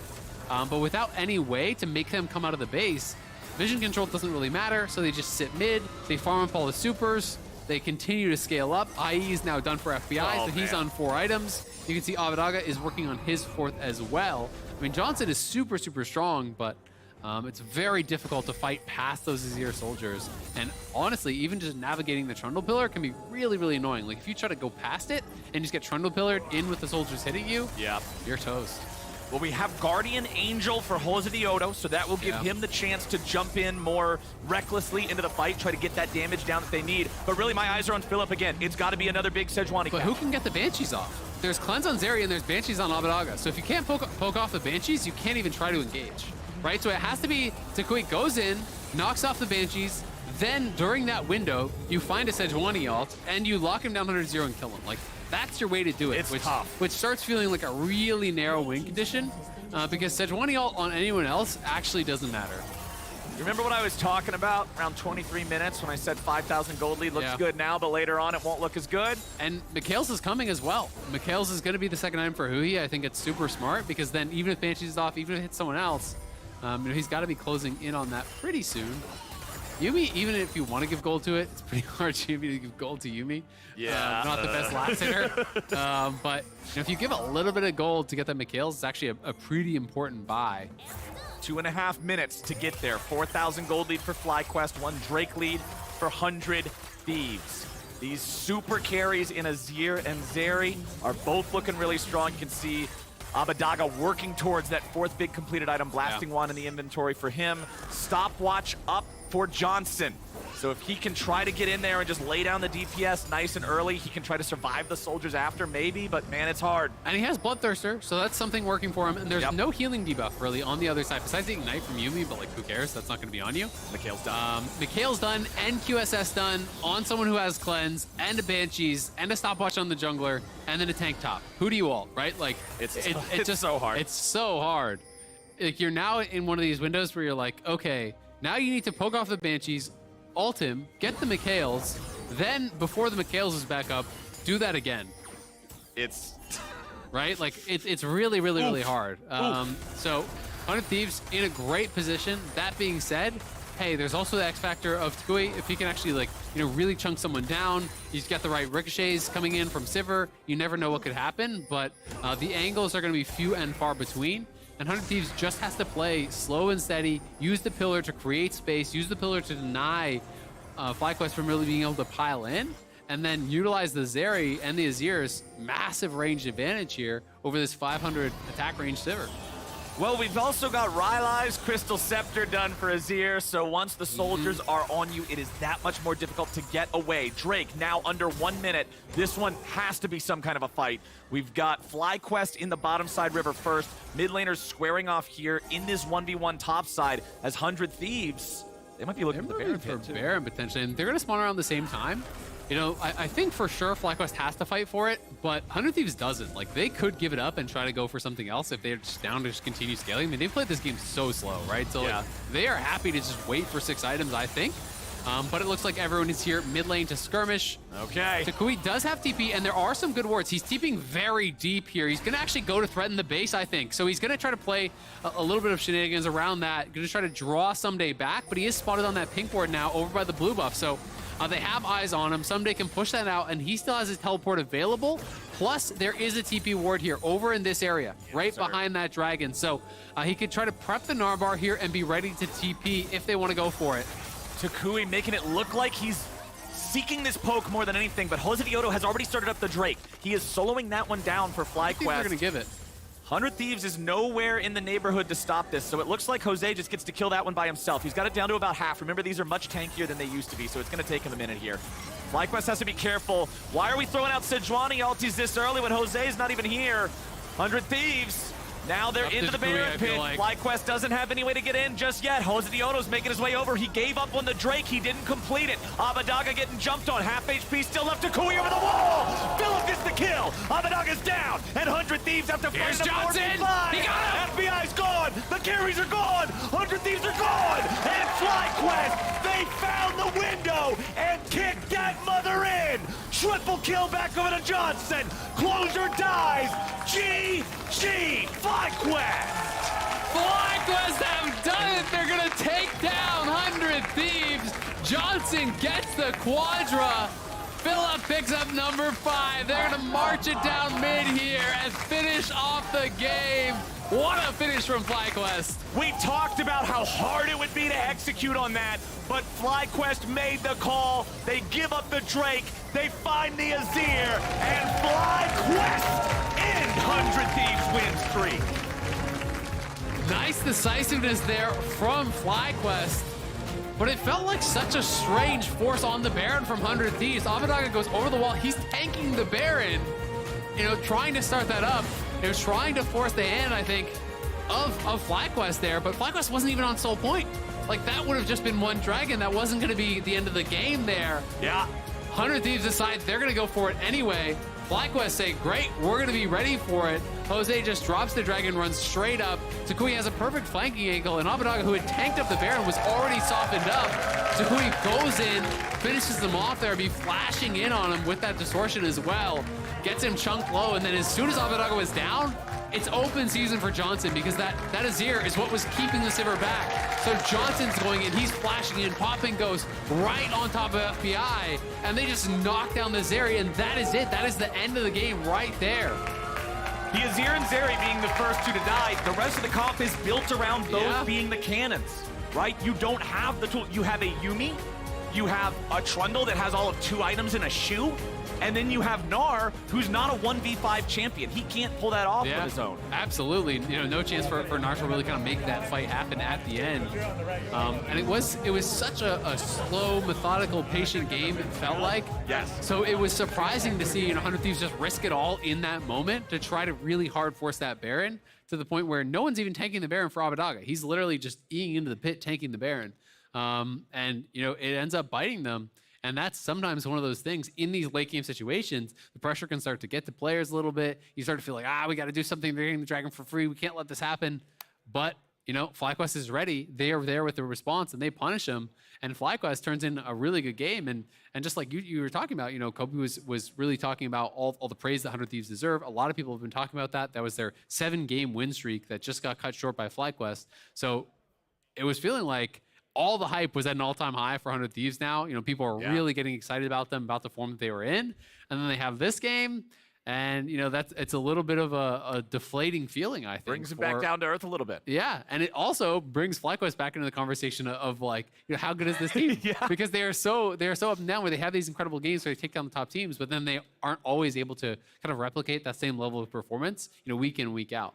And hey, hats off to Philip. This is the new guy on the squad. Yeah. This is the dude who they bring in saying he's a great culture fit. We know he's got some leveling up to do, but we think he can get there. Those Sejuani ults in the early mid game, locking down the right targets, finding Abadaga, that's what gave FlyQuest the gold lead that allowed them to be able to win a game that their opponents were hard outscaling in. Right? Absolutely. Like, that was awesome. Before we go any further, though, we have some important business to discuss. Tickets for the LCS Championship weekend in Chicago. Ticketmaster.com is the place you can get a hold of those. We even made more available. Apparently, we had such an impressive turnout, we had to unleash more seats, and all them seats need butts. So get your cheeks on down to Chicago, and we're going to have a great time. We're both going to be there. It's going to be so much fun. Man, getting back to having a big live event when we got to do that in Texas was incredible. Oh, it was badass. I think Chicago Summer Finals is usually even more hype, so I'm just saying you don't want to miss it. Hope to see you there, but now it is time for a break, and on the other side, High is going pro to pro with Afro Move. Don't go anywhere. As Ozeo shows up, this is not a good spot for Someday. FlyQuest is out fighting them all over the place. Takui jumps back over the wall. Abadaga still looking for a chance, but he's got nothing. Johnson takes him down. Oh, they find a nice ulti. Nice grab, Abadaga. He just dies at the very start. That's not what 100 Thieves wanted. But FlyQuest get a critical kill. Now with the enemy mid laner down, if they pick up closer, oh, baby, it smells like a Baron.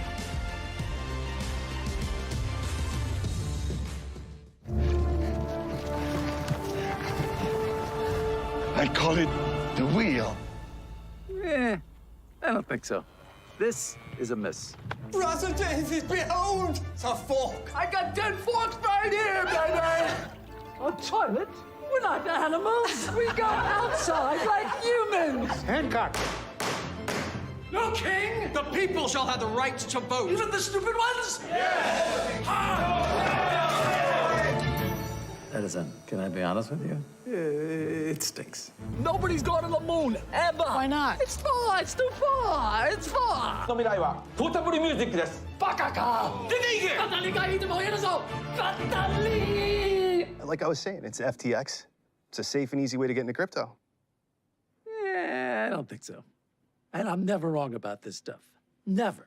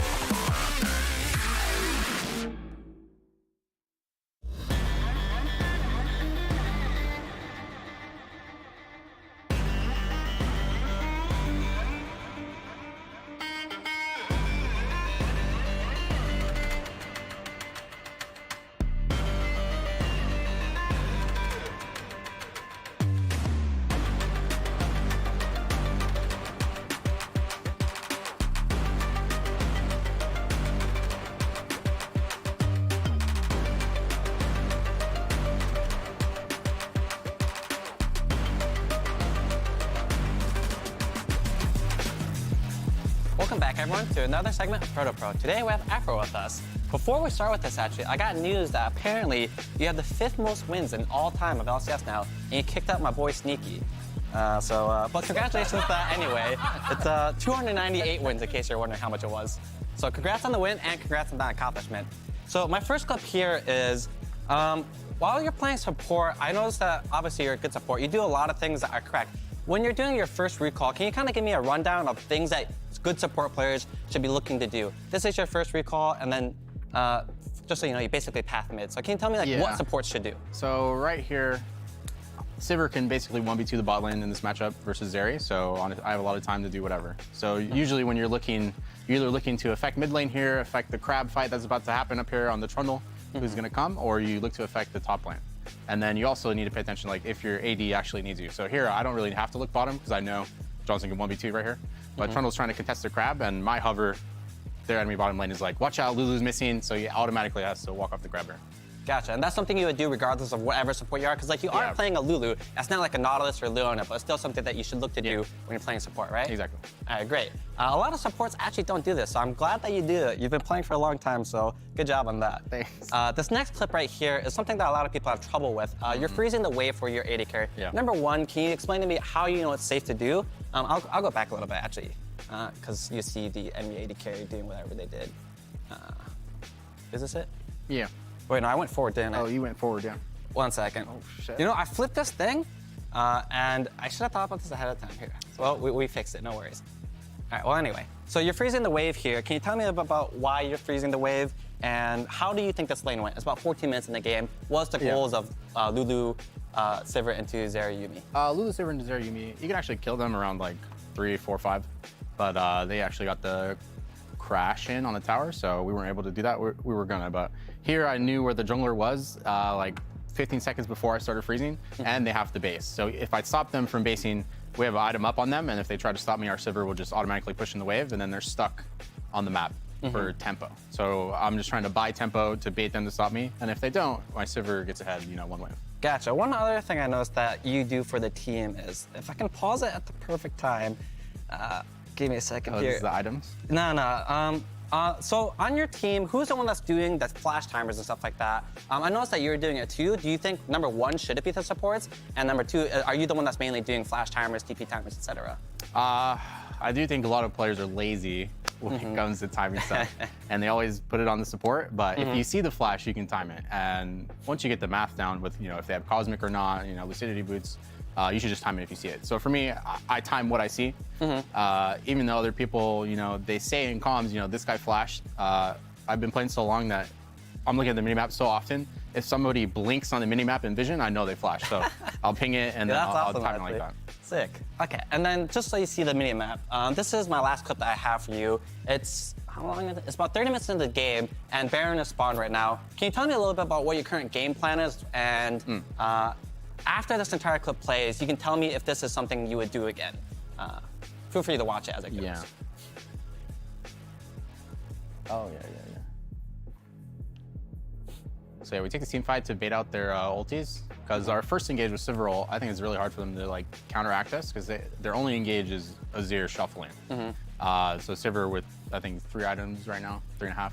So are you purposely planning 2 engages then? One where you use Sivir ulti, and then the second one where you save Sejuani ulti for it? Yeah, Abadage bought Banshee's Veil this game, so our plan the whole time is like, we gotta pop the Veil and then look to go on him afterwards. So we do that here perfectly with Philip's, you know, great engage.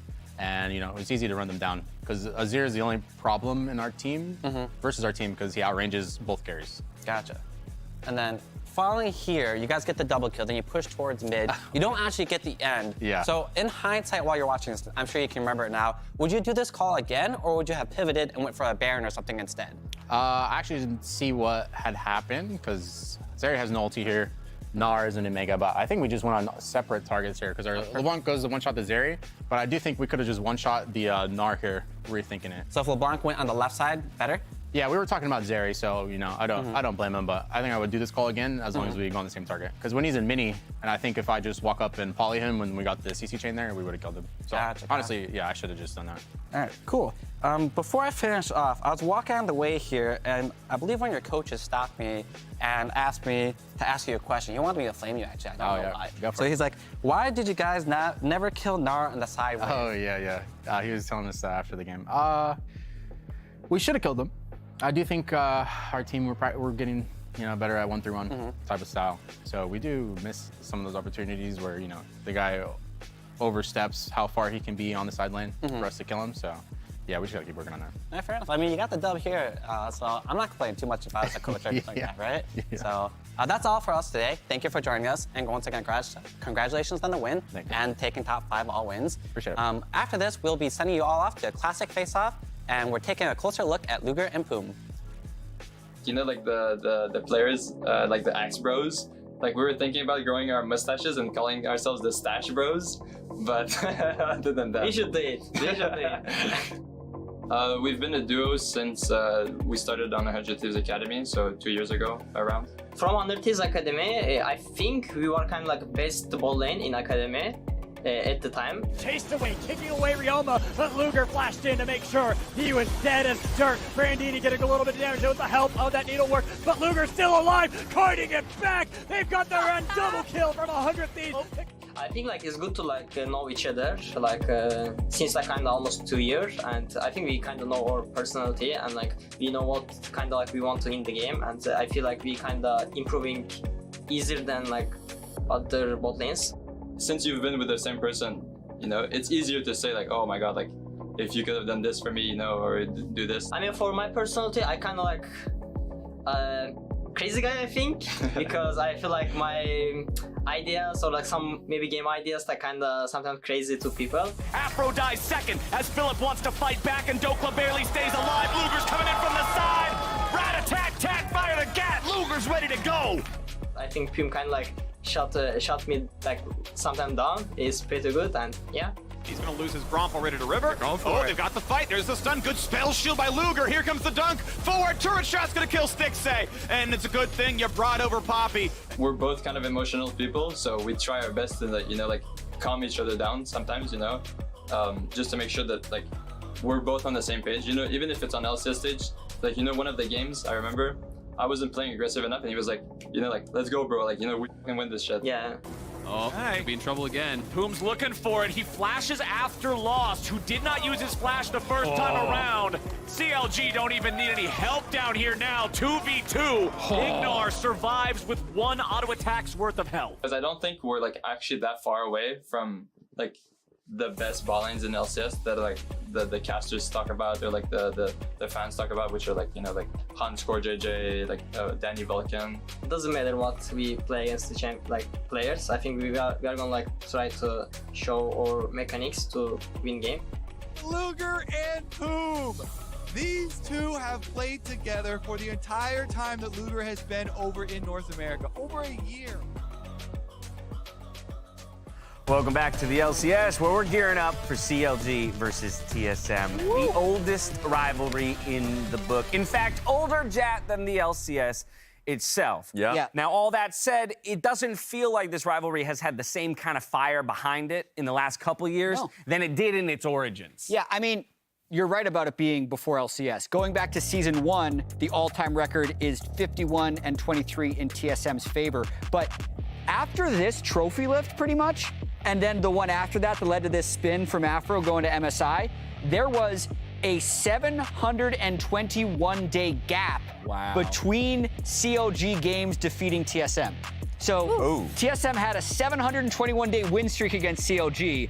So they're 24-7 against CLG since 2017. Whoa. But I really do feel like since that 2016 summer by TSM, we haven't had a moment like this where we can all say like, yeah, CLG is better now. Shoes on the other foot, or back on the other foot. I think it's really important that we acknowledge this, because we brought up so many times where it was like, I mean, TSM fans are like, is it even a rivalry? Like, we've beaten them so many times in a row. Dude, CLG is double the number of wins that TSM has right now. Right, yeah. People tried to kill it, but it found a way to revive itself. Yeah, there was that blink, I would say, in history for the LCS where, you know, PoE was on the team and they were finding some resurgence in success. Just a little bit. But it has never been to the level of TSM. And now CLG is finding that renewed glory. Yeah, that's the history, right? But Emily, I want to talk about how we got to this very moment, as Jat says, where CLG can be considered pretty much definitively to be the better team and the favored team coming into the matchup. How did that even happen? How did CLG get here? Well, they purged their entire organization at the beginning of the year. Gotta start somewhere. And a phoenix was reborn. One thing I do want to give them credit for is sticking with this lineup outside of they felt like they had to make one change from spring to summer. But in terms of like sticking with the roster core, even with having maybe not the standing results that you'd want, I think that spoke to how much they believed in this team, believed in this unit. And then you'll see behind me, these are two of their drafts from last week, I believe. And it just showcases the different kinds of things that this team can play. And I mean, I do think Dokla opens them up a lot more to obviously those carry picks in top. Palafox was on the desk with us last week, and he was joking about who decides to get the Yone this time. You know? So they can flex that between two lanes, and then also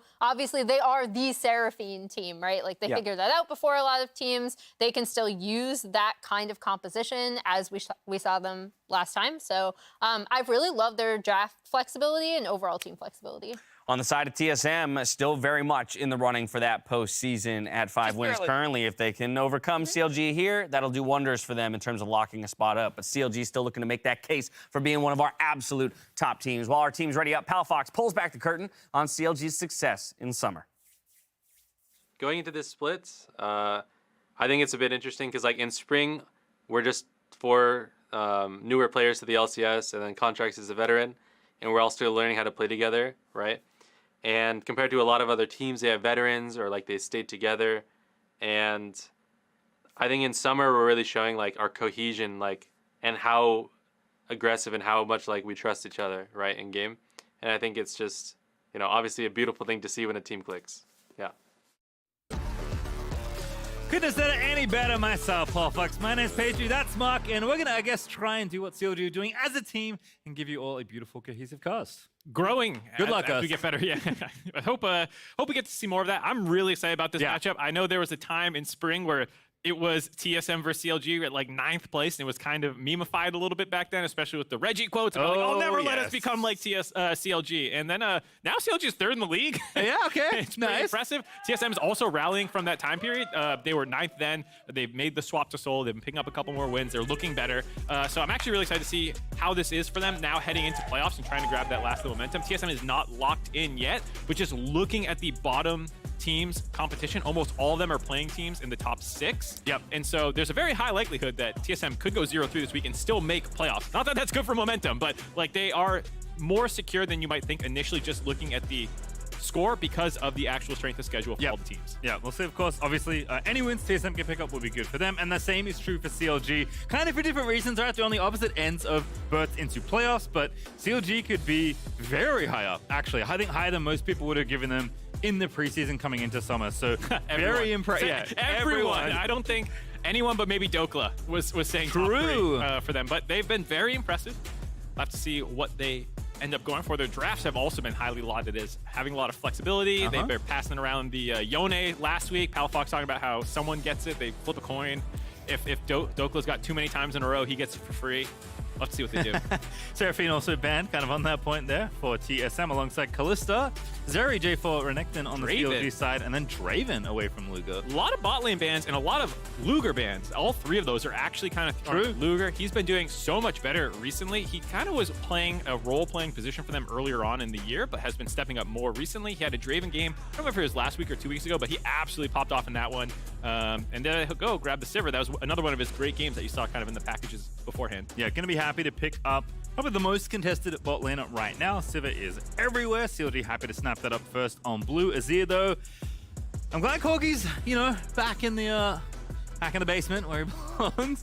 But Azir is a fixture currently, especially in the hands of Maple. The nice thing about it, though, is that because Corki's gone, you actually get more of the skill matchup into the Azir. So things like the LeBlanc are very heavily prioritized. We've seen Palafox play that recently as well. I would not be surprised to see him go back to that. Being able to get some side lane pressure. He loves roaming around, so very much in his wheelhouse. Poppy, no surprise. Yet again, Sivir Poppy. Woo! Just a Sivir comp. Just a Sivir comp. Ooh, the Yuumi. Gotta go fast. Interesting that TSM wanted Wukong here instead of Poppy, but decent trade on either side. I don't think either jungler is too upset about how that's gone, but it is already Yuumi locked in. But the bot lane situation is interesting with how many bans they threw down there. You kind of have to assume that CLG will be taking the Sivir first pick, and Zeri is often kind of the other scaling option. There's two kind of game plans in bot lane right now in the current meta. There's a lot of really lane dominant stuff like Kalista, Draven, and whatnot. Lucian, Nami, for example. And then you have the scaling options, which are more like the Sivir and Zeri. And with one of those banned out, as well as a lot of the lane dominant ones banned out, that's also some of the things that the Sivir would struggle the most into. So CLG's bot lane feeling pretty good right now. I wonder if TSM have a trick up their sleeve, given how many bans they threw in the bot lane. We'll see where they go from here, because their top side is complete, and they're going to be able to see most of CLG's draft when they start taking this bot lane. Yeah, might lose some as well, though, I guess, to your point. So we'll see if CLG want to continue focusing in that area. Gwen banned away from Dokla, trying to insulate Solo and his Ornn. We know Dokla is no stranger to wanting to beat people up in the 1v1, and Ornn is the champion you can pick on. Certainly you should have pretty free reign of what you want to do. Not to Solo, buddy. That's true. Solo's Ornn. It doesn't win 1v1 all the time, but they always gank for him, and there has been so much action around Solo's Ornn in the past couple of weeks. He does such a good job of figuring out the right timing windows to call junglers and mid laners up there. They get a lot of kills around him. He's been very good since he's come back into the LCS. Always feels like he's ready to just improve a team for a Worlds run. Yep, and especially, on these kind of picks, right? Hey, pick me on. I'm okay. I'll play tank. I'll play engage. I know when to call my jungler. I know when to tell you to ban Talia, which is the other one there for TSM. And Lulu, predictably, another bottom lane ban here for CLG. Make it 5. Yep, Alistar out of there as well. Interesting to see them target the support pool more than the AD pool. I thought one of those would be a Lucian to break up Lucian Nami potentially, but they go both for supports there. Alistar can be annoying for Sivir specifically because the spell shield, you stop the headbutt, Pulverize comes out right after, you're still knocked up. And Lulu just as one of the stronger enchanters in the bot lane that you often see picked and can harass and win a lot of lanes. So targeting those to protect the Sivir lane, make sure she has an easier time scaling to that late game. And holding Chime's pick for last. Maybe has something, maybe just, they know they're going to take a scaling pick anyway. Jinx kind of the only one left, so Instinct will snap that up here. Maybe they're also trying to see what the rest of CLG's comp ends up being, because right now it can be both a dive comp or a kite comp. You could easily see what the rest of CLG is here, and then maybe that influences your support pick. Do you want more peel to protect the Jinx? Do you want engage options if it's a kiting comp? And so very intelligent to hold the support pick, actually. Ooh, Camille. The pick up there for topside in Dokla, I have to assume. And of course, free reign for Pala in the mid lane up against the Azir. That would be a classic, my goodness! No, Palafox. Not the dark days. I mean, I've cost so many games of this matchup, by the way. I mean, Azir Xerath is one of the staple counters for Azir. Xerath. It makes me cranky. Okay, good. There we much go. Better, much better. It took me all the way back to LPL 2014. There's so too many. Anyway, move on. Okay, so that matchup aside, for Palafox, him on a mobile champion makes a lot more sense, especially with a top lane carry in the Camille. This both matches, I think, with what their game plan should be, both in terms of other champions locked in and the players piloting them. Really, a lot of staple picks here. Contracts' Poppy is insane. Yes. He's been all over the map recently. He's the Lord of Hexflash in many ways. Always finds the angles. But I like the aggressive pick there for Pala in mid. He will certainly be influencing wherever he goes, whether it's in the 1v1 or the 2 to 3vx, as I'm sure he'll want to pair up with his top side. And last pick was Drakan, excuse me, not Bard. I wanted it to be Bard. Everyone, instead. Chime is Bard. So there's Bard. some of those players where you see their name and you say their champion. Yeah. And he's becoming one of those. This time the Rakan, kind of a high combination of both, does give you a lot of engage options. Can also be used for peel. If the Camille jumps on your Jinx, you can focus her down instead. So a little bit of both there. Giving TSM very strong scaling. This is definitely, even though they do have the Sivir Yuumi, which is terrifying, is that enough late game against Ornn, Jinx, Azir? Probably not. So I think there will be some pressure on CLG in this game to step up, try and make some things happen. But they are one of the bloodiest teams in the league, so they are very comfortable having to do that. I was going to say, the nice thing is this is a very CLG-centric draft. They've been extremely aggressive in the LCS have been a treat to watch as a result. They have some reliability, some insurance in the bottom side with Poom and Luger, but top side is going to try and punish as hard as they can in this early game. Yeah, there's a lot of pressure, especially on the top half of the map. Bot side is no stranger to playing actually the weak side of the map for CLG, despite how we thought of this team in spring. A lot of times it is Luger and Poom playing more defensively, scaling up while Contracts is just trying to make things happen on the top side. All right, well, their final bout of the regular season, at least for this summer, Mike. Always a treat to have CLG and TSM. Funny how the turntables sometimes. Yeah.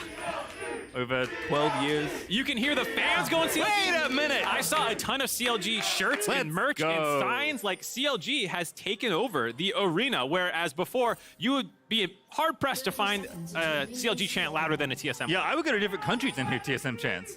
So it's not other esports. Yeah, that's true. Other continents where the TSM is not playing. Correct. See them trying to press in here. And it's really crazy how that, you know, just from the start of the year, that kind of 9th place battle where people were talking about, oh, I'd never let my team end up like CLG that Reggie was saying. And now it's like, well, actually, you kind of want to be like CLG. They're third place right now. Feeling good so far. Minute, as you said, the little feint there from TSM. Poking in, see if they can maybe get something happening at level 1. Just going to get some vision down instead. Is a ward there already to spot that happening, but Contracts is going to be spotted on the Raptors. Yep, and you saw on the top side of the map, CLG has dropped their own ward on the red, and no surprise to kind of see the different pathing set up here for Contracts, wanting to clear bot to top to try and get up to that top side and start influencing that matchup, where for Spica, you don't have any necessarily super proactive lanes that you need to play around, but the most exploitable is probably bot lane, given the lane matchups, and so that's where he's clearing down to. Very common starts. Also, probably don't want to take a 2v2 on the top side of the map. The LeBlanc will be moving a lot faster, so... Ooh, this is a new one. Split screen with junglers. Ooh. Usually it's laners. You know what? I'm sick of laners. We see so much of laners. Look at these clears. Isn't this intense? Whoa, he's got red buff. A little bit ahead of Spica here. It's funny you say this because whenever I see this, I literally just look at mid lane anyway because that's the lane I'm interested in. You were watching the jungler? Oh, I didn't even notice it was the junglers until you said something. All right, these are also not like the most mechanically intensive junglers. Like things like Talia or Lilia or like a Grave, some of the more range ones. You can see how, is fun like people who have to abuse it a little bit more. You can sometimes watch because I think junglers sometimes get a little lazy on optimizing their clears. So it is nice to put the camera on them, but now we're back on lanes. No surprise. Yep, did see also Pala. I believe Trinket swapped early on. LeBlanc obviously very good at putting wards down early because she wants to take W at level 1 anyway for a lane. So I think Pala, Trinket warded and got a sweeper. Did actually clear that ward out, I believe, that was next to the Raptor camp that Contracts was at. So not that much vision taken away, but did at least get a bit of golden XP. Yep. Very minimal amount. Hey, you take those. Palafox is a really interesting person to talk about for me, and really CLG as a whole, but he's kind of a microcosm for it, where they're tied-ish for top 3 right now. TL1 earlier in the day. If CLG wins here, we'll tie them again. As we see, hold on. A little bit of action. Oh, maybe a little late. Ignite already down. W up. Instinct going to be trapped. Contracts flashed on in. First blood. It's for Poom, but it's still going to count as Charm's going to get aggressed on as well. Forced back to the turret. Such a heads-up play by Contracts there. He knows his Raptor pit was warded, and just like me, kind of autopiloting, oh, he's going to be clearing bot to top. He knows that's what TSM will be expecting, so he actually wraps around bot lane for the gank and finds first blood, the monster that Contracts has become in the back half of the year. Taken over yet another early game, finding first blood. And it's so nice because Contracts has always been this player. He's just been pretty inconsistent. And this has been a much more consistent split from him. Yeah, and this is actually perfect for what I was about to talk about, where CLG tied for top half of, third place basically right now. Yep. And Palafox had an interview where he talked about name value. Here we'll take a quick look at Contracts setting this one up. You can see that TSM think that they're going to be covered here and that there's no way a gank is coming through. And so just totally blind the fact that he's coming in behind them. Nice, easy setup. Get the flash early, and then just follow with your E. Actually, just gives him nice. Takes the E back on Rakan a little bit. But yeah, they were a team that, name value-wise, there's not a lot of power on this CLG lineup. Nope. There's not a lot of people who have a lot of history in the LCS except for Contracts, really. And so it's a team that a lot of people just don't have a lot of faith in the players. And when you look at their placement in the standings as well as their individual stats, they are, a number of them, pushing into what should be all-pro voting. Palafox, through the last 3 weeks of the LCS, is #1 in gold difference at 15, #3 in CSD. He's #1 in kills for mid laners. Like, he is having an absolutely incredible split, but you don't hear him talked about as a potential all-pro candidate. It's the same with contracts. He leads the league in solo kills for the last 3 weeks of any position. As a jungler, that doesn't really happen. He has monstrous stats across the board. You see him taking over early games like this. And it's just so interesting to see this team that came up from nothing as a 9th place roster, made only one little change, and now they're making you question who's going to go to Worlds. And I think even beyond that, before you get that far, it's just like when your ballot comes to you this weekend, because we vote after the regular season, like, how are you going to vote for this? Because so many of these players, Contracts, Palafox, even Luger and Poom, top 3 in a number of categories, deserve that consideration. Solo, by the way, you were not kidding about the Solo Ornn. It's a beast, dude. Don't sleep on Solo's Ornn. Little pillar placement there. Could have undone Dokla. Instead, Dokla gets away, but is going to have to TP. Greeds for the wave, but no real threat here. We know Contracts is down the bottom half drift, and Dokla, sorry, we know Speaker is on the bottom half. Yeah, getting ganked by his own jungler, very different. Seeing the recall, Dokla feels a little safer sticking around, picking up that CS. Very good that he was able to grab that and not going to lose his TP for it right away. But yeah, I think for TSM, you know, Solo's been a huge stud for them in the top side of the map. And he had an interview, actually, with Pyrotechnics about how he thinks that there are a number of teams in playoffs that they can beat. He's kind of calling his shot early. One, that he thinks they're going to make playoffs. And two, should they get there, he said there's at least 4 teams. And you can guess CLG, FlyQuest, and some of the other ones about who he's kind of throwing these shots at. So this is a little bit of a preview if they do bump into each other in best of 5s. Yeah. Solo definitely not short on confidence. I think we can safely say that. And so far, so good in his 1v1, 10 CS ahead of Dokla. Bottom lane is where the problems are brewing potentially there for TSM. Already had that first great gank by Contracts. Now some more pressure being applied as Chime is trying to find the enemy jungle, but the vision's been cleared. The dive is a push. An instinct, you've got no flash and no hope to boot. Luger gonna grab the kill this time as Contracts. One more turret shot is enough to get the kill, and now Luger ate one as well. Have to reset, everyone back away slowly as Maple's here to cover. You type worth in chat, though, if your Contract taking the 80 carry out right before a wave crashes on the turret. Maple does cover, so they can't continue that dive. But good play for CLG in the long run, up 600 gold now. Spica doing what he can, attacking on the weak side of the map. Dokla is 6, so Spica's got to be a little careful. Yeah, 1v2, there's the Ornn ulti. Smite as well for Spica for some extra health. Good dodge! Dokla now going to be caught in the cage with both, though. But he wants to go for this, perhaps, here. Feeling confident here. Has Palafox roaming up, but is a little far away. Contract's also here as well. So Dokla with a nice feint, but it wasn't a bluff. And TSM do respect it. Mechanically, nice to watch. Strategically, maybe not worth it. You do end up losing most of the wave to the turret for Dokla there.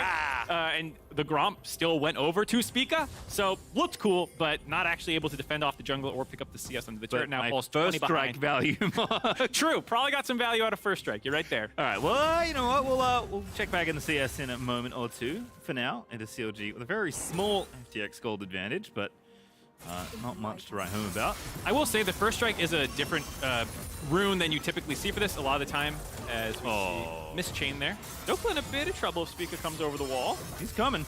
Yeah, there he is. Spica going in. Ooh. Thank you, observers, but Dokla barely buffering out of that one. Yeah, being able to land the hook shot after the knock-up happens, you have to time it so that your shot connects with the wall after you get knocked up. Otherwise, you'll get knocked up out of the movement part.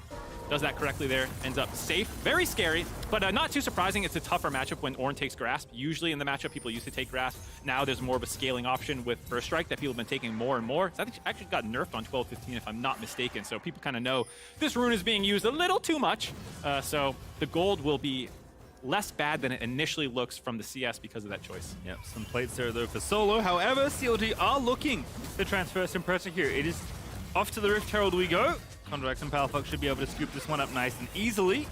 And of course, there are the updated, or I guess, updated power Drakes to take here, but looks like no team's moving towards it, so CLG might even get both if they fancy go down the bottom half of the Rift here with Luger. Feeling good there, Chime eating way too much damage, but not much return. And Palafox on the Maple lands the chain. Doesn't want to keep going. Nope, just getting a little bit of poke there. CLG kind of advancing their win con as the gold lead has evened up after some of those plays in the top side. But with that Rift Herald taken now, we'll see if they want to drop that bot lane, kind of blow that open. Sivir is, it's always an interesting discussion about where you should use these Rift Heralds. Sivir is your best scaling option in theory, but you're probably not winning this game just through scaling team fights. And so if you want to drop that on Dokla or Palafox, most likely to get your side lane 1-3-1 setup moving, because that does feel like the way that CLG is going to advance their game plan the best. Yeah.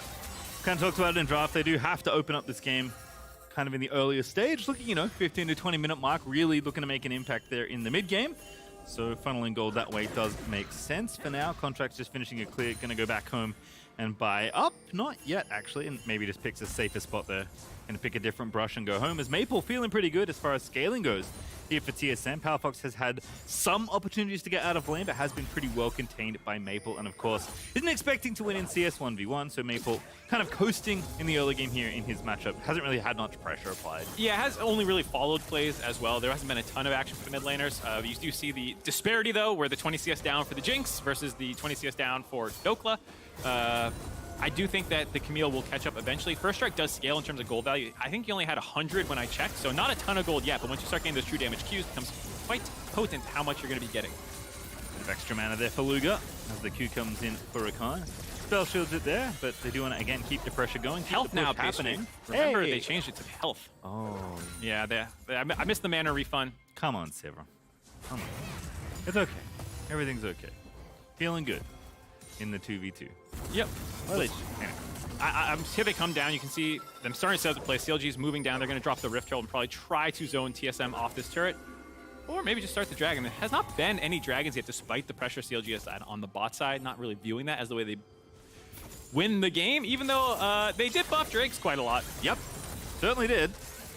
As Contract also still has that Herald, so maybe looking for a little greedier of a maneuver here, perhaps thinking we can get the Dragon after we make a play on the bottom side. But Speaker is here covering this potential play.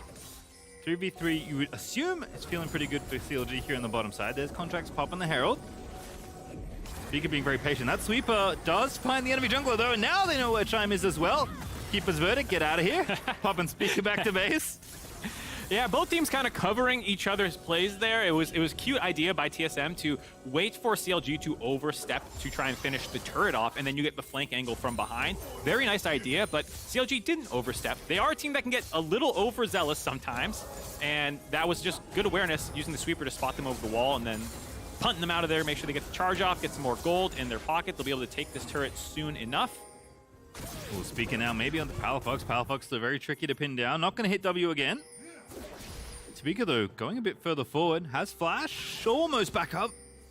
Not quite there. Had the ulti, but Palafox going to walk back to safety. LeBlanc notoriously slippery, though, so I don't blame Speaker for not over-committing there.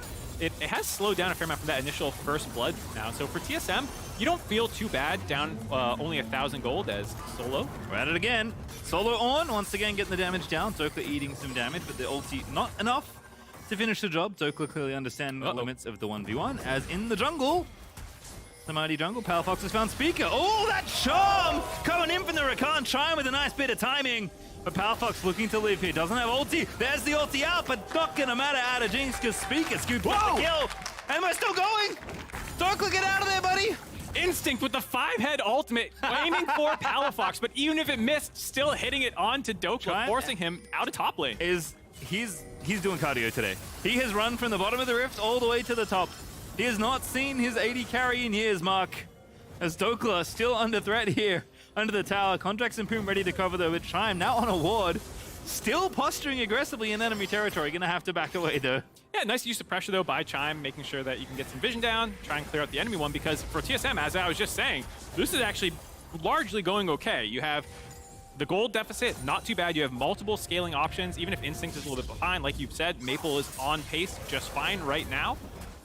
CLG has not blown the game open in any way, so you found this nice little pick off on the Palafox, relieve some of that pressure around mid lane, get some vision out. You know, now they have almost the entirety of the river warded. You can see multiple of their jungler entrances warded out. They don't need deep wards to like try and find where they can make the play by spotting Contracts way ahead of time. They just want to make sure that they know what CLG is doing and keep covering their plays. Yeah, we can see Luga. I mean, he's working on the tower, but not going to be able to get all 5 plates. Maybe we'll still get the first initial bit of gold you get from taking turret number 1, but doesn't have enough vision, doesn't have enough confidence to go down here because he knows TSM's probably in the area. I mean, this is just such good vision. Look, 3 pinks across the entire entrances so that they know that not only CLG has not come in here, but we know that CLG doesn't know where we are. And you can feel CLG being a little reserved, waiting until they actually get prio to move in as a 3-man unit here with Poom syncing up with Contracts, because there's just so much defensive vision out of TSM. And I don't talk a ton about vision, but it's often what I tunnel on when I'm watching the games. And where you're putting it to advance your game plan. If your game plan is scaling,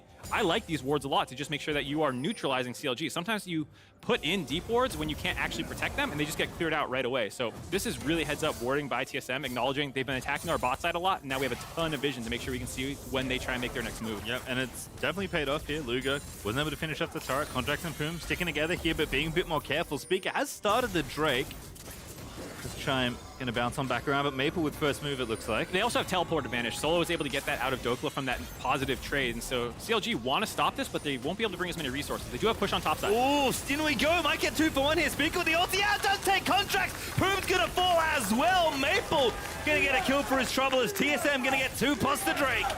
TSM kind of calling the shot where Solo said there's a lot of playoff teams we feel like we can beat, and right now they're looking pretty good. A very heads-up play to start that Dragon with the teleport advantage. They didn't even need it. I'm sure Dokla had that push on top side and was saying, don't worry, he can't teleport. I can interrupt if they try. And so Contract steps a little too far forward. Palafox wasn't actually there to help, and now we get a face check. Yeah, delivers the cat. Instinct has to flash. Luger. Nice little play there in the shrubbery. Is maybe going to get the tower off the back of this as well. So that would be more gold over to CLG as TSM have actually flipped that gold lead back in their favor. It's not a big one. And Instinct is going to come back to scoop up this wave without losing more. But not the early game we wanted from CLG. Certainly not the one they wanted, given what they drafted here. No, I think it was a couple of right ideas that have just not gone as far in the direction as they wanted. They've clearly targeted bot side as where they wanted their pressure to go. I wasn't sure if they were going to go top lane or not, and with first strike, Camille, obviously not the play to play around. He's been on the back foot for the most part. And in this Rockhat flip the switch replay, you're going to see exactly how they actually turn this on the bot side, able to just get right on top of Contracts, drop a ton of damage, and blow him up. Then they get Poom before he can reconnect onto Luger, force him out, grab the Dragon, 2 for 0. Like, this is a huge turnaround for TSM. Yep. CLG at least will make the play on the top side, get the second Rift Tower for themselves. But we'll see what value they can extract out of it. It got them the lead they did have, basically, after getting the Herald and dropping it. But TSM have done such a good job just controlling what CLG have been trying to do, to your point about vision. Also, just the way they've approached this game to kind of lose the minimum or stay even. They have floated this early and mid-game very well, I would say. And that's setting them up beautifully for Instinct, Maple, and Solo to kind of take over when their team kicks into high gear. Yeah, I mean, now they're getting some pressure down the top side as well. They're moving their resources around pretty well. I mean, you have the Jinx on the safe side of the map, and while it's not pretty in the CS deficit, for the most part, you've stemmed that bleeding, and now it's just about getting the gold when you can. You really have no pressure to really contest CLG on anything for the entire game except Baron, because there's no Dragon stacking, Rift Heralds are gone, there's still a ton of outer turrets for you to grab. You don't actually have any down yet. And so for TSM, the game plan should be getting vision out, seeing where CLG is trying to put their resources, and then actually shifting away from that. You do want to defend things like mid lane outer. Of course, not saying totally just abdicate the area, but at least find your own gold. Contracts again here. It's a 2v3. Palafox also roaming on in, but the counterplay from TSM is too good. Instinct takes out Contracts. Speaker takes out Palafox, and TSM just keep tracking CLG down. Oh my god, they see that coming over the wall. It's a nice idea by the two of them, but too many of TSM's resources were to help cut him off, and the nice ult by Maple shoves them off and keeps them alive long enough for Chime to come flying in. TSM, honestly, they're the ones putting the counter in Counter Logic Gaming. They've done such a good job of basically baiting CLG into their tendencies, into the, they know they want to play aggressive and try and find plays. TSM has kind of been waiting, except for Solo, by the way, who's getting it all started by himself. Solo, baby! Solo's down, Dokla! Solo finds a solo kill, flashes the surrender flag. He's throwing all the shade at them. Really backing up his trash talk right now, and TSM now 2,000 gold in the lead. CLG are going to have to start trying to find some tricky angles here because the brute force strategy is not working. Oh, I mean, it is for Solo, but everything else falling apart a little bit here in this mid-game, which is where we expected CLG to really find their footing. Game certainly not over. FTX gold advantage up now to 2K, as you said, which is respectable for TSM, especially given what we expect in terms of scaling. But CLG are very tenacious. We'll say that much. They're a team that's going to go down swinging. And so if you're TSM, just because you have the gold lead, you can't start backing off and feeling safe. Yuumi ulti, but Chime with the counter angle again! They just keep on finding it. Scoop in there from Maple. Chime going to get the kill, and they'll make it too because the cat was attached. TSM finding the bot lane of CLG, hanging out just a little too long into the turret, thinking the Yuumi will stop the push, but they finish off the turret. They get the 2 kills. A nice wraparound by Chime, who's been all over the map. Looking like a pretty cohesive unit right now. I was gonna say, this TSM were a lot of fun to watch. We got the spicy solo in the top side. We got reserved Canadian Chime, but awfully good at finding angles and playing with this team. Speaker feels like he's more at home alongside Maple, and Instinct, serviceable, right? You can't ask much of a player stepping on from Academy very late into a season, and TSM, as you've said, still in position to make playoffs even if everything crumbles around them. And right now, that is not the story. TSM are very far ahead now. Uh-oh, hit a pause. Groans from the crowd. That's what happens. Can't let TSM get a lead. Unfortunately, gotta shut it down. Sometimes people put in chat what the pause was. Some of the junglers like Santorin are very kind. Yes. Nothing from Nothing these. yet? Nope. Spica hates us, doesn't want to tell us what's wrong. I don't even know if TSM paused. Could be contracts. Both of them. One of them hates us and doesn't want to. One of the junglers. Yeah, one of the junglers. It's the jungler duty. Yeah, I was gonna say, your job is to navigate the early game with your team. Navigate the broadcast. And tell the broadcast why his pauses happen. Yeah. So, like you were saying, though, TSM looking incredible. They have a bug investigation. Uh-oh. Well, I wonder what it is. There was nothing really happening right then. Is it going all the way back to the tower dive? It would be a while ago. I don't know. We'll see. Could be one of those bugs that's like long lasting. Like I can't auto attack.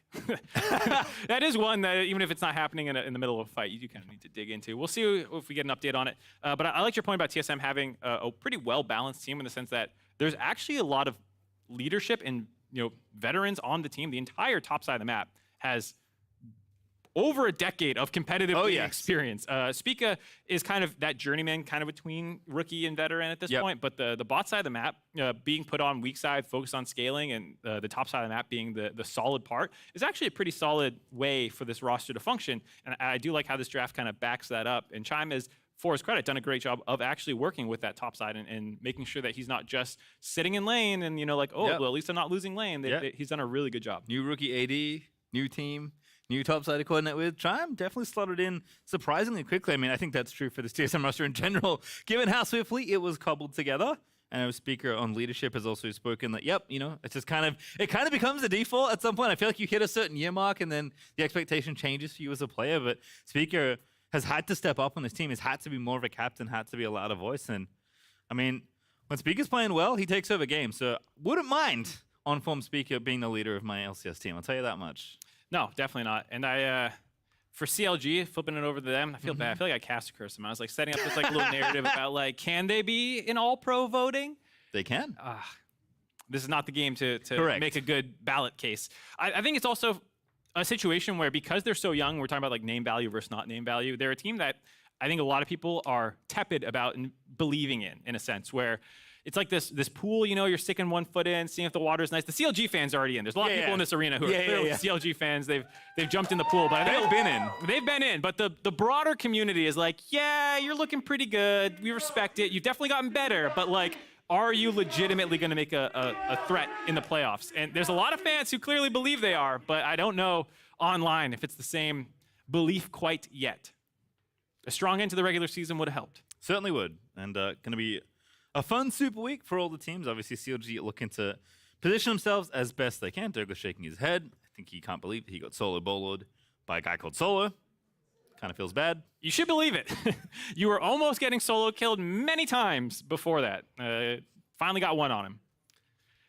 I know you made the solo bounty hunter joke when he came back on in to the league. Yeah. Do you think he gets commission from the team when he gets solo kills? No.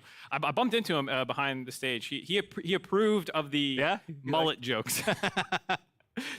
I think at this point in Civilization, if you have a mullet, you're doing it intentionally, ironically, for the most part. I mean, it takes a while, right? It's a pretty intentional. You don't accidentally get a mullet. Exactly. That's what I was gonna say. You just wake up and be like, oh, I guess that's my hair today. It's this is a choice. I also wonder if he had it while he wasn't on camera, because it's very funny, coming back after not, being on an LCS team for a lot of the year. People haven't seen you in a minute and they see the mullet. But were you rocking the mullet off camera? I mean, he posts quite a lot on social media. It's out there.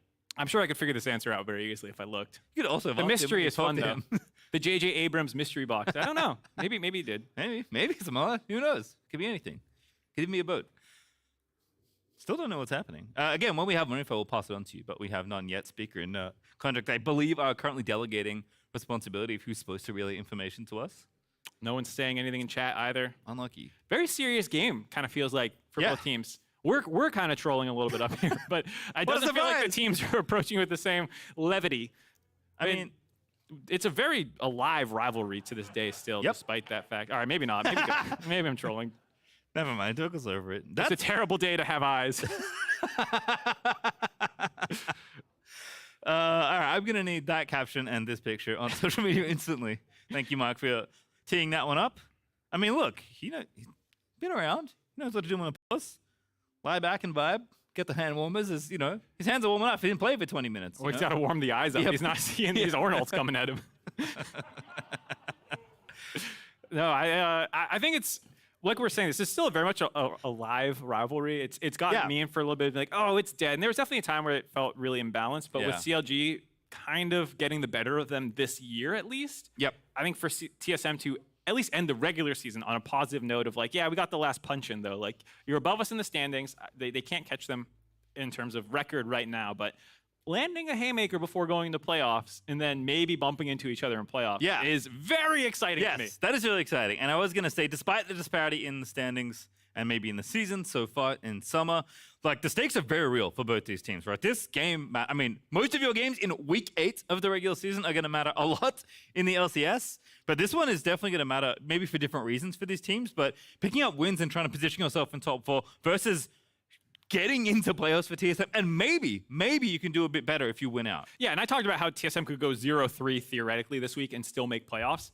It gets a lot more certain if you win one of these games. They're already one game ahead of 8th place. They're in 7th. Yep. And there's a number of people who they have 1-1 records against everyone below them in the standings at least. So if they end up tied versus anyone, they are guaranteed tiebreakers basically. And so teams would have to win 2 more games than them this weekend to pass them in the ranking. So if you win a single game, that means other people, multiple other people, have to go 3-0 to stop you from even getting a tiebreaker. So basically for TSM, winning this game almost guarantees playoffs. It's not a lock. It's one of those weekends where everything kind of depends on everything else. It's really fun, so you can't make any certain statements. But yeah, this is looking pretty good. Speaker has also employed the lie back and relax strategy, although he doesn't have the hand warmer tech. Maybe Dokla should share that one in chat.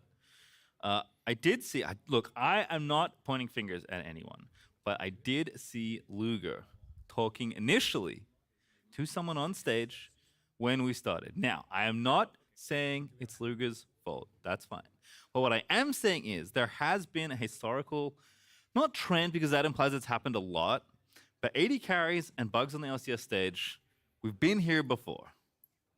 We have been here before. It's not been the same since Bugcatcher Sneaky left us. Yes. So I got an update while you were talking. I'm sorry I did not listen to you. I cannot bounce off what you said, but I did hear that Luger was thinking that there might have been a bug with the Azir ult on that dive, pushing him in when he spell shielded it.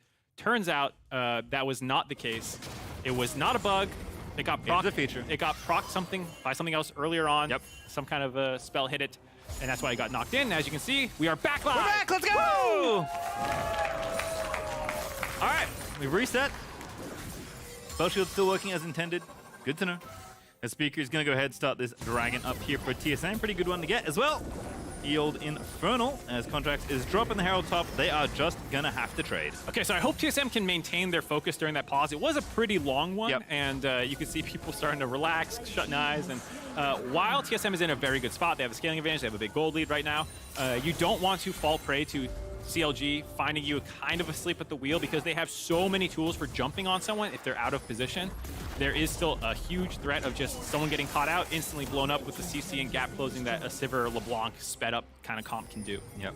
Shelly with the right hook, by the way, takes out the tower there to CLG. So Luke getting some gold back, cutting that gold lead down to something a little bit more manageable. As Solo continues his aggression in the other side of the map up against Dokla. I'm sure we'll see a lot of that throughout this contract. So with a very sneaky little play, setting it up and knocking it down, it's Pala with the shutdown on Chime. And there you go. I was talking about CLG's comp has a lot of pick-off potential. If you walk into this jungle, stunned up, instantly killed, only onto Chime, not the most important member, despite Chime, being 2-1-6 now. Very respectable amount of kills on the Rakan. It does give them an opportunity now to start putting some more wars down, get some vision back on their side, but TSM That mistake is not going to end the game. They're still in a strong position, but you got to start cleaning up that play a little bit, working between Spica and Chime at the same time, making sure that Rukan probably should not be the first one in. Probably not. I have noticed the trend of people that walk into Fog of War are the ones getting killed. Not that surprising, I suppose. Very astute observation, Pastry. That's what almost a decade of casting League of Legends has done for me. I can't wait to see your published findings of other things you've noticed. These trends, these correlations. All right, well, it looks like Poom's been permanently attached to Context Rival. Going to detach now, walk on over back to Luger, where he started originally. Obviously, we are going to have a slight lull here for the next 3 minutes or so as TSM have their eyes on Soul Point. But I imagine teams aren't going to want to let Round that one two? Go. Don't walk into it. Poppy's always there. No, they did it right this time. Spica went in first. Nice. Chime's like, hey, buddy. Yeah, let me show you something. it was almost a sequel to that movie, but they played this one right. Let me show you something. Oh, Speaker actually looking for the seal. Doesn't get to get it. Uh-oh. Going in a little aggressive. Battle Song pop. Chime's like, gotta get you some movement speed over the wall. Get out of there. Still the strong side of the map for TSM. You see Dokla on the bot side, so nicely played by CLG to stuff Spica and get a good chunk back on them, kind of force them out of their side of the jungle. Can't force the fight without Dokla TPing in, so they're just happy to play a little bit of defense and buy Dokla some time to scale up. He did fall massively behind. I was giving a copium take about like, don't worry about the CS lead, you have first strike. He was like 1,000 gold behind the last time I checked a minute or two ago, so does need time to scale up so you actually become a bit of a threat because he has fallen behind the pace of the game a little bit. Yeah, we'll see how it goes. Find Thunder done. Oh, there's the Hydra done as well, but gonna want more. Obviously, Dokla will be playing for the side lane, especially with these first two items here. And eventually he will overpower the Ornn. But Solo's had a great time here on his trusty tank in the top lane as TSM continue to defend the mid turret. 2 minutes until that dragon is up and available. And TSM continue to play nice and steadily here. Yeah, Mountain Dragon is very good for their composition. You have insane DPS and front-to-back team fighting, so your biggest threat is flanks and getting exploded against things like LeBlanc. So Mountain Dragon, very important for CLG to deny. Even just a single one starts to be a little bit more obnoxious now with all the buffs that came in on 12-14. There are a number of people building some resist, not a ton. Solo will obviously get insanely tanky. Chime's picking up a couple items, working on his Zonias, looks like. Fancy one, I like it. Obviously knows that he is one of the people first into many fights. So wants a little bit of personal, bit of selfish safety, let's say. TP on in, Contract's gonna get aggressed on. It's Maple that's scooping on down. And once again, it's gonna be a 2-for-1 special markers. That's Contract's dead, and Poom swiftly to follow there at the hands of Maple. Yeah, now 24 minutes in, no smite available for CLG. TSM instantly start moving up the river. CLG will have to find a big 3-man contest somehow, otherwise this game is over. Dokla also roaming up, kind of shadowing Solo there. He's going to get the ulti down. Luger maybe can get on in for some damage. Pops the ulti. They want this kill, but Solo's going to be fine. Flashes over. The tower dive is not possible. And CLG still have to contend with this Baron. Does force Solo out. He has TP, so if there's a ward, there's none in the pit right now. There's one in the jungle, actually, that he can come back on. Oh, Palafox, no ulti, but can he find the poke he needs? Taking a little bit too much damage. They're going on in for it. They're diving on through. Insixo taking out Dokla, and TSM have just stood and delivered at the Baron. They'll take the kill. They'll take the buff. TSM riding on to victory at this point. Almost a 5,000 gold lead for TSM after that play. Just 25 minutes in, they're looking good for picking up their 6th win of the split, climbing closer to that 500 mark. So far, so good. Let's see how much damage they can get done with this Baron, but CLG just not enough resources there to contend for that Baron. You kind of have to make the play. It's not the one you want to make, but it's the one you had. It was a decent idea if Dokla and Luger could combine together to kill Solo. That's one of the big frontline members down. Then you can focus in a 3v4 at Baron that maybe if it gets sloppy, you can stop them. I did like the idea, just too far behind, not enough damage to finish him off. This also means that TSM grabs this dragon very easily, and now they are so far ahead, it feels borderline unlosable. That is an attempted caster curse, because I still need TSM to finish 7th, so that Spica is not right about me losing my job. That's true. It keeps happening to you. I thought I was in the clear, but now they're like, you know, FlyQuest winning does help me a little bit. You know, that was big for avoiding losing my job, but yeah, TSM making me sweat a little bit. All right, well, certainly the same for CLG here as TSM racking on the gold up with the Red Bull Baron buff. Contracts in trouble. Pops the W, walks away because TSM are about to bust through the bottom side of the rift. Doka with the flank angle, but what's he really flanking? Solo is just such a good frontliner here. Yeah, Maple also marking that flank. It's so hard for CLG to find an angle when it's a grouped up ball like this. They're extremely short range. As you see, Palafox is kind of the only one who can go in and pop back out. Everyone else, when they're in the scraps, they're going to stay in there. So very hard to defend a siege by TSM here. Good little slow there on the Palafox, making sure LeBlanc couldn't dive back in, and TSM just smashed through the bottom half of the map here. CLG gonna lose that inhib. Gold's gonna keep on going up for TSM. You see Dokla breaking away to go for objective bounties instead. Probably the right call in the end. Gonna get some gold back for himself and his team. Grabbing that one. Objective bounties still active. After that, see if they can get some more, because otherwise TSM is so far ahead. There's still a chance, in theory, with LeBlanc Camille locking down Maple or Instinct right at the start of the fight, and then having the Sivir carry.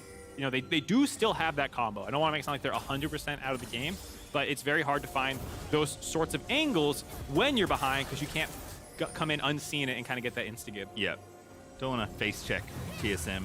Unfortunately, that's going to be what will happen in 3 minutes or so, if we even get there. Palafox with a big combo onto Instinct, but not enough to get the kill here, as ultis keep on ripping out, but this one is blocked. Baron's wearing off, and TSM are going to back away. Maybe look to take a staggered reset here, and they know their goal is to get this Mountain Soul. Not much else they have to play for. Nice and steady right now for TSM.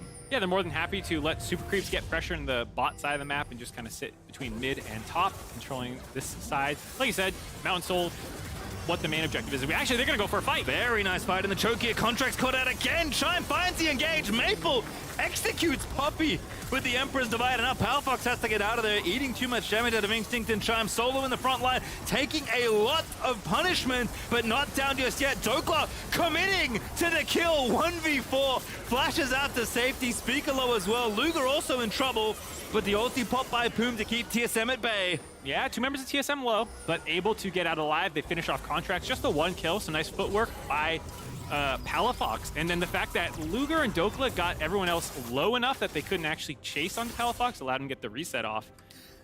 You can see the potential of CLG's comp if things go well. Still a little bit, even in late game. So I think that's a good moment for TSM there to make sure that their fights are clean when they engage them. They did find that kill, and like you said, the Mountain Soul is the main objective up in 2 minutes. I still like the aggressiveness, though. Oh, yeah. I don't like when teams are like, oh, our next major objective is in 2 minutes. If you think someone's out of position, kill them. So I'm more than happy to see TSM try to take that fight. Yeah, we'll check in a minute 40. Have a look at the flashes. Not there just yet, though. Dokal's certainly not going to have his. Have to try to make that play and have to make the great escape via Solo, using his ulti. Contracts at least gonna get his Gromp. The blue buff, though, maybe forfeit here to Speaker, who's 5-0 and 5, by the way. Palafox really wants the blue buff. The Speaker's gonna say no. Yeah, I think Speaker had a good game. Avoiding the early pressure by CLG and trading for things like that Gromp and kind of only defending when necessary, and allowed himself to get nice amount of farm advantage over Contracts and then convert that into plays when those opportunities arose. He's done a good job playing goaltender for the early part of the game, and now he's been hungry looking for angles to blow people up. Oh, it's just no use there. Palafox can't even defend his LeBlanc Instinct. Actually on a killing spree, picks up one there. There's the counterplay though as Maple finds the ult flash to escape. Maple with the nice ult flash combo, making sure Palafox is the only mid laner dropping, and TSM still have pressure on this top side, meaning that if CLG does not answer, they could get their second inhib right here. Contracts no ulti. CLG gonna have to play this 3v3. TP back down though. Contracts going in onto Speaker, but Speaker just presses the ulti button and he's gonna spin around. CLG flashes in, gets a double knockup, dies on the back end to Luger, but Luger taken too low to defend here as Dokla's back, but TSM get what they came for. They're taking out the second inhib off of CLG. Playing aggressive, I like it. Speaker flashes in, doesn't find the kill, maybe could have flashed out, but saying, if I get this kill, the game probably ends. And I do like that mindset. I think when teams who have a scaling advantage get ahead, they start looking for, they're like, oh, well, we can't throw if we just play safe and slow, and so they only start taking guaranteed fights. Oh, you can throw.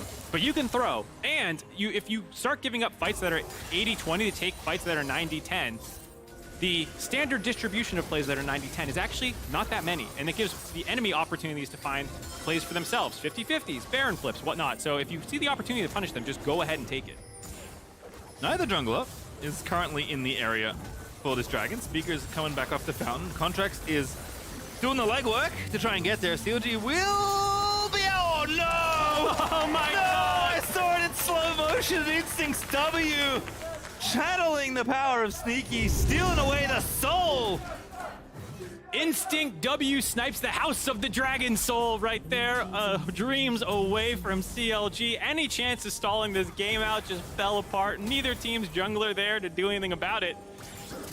Nice job by Solo getting a little bit of an interrupt to make it dicey for Luger to stick around just hitting the dragon. I think that was one of the things that helped them get it. Now they're moving up to the Baron as well. Both major objectives claimed for the final push. Just yeeted them off the rift. There for TSM. What do we say to the Dragon Soul today, Mark? For CLG? Not today. Not today. I mean, this is what happens when the jungler's not in the area. Instinct's just like, oh yeah? I was trying to remember the Game of Thrones quote when you said it. I was like, wait, is it not? It is not today. Yeah. I got For TSM, though, they're ready. They were ready. Ready to win this game by the looks of things. Yeah, they're pushing aggressively. They have the open bot inhib, but they're staying 5-man strong right in front of this last inhib turret. Yeah, just doing it academically.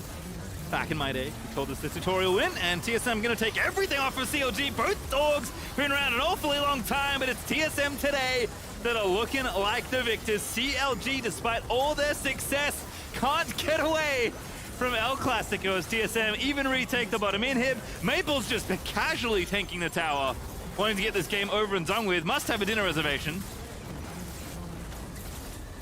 Oh. Forcing CLG back, not quite able to end the game. All 5 still alive. CLG are gonna have to look for an opportunity to go here because TSM are more than happy to sit on their double super creeps. Yeah, Contracts has to go, but he doesn't have much hope of this play working. Still have to try and make it work. Luger actually took out Speaker. CLG may have found something. Power took out Instinct, and CLG are keeping themselves in this game.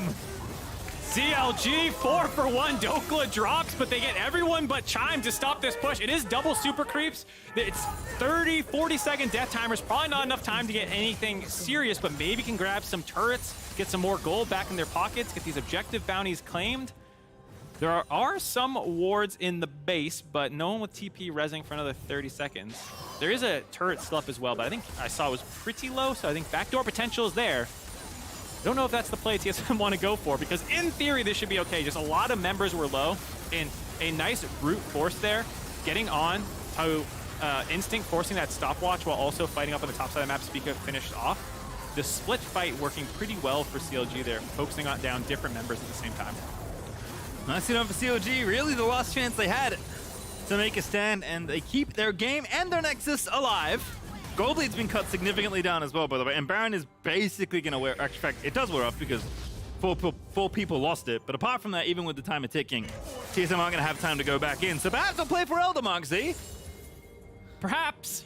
Or TSM go back in and end the game. That's what they want to happen. I think you can see them as their 5-man charging down mid lane are of the right mindset of, let's not flip an Elder in 2.5 minutes. Let's get aggressive and sit on them with double super creeps again, and just now that our ultimates are all back available, they were lacking quite a few in that engage, so I don't think Chime had his charm to stop the shorter range champions, but it is one of the main defensive tools that they have is when Dokla goes in or Contracts or Palafox, you can kind of charm them up. So should be an easier time to siege now, but sometimes you get in these situations where you just get overzealous trying to end the game. You can see how quickly Sivir clears his waves with Ricochet. It is 5-item Sivir, by the way. Luger is ready to go.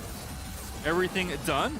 Everything plus the boots all lined up here. Ulti out of Solo. Love the coverage here for TSM, but Contracts, he zips on out of there. Chime still trying to find a Contracts, flashing away. TSM diving in to try and end the game, but they need to kill Luger. Sivir still alive, but the turret's now dead. The Nexus exposed. Contracts low as well, and TSM straight through the front door. Take out CLG.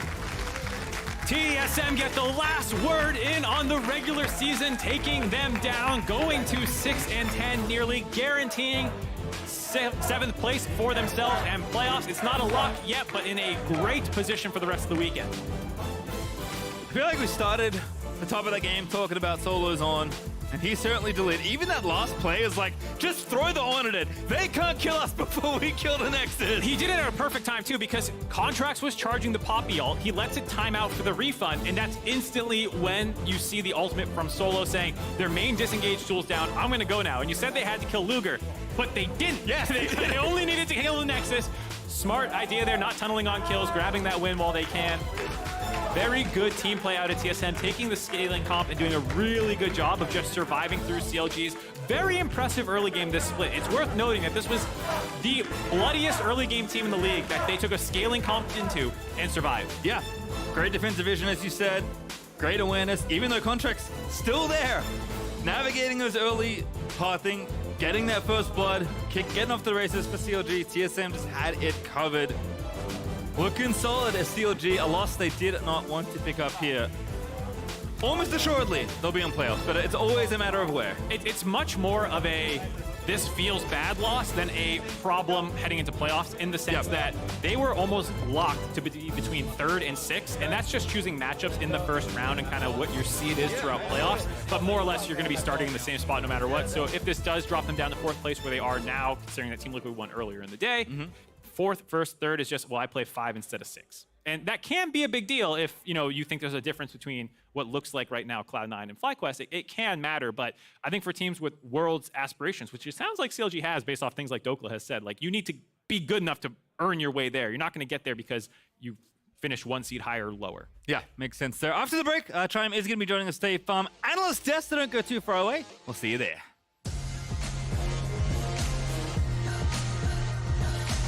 Contracts again. Here's the 2v3. Palafox also roaming on in, but the counterplay from TSM is too good. Instinct takes out Contracts. Speaker takes out Palafox. Yumi ulti, but Chime with the counter angle again. They just keep on finding it. Scoop in there from Maple. Chime gonna get the kill, and they'll make it too because the cat was attached. Taking a little bit too much damage. They're going on in for it. They're diving on through. Instinct though taking out Dokla, and TSM have just stood and delivered at the Baron. They'll take the kill. They'll take the buff. TSM riding on to victory.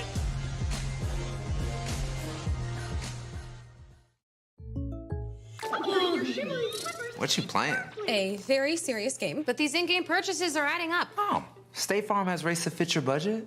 Mega Sparkle! Like a good neighbor, State Farm is there. Call or click to get a quote today.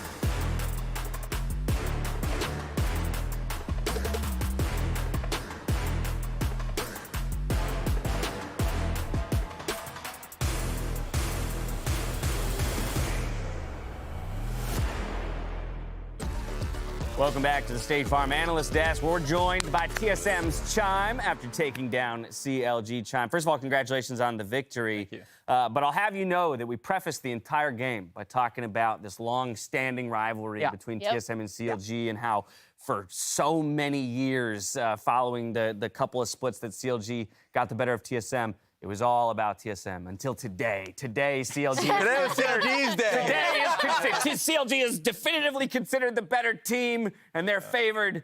And then you dispatched with CLG right as we were trying to rebuild the rivalry. So what kind of responsibility do you hold for keeping down CLG here? I mean, I'm new, so I feel like I don't really count in rivalry yet. You know, I just showed up, so I didn't really I wasn't really invested in the rivalry until we won. So now I can care. Now you can care. Yeah, if we lost, I'd be like, oh, I don't care. But if we won, I'm like, yeah, of course. One thing I noticed, a lot of the plays that kind of got you ahead in early to mid were basically forcing these skirmishes where you guys would collapse or you'd be playing with fog. Who was calling for these plays to kind of catch CLG out? I think it's just collaborative effort because we realized we're not winning around either mid or bot convincingly. So strategies I've had on past teams is you just try and pinch them between rotations, create numbers. And so we were just anyone who could see it, the Dragon, for example. We said, I was like, oh, let's take this blast cone over. We can pinch them here. And Speaker said, yeah, okay, yeah, go now. And then, yeah. So I think it's just across the board, generally, who has the tools can go. Nice. My question to you is kind of adapting as the game goes, because you're right. Bot lane, mid lane for the most part, not very active, though being able to catch LeBlanc as she was trying to dive into the jungler was one thing. So that that was fun. Who is the major caller? Because you were kind of hand-holding top lane for a little bit because Ornn was just smashing the communal. Solo bolo. So did you yourself just okay, I'm gonna go top because it seems like that's the winning matchup for us, or was Solo making the call in that instance? No, he's generally not super vocal. He says when he needs to, but he's usually not calling too many resources. So I just realized that Ornn was running really hard, and they said they did after they dove or zoned Camille off a bunch of waves. So I just went top and put some wards down because it looked like he was winning. So I was just like, yeah, do your thing. Okay. And how has it been since coming onto TSM? Trying to because it seems just off the gameplay itself, you guys have really gotten better. How has it been behind closed doors that people haven't been able to see? I mean, I think since we're probably the newest team in terms of last minute changes, we're doing everything that all the harsh lessons you got to learn. We're learning them still the past few weeks. So I mean that sucks, but is also the best hurdle to get through as a team, I think. That makes sense. Can you share any of those lessons? Stop getting dove bot. Hey. Yeah. It counts. Yeah. For you individually, you were kind of one of the players that we targeted already before as someone who was kind of ready to make it back into LCS. What do you think you've improved the most about your game from going back down to Academy and then coming back now in LCS for TSM? I think my spring of 2021, I was a shot caller and I was the leader in Academy. And then I came to LCS and there's all these big names I'm playing with. And I was kind of I think I let my nerves get a bit the best of me. So I was I have Stixay, Licorice, people like that. So I'm okay, I'll just take a back seat. If they want to call it, I'll go in. And a lot of the time I think it was bad for me. So now I know what's good for my champ to make sure I'm always useful in the game. And then I can just be more of a shot caller for what's good for me. I think that's probably the biggest thing I've learned. Very cool. I have a question a little bit more around how you guys are talking about and viewing the split at this point. Obviously, when you were brought in and from memory, you guys were outside of the playoff picture. Now you're actually well within the top 8. And so I'm just kind of curious over the last couple weeks and up till now, how the conversations behind the scenes have evolved from, trying to save a split to now, oh, wait, holy crap, we're taking down teams like CLG and starting to look like we could be, a dark horse or a threat from the lower bracket in the postseason. Yeah. I mean, I think you mean talks around the office or talks to fans? Yeah, so when you 5 get together and you're talking with Chawi and you I want to know what the conversations were a couple weeks ago when you first joined around what are our goals? I imagine it was kind of a salvagey, we're just trying to cobble together, this is my imagination. So correct me if and when I am wrong. And then how the conversations are going now, because You mentioned while you're one of the newest rosters to come together, you've been finding wins where, for example, a team like Golden Guardians, who has also made changes, has not been finding those wins. And so I imagine that just changes the way both teams, both orgs are talking about their splits at this point. Yeah, I mean, when I came in, they weren't like, hey, we're aiming for, X place, so just like make 8th and hang in there kind of thing. They didn't give me like a straight up speech. They just like, play your best. This is the roster you're working with over the next few weeks, at least. And yeah, just like go forwards with that. So I never really had like a deadline of like, you should get this place or like whatever. Yeah, I mean, honestly, it's just been like kind of roll with the punches. Fair enough. Yeah. You mentioned when you were on Golden Guardians in LCS last year, you said the nerves kind of stopped you from being the shot caller. How's that comparing to now? Like, are you feeling like you found more of your voice, or are you still under a lot of pressure? No, yeah, I feel like I found my voice. I feel like the broken thing about joining a team that's losing is like, you can try new things, right? And not ever, like if I join a winning team, they say just like win, don't do anything bad, just win. And so yeah, I have so much more freedom now, I think, because like, we were like a negative win rate team, and now we can do so much more because we have the freedom to do so. How much of a threat do you think you are? There we go. For the rest of the teams in the league at this point? I don't know. I think I'd rather teams just underestimate us. But I think we have a solid shot at making playoffs. It's just like 5th and 6th really ease that chance at running through playoffs. We don't want to we're still like working together as a team, so we don't want to run into like 100 Thieves or something like that, like right off the bat, Yeah. Like the top 2. So like 7th and 8th, I'm pretty sure have to do that. So 5th and 6th is a lot easier, so we can have that time to work like as a team. And kind of zooming into just, your laner, working with Instinct. How's that been? Because I know at the beginning, I'm pretty sure you're roommates with him as well. Yeah. And so like at the beginning, you guys are working towards the same goal, but now you've kind of been in LCS scrims for a little bit. How has it been evolving with you guys? Yeah, it's been good. I think just like figuring out the meta and watching other regions like together has been really helpful. And then we have like prep before scrims sometimes of like, this is the champs we want to play. This is like how we want to draft around bot and how we want to play around bot. So I think we've like started to find a better identity as a duo. That makes sense. Yeah. Awesome. I have a little something I want to show you. Okay. We're gonna pull this up on Are you screen familiar here. with their habanero bet? Yeah, I was gonna say, I don't know how closely you've been paying attention, but there's some skin in the game here on the desk for how TSM 0% performs. Oh, we are good. So early in the split, there was a bet made between 3 people on the desk, and it was about picking a team that will make top 5. Okay. Right? And so basically, if any of these teams don't make the top 5, the person whose name above them would have to eat a habanero. So Raz, who picked CLG, is now guaranteed. I gotta zip up my jacket. CLG's It's getting top pretty 5. cold in So here. He's safe. There are 2 people in peril. One is Mark Z. He voted for FlyQuest, and Jad had picked TSM. You guys have helped the odds, because in order for you to be top 5, you need to win every game. Yeah. And C9 has to lose every game. Okay. And there's a few other things. So, I mean, you scrim against other teams. We got C9 Immortals. I need Immortals to win. Yeah. I'm sure you'd like it too. What are the chances? What are the chances Immortals takes down C9, you think? Immortals taking down C9? Yeah, that's the next game. It's about to play. It's about to play. They've been ramping up, and C9 have been ramping down. So I feel like trajectory-wise, it's probably makes sense. Yeah. Boom. There we go. So you're saying it's like locked up. It's like a 3-1%. Good to go. Yeah, that 96. All I'm at. Oh, Lordy. Let's see, secure top 8. Lose a game, just mess with him. It's just like, just so I get to see him eat a habanero, I think that makes sense. It works For the both for content. all parties. Yeah. Absolutely. It has been a day of upsets. Absolutely. It really has been a day where we thought everything was kind of all locked up, and you're a part of that problem. My bad. No, not at all. You're keeping things interesting, and that's what's important. I'm being told Cloud9 Immortals are basically ready to go. So as we head out to the arena for our final game of the day, Ken V reflects on the team's growing synergy as they enter Super Week. Check it out. Thank you so much. During our break, that 2 weeks, we're pretty thankful about that. I learned more about my teammates. I observe what they want to do, adjust myself to play around that, and when we got into more synergies, I think we got better as a team and we can compete with top teams. But he ain't gonna get much except a nice golden tombstone. Revenge looks for more. Blabber stunned up into the wall, and I am My experience in stage in the first of my split is I was pretty nervous mostly, not make mistake. But I compare now is to I mostly like I don't have nerves anymore, and I'm comfortably to play more, and not scared of anything. You're gonna go for it. What is it? The best gank E-start. path is the ones your opponents can't expect. Instinct! A little more damage will do it, and it's first blood to Immortal. Hello again. We're here for the final game of the day. Don't worry, LCS fans. It is Super Week. If you didn't hear Mr. Zimmerman, It is. It is. I know. We're gonna That's be why I'm here on Friday? Yeah, that's why you're here on Friday. Oh my Hopefully God. that's why you're here on Friday too. Welcome. Happy to have you. Last game of the day, C9 and IMT.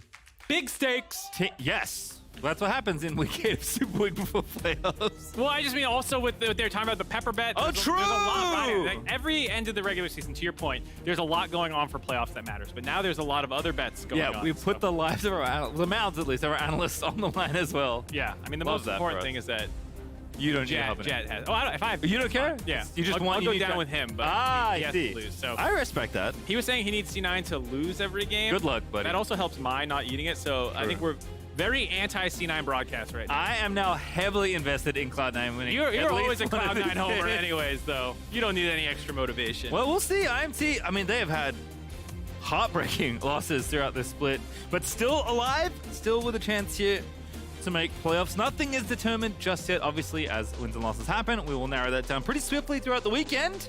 They are also one of the few teams that has a 0-2 against some of the other teams in that bottom 4 situation. They're 0-2 against not good. Golden Guardians, who are fortunately the lowest in wins.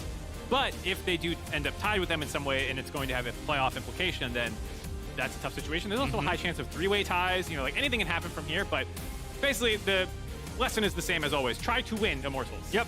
And of course for Cloud9, not the season they have wanted. Obviously, we've talked a lot about their slow start, but I think at this point, Cloud9 just, the whole roster, even the intended one, is taking longer than expected to get together. Yeah, definitely the case. Kemby grabbing the Poppy. It's been talked a lot about like Kemby's a carry jungler, but he's been playing a lot of more tank-oriented things. This is going to be his most played now. 4 games on Poppy this split. But as you heard in that saw about him learning over the course of the season, there was a period of time where him on things like Trundle and Poppy looked like, why are you doing this? And recently, he has been much better about working with his lanes and trying to set up plays and stuff. So it is nice to see his game and all of Immortals kind of evolving over the course of the split. All right, quickly checking back in. Poppy, as you mentioned, Siva snapped up there for Cloud9 as a result. Olaf, Yumi, Gwen, Seraphine, Callista, Azir. Azir is kind of a fun band there. Not wanting to give that one over to Power of Evil makes sense. He's pretty good on the champion. Respecting the potential of his carry on that. The Lulu Sivir lane, no surprise, Lulu was banned out last game. You saw it, one of the strongest supportive champions currently in the meta. Yay. I actually like Lulu, man. Yeah? What was it? I forget which game it was. Game 2 or game 3. The 80 carry got Lulu ulted. It was just massive. It was a Sivir like sprinting down the lane. It looked incredible. Ooh, like this though. Have seen this actually pretty commonly against Siva specifically. So there is going to be Draven, I believe, once again for Lost. I think this is his second game in this split. Yes, it is. He had one last week, which was maligned by the community quite a bit, but it was not really his fault. There was a lack of playing around the Draven. And he actually got really far ahead. He was a full item ahead of his opponent. And then he had to take 2 resets within a minute and a half of each other. He got zoned off the turret because the resources were sent elsewhere. He was not able to exert his pressure, and then kind of team fights did not go their way. No one really played around him. And I hope this is a lesson learned from them to say, okay, Lost has actually been playing a lot more aggressive this season. He got a lead on the Draven. We can exploit people if they try and take one of the scaling ones, like we were referencing before, the 2 ideas in bot lane right now, and we can actually punish it if we play around him. And that's what I really want to see. If he gets one of those shutdowns for a big cash-in, like actually playing around him from then on. C9, though, seems to be settling into more of the scaling half of the spectrum. Trundle picked up there for Blabber. There's Fiora, banned away by Cloud9, not wanting to give revenge any of those potential top lane carriers. He has been both frequently going to them and quite successful. Even in INT losses, he has looked pretty good. I would say actually very good individually on this team. So obviously Fudge wanting to, you know, hedge a little bit of that, even though he has counterpick. It's interesting because Revenge has been, I think, somewhat hit or miss. The games where he pops off, he really pops off like the Aatrox performance. In that same game that I was referencing with the Draven, he was playing Yone. Kind of got messed up by Hoon on Ornn a little bit in the mid to later portions of the game. The laning phase was fine. And I think Fudge is someone who's actually been struggling quite a bit. He's, in the last 3 weeks, down in the bottom of the barrel in terms of gold difference and CSD. He does take a lot of matchups that can be a little difficult early on. Has been getting exploited a little bit, though, so I can see both guys having something to prove right now after the last couple of recent weeks. Yeah, that's Ornn banned away. Speaking of, LeBlanc also taken away, and Orianna banned by Cloud9. My goodness. Not sure I'd ever see. That's funny to me. Jensen shying away from, I believe, his most played champion I ever. understand the idea, though, saying PoE. They're basically saying PoE only plays control mages. Yep. Jensen will play something else. Get rid of the control mages. It hits both of our champ pools, but I will have more in the tank. All right, well, there's Sejuani for Fudge. You're right. Like. They're going scale, man. It is a resident sleeper draft right here. Usually you're like, oh, the enemy team has Sejuani. I'll pick the Trundle to steal the resist. But if you take both, haha. Cloud9 with the draft. Genius. I mean, you do also have the Poppy. Obviously, Trundle and the Poppy is one of the main counter picks in the current meta. It's still a very good pick there, but gives Trundle also something to work with in terms of Sejuani's buff. When she gives it to allied melee champions in top lane, you can actually win some of those matchups a little bit heavier with your 2v2 being pretty unstoppable. It's very hard to win 2v2s against that if you're able to get on top and start mashing them. Let's see what the counter pick is for Revenge. Trust the old Aatrox. It will be. And trust your Dari for PoE there as well. This feels pretty comfy for both of these teams. Not too surprising given where we are. I think Cloud9 wanting to right the ship a little after the drafts of last week, where they looked not quite as good as they've looked in kind of the middle of the split where they were on a bit of a streak. Last pick Talia there for Jensen. Happy to take the matchup in mid. Yep, you have a lot of dashes that you can throw your E on and deal damage, not just on the Ahri, but on the entire team. Everyone but Draven basically might get stunned up by that, as well as the fact that obviously Immortals early game with Aatrox and Draven is going to try and snowball pretty hard, and you have this extra map mobility from mid lane for Talia to maybe join in some of these fights and protect your side lanes. Sometimes globals are taken to accentuate leads that you're going to have in aggressive matchups. Here it's about trying to probably control Immortals when they start going for side lane plays.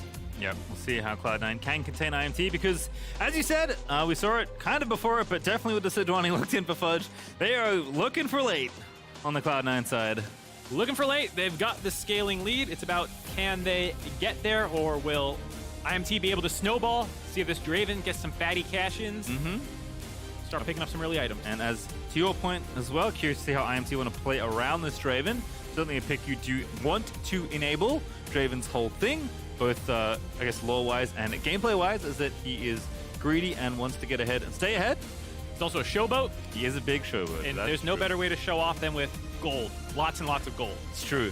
It's especially nice when it flies out of your enemies when you kill them with your axes. So it's all tying together. Yeah. Everyone likes showing off on Instagram. Nothing like a flying axe for gold. Making it rain. It's very good the Instagram axe. engagements. Of course, the other side, the dangerous side of showboating. Some Cloud9 chance in the arena right now. I gotta say, the C9 has been an interesting team to discover. Hold on, you got your hand out? I do, because we do have some words from IMT Lost. Let's see what he had to say. For us, you know, no one wants their season to end in August. Like, I think immediately having your season end so early and then watching all the teams play for weeks, if not months, going forward feels really bad as a competitor. You're just sitting there watching them, you know, play on a stage and play a game they love. I think it really sucks to step back and watch that. So that's so important for us because we want to play for our playoff spot and a chance to play, just in general, competitive. So I think it's really important we play well. Counter argument. Yes. Depending on how you've structured your contract, if there are no bonuses for postseason play and finishes, and it's just a straight up year contract, you will have earned it by the time you're knocked out of playoffs. And so from then, you're just working for free.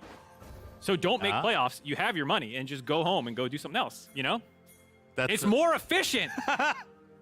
Yes, that's what competitive video game players think about. As you heard Lost say, it's definitely not that they're competitive people and they want to win. It's about, well, I've earned out. I'm out of here. Let me tell you, I've talked to a lot of pro players in my time, and they all say the same thing. There's also a lot They love winning. And even my point doesn't really stand because a lot of players do have contracts that, you know, if you do well, get Really? bonuses thrown in. Yeah. Really? They They make should. contracts to incentivize you to want to play well and win. Interesting. I hope they do. Interesting.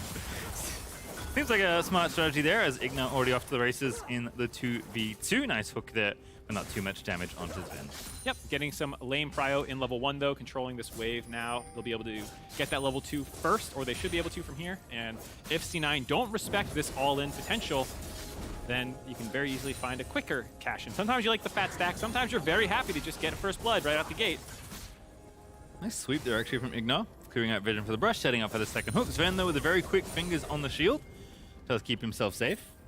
Yeah, we'll have to see if they're able to use that vision control to actually get some first blood. You can see Poppy making her way down there. Also have the Trundle working down there, so people understand that that is the lane to focus on. Tank matchup, top side kind of, not too much to play around. Bot lane, or excuse me, mid lane. Ahri's not really a control mage, but it's more about 6s for both of them. And then bot side is the really explosive lane that you need to worry about. Yeah, definitely chilling out in the 1v1 there in mid. We'll see how it all pans out. Loster alongside Igno, happily pushing, which is what you want to see. Also worth noting that Hex Flash is been fixed. There was a period of time when that was bugged and disabled last week. There was a hot fix to it on Tournament Realm. So Ignar does have Hex Flash, that vision control point that you're talking about, extra important. If you do burn your flash early on in trading, which is totally acceptable to do in a kill lane, you also have your Hex Flash up to re-engage again. Yep, so Contract as well, also making use of it in the last game. I am sure Kenby is on the same train. Most likely. It's like Shaco. Everyone's Shaco now with Hex Flash, I feel like. I mean, Shaco's more annoying with the whole invisibility afterwards look, and a number. You can also. It's not exactly the same. Not exactly, as Ignar out of lane, moving around. Everyone's Rek'Sai. Is that better? There's a lot of dash. Rek'Sai tunnels. It's a blink. But anyways, on to the point about C9 I was going to go at. It's a team that online, the conversation around their performance has fluctuated quite a bit over the course of the year, where obviously they started slow because they had a lot of subs in. Then they went out pretty hot and were 8-2, and people were like, wow, this team's killing it. But in their games, there were a number of times that their early games did not start well. They had to come back through enemy mistakes and things like that. Last week they went 0-2, and a lot of people flipped their tune completely, or I guess C9 fans probably didn't, but the haters finally had something to latch onto. And they said, oh, we exposed this team. They weren't actually ever that good. I think the reality is somewhere in the middle, in that people, if you're just doing results-based analysis, you might think that, but when they were winning really well, no, they still had problems. And even though they lost last week, they actually still did a number of things quite well, and did have an opportunity on a Baron even from behind by making a good play in their game versus 100 Thieves. It didn't work out, but you can see that this team is still very scary and ramping up, to be fair. And it makes sense because the pieces of this team were very exciting for people, right? Even with Sven role swapping, this lineup, Fudge back in top, Blabber always been consistent, Jensen back in the league, Berserker looking very good in his last split despite kind of all the changes around Cloud9. Like, yeah, it's Cloud9. There's a reason to get excited by this team. I just think that, like, yes, individually they're good. Yes, there's some great hands on this team, but putting those hands all together has been tricky. Yeah, and I think you can see the talent because they're top of, or in the top half of the league for almost every CSD category, goal difference or whatnot, but they also have a lot of depth. So Blabber right now is #1 for junglers of deaths pre 15 minutes at 10. Double #2 at 5. Ooh. So he also has a ton of kills there, so his overall, early game looks good. He's still up in CS and gold, but it does speak to they have a number of plays that can backfire, and something that they do need to clean up is how they work with each other. But the talent is there individually. Nice little Drake roll there, by the way, for IMT, picking up the Infernal under 6 minutes. Feels pretty good to have a perma pushing bottom lane, and now lost. Just ripping up Berserker's health there with the axes, but Berserker is going to get away, chug a potion, and be A-okay. Really nice timing on waiting for the spell shield to wear off for Lost there and then getting the knockback. I don't think Ignar had hook, otherwise there was a pretty good opportunity there. And like you said, grabbing that dragon, using that Draven pressure, sometimes it can be hard to find the kill early on if people are playing respectfully, so instead you get the CS lead up to 10 already, you grab that dragon, and you kind of wait for the opportunity because you're fine just stacking that passive up until you're finally able to cash in. And we're going to respect Fudge's move, and Blabber on the Trundle. Trundle not bad in any sort of 1v1, especially a protracted one, so Blabber's going to go ahead and get that Scuttle Crab. Yep, playing away from the strong lane, kind of hard to contest certain things, so give the dragon up, grab this Scuttle Crab like you said, go for a little bit of an invade, and this 2v2, like we said, very scary if IMT want to defend there. Lost eating a lot of damage. But feeling some confidence here. Looks like he'll be okay, but maybe gonna have to back away. Jensen roaming up here, though, can be in trouble. Knocked off the wall, though. Jensen gets grounded by the Poppy W, but Revenge is low, not dead yet. His Power of Evil moving on in. Cleanse is popped, and Jensen now has to get out of there because Revenge is gonna pop the cone and get himself out to safety, but Kenby's still fighting with the shield. He has a little bit of range, and it's a bit of a mess here, to be honest, in the top half of the rift, but everyone's walking away slowly. Yeah, there's a lot of rushes they have to ward. Not able to find any of the critical abilities there. It felt like if Revenge could have landed one of of those knockups. Maybe PoE can go flying back in. A little footwork there by both teams. Neither one finds the kill, though. Still first blood on the table on the back end of that. Kind of surprising given there was 6 champions in a very small zone. But everyone walks away safely. First blood's still available. If you gave me a screenshot of that fight, I for sure would think someone was dead at the end of it. But somehow everyone gets out A-okay. All right, well, Jen's going to reset. But good to see both mid laners being aggressive. That's really what you pick either of them for. They're not lane dominant. They're not super scaling, or they do scale decently. Like, you want to get out of lane and go affect other parts of the map. Team up with your jungler. Obviously, Jensen has a bit of an easier time roaming around with the wall. But PoE right on his heels there as Cloud9 were looking to make that play. And IMT at the end of it all are going to go ahead, take Revenge's pressure, take PoE's reset, and waltz on over to this first Rift Herald. Yeah, not the ideal start to the game so far for Immortals, but not really under the gun quite yet. They grabbed the first dragon. They're getting the Rift Herald basically on spawn. Their CS leads dropped for a second here because they're prioritizing the objectives, but you can see Lost a little bit up, about a wave up, and Revenge, after he catches this, should be up a little bit of CS as well. So gold lead pretty close. Yep, not too bad. See where the Herald goes. Obviously, good way to get the gold lead up nice and early, but obviously that Infernal worth gold that not reflected on the scoreboard, especially these days. My goodness, pumped some power back into those Drakes. I'm glad we did. Yeah. I am very happy to have more incentivized objectives so people try and get on the map, make something happen. Jensen surfing on down. Not going to find anyone there. Goes ahead and backs away to his lane as PoE is trying to get the wave pushed back in. And Sivalulu is vibing. So far, so good for Lost, although the CS, as you mentioned, has been caught up. And for Sven and Berserker, surviving this lane is obviously the goal. It's something that they have had their struggles with. Sven has admitted in interviews that he's a bit of an inter. Not like actually running it down, but saying, like, I'm going to play aggressively on the handful of champions that I play well so I can improve faster. I'm not here to try and just survive lane and not be a liability. I want to become good at this role and figure out how I can exploit advantages the hardest that I can. Yep. I think it was an interview with Travis where he was talking about this and how, yeah, he has a smaller champion pool right now. Everyone knows that he doesn't need to pretend, and he's trying to be as aggressive as he can on those ones and really master those champions. And Lulu has been one of the ones that he's had some pretty good performances on. So hopefully him and Berserker can survive this lane. They're doing pretty good right now, being basically even. Again, certainly the scaling team will take it as Sven roaming on around. Ooh, perhaps another role swap. No, actually, setting something up here alongside Blabber Jensen and Berserker, but Power of Evil has ulti, has flash, and was warded there was Blabber. So an easy back away there for PoE. Yep, some nice vision control there. Having those wards to see that coming. You saw an assist me ping go down on the bot lane turret during that time period. I wasn't sure if Kenvi was going to head down there and try and drop the Herald down that Sven had shown in mid lane, but didn't feel like there was enough of a timing window to make that happen. So ends up backing off there. Flick goes away, but unfortunately Lost not around to grab it. Took the reset instead. So big wave stack, but Berserker's going to scoop up all that farm. Should be all right there as the second dragon is spawning. Teams do want to be ready in position, especially IMT, if they can get the stacks rolling early, but C9 are in position to contest. Fudge already down here. Ooh, no auto reset to get that ward. Drop the pink ward instead. Finding a path in. You can see Fudge sneaking down there. There's question mark pings by IMT, but they haven't actually seen Fudge yet. They've sniffed it out, but they aren't sure where he is exactly.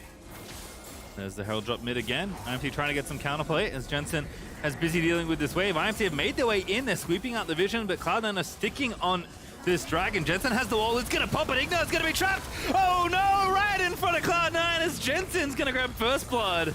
Beautiful wall by Jensen there to cut him off right as he hooks in. No one could follow up on that engage. Easy first blood. Charge does go down mid lane for some plate money, but otherwise, C9 has grabbed control of the situation. Yeah, and that should be the dragon as well, unless Lost has an E, really, on his skill he can use, unless he wants to pop the ulti, but decides against it, goes ahead, gives the dragon over to Cloud9, and Blabber will slay it for the side. Yep, gonna be able to grab that one, throw a little wrench in the game plan of dragon stacking that IMT had going on. And I think you could already see some indications that Immortals was shifting to a little bit more late game of a plan, or at least understanding how the team fights are gonna go. Lost not going for the lethality. Draven often going Eclipse first. Herald on, gotta engage here. Power of Evil looking for the point blank charm. Good little wild growth there to interrupt. And that'll be an easy escape there. Berserker forced to use the heal as well, but Cloud9 invests very little to get away from the 4v2. Yeah, I mean, you got to feel pretty good about that. It was very telegraphed, very brute force by Immortals there. Pop the ults, run out of there, and you're more than happy to trade those out for PoEs and a temporary loss of aggression as Sven gets interrupted by Lost there. But yeah, like I was saying, Lost going most likely for the crypt build, not getting Eclipse, understanding that he's going to have to punch through a Sejuani and Trundle in a lot of these fights. Here's that beautiful wall again by Jensen. I mean, Ignar was going to die pretty quick there even without that wall, but that definitely sealed his fate. I didn't catch it, so I'd have to go see it again, but I think Jensen stunned Ignar by pushing him through his E with his wall.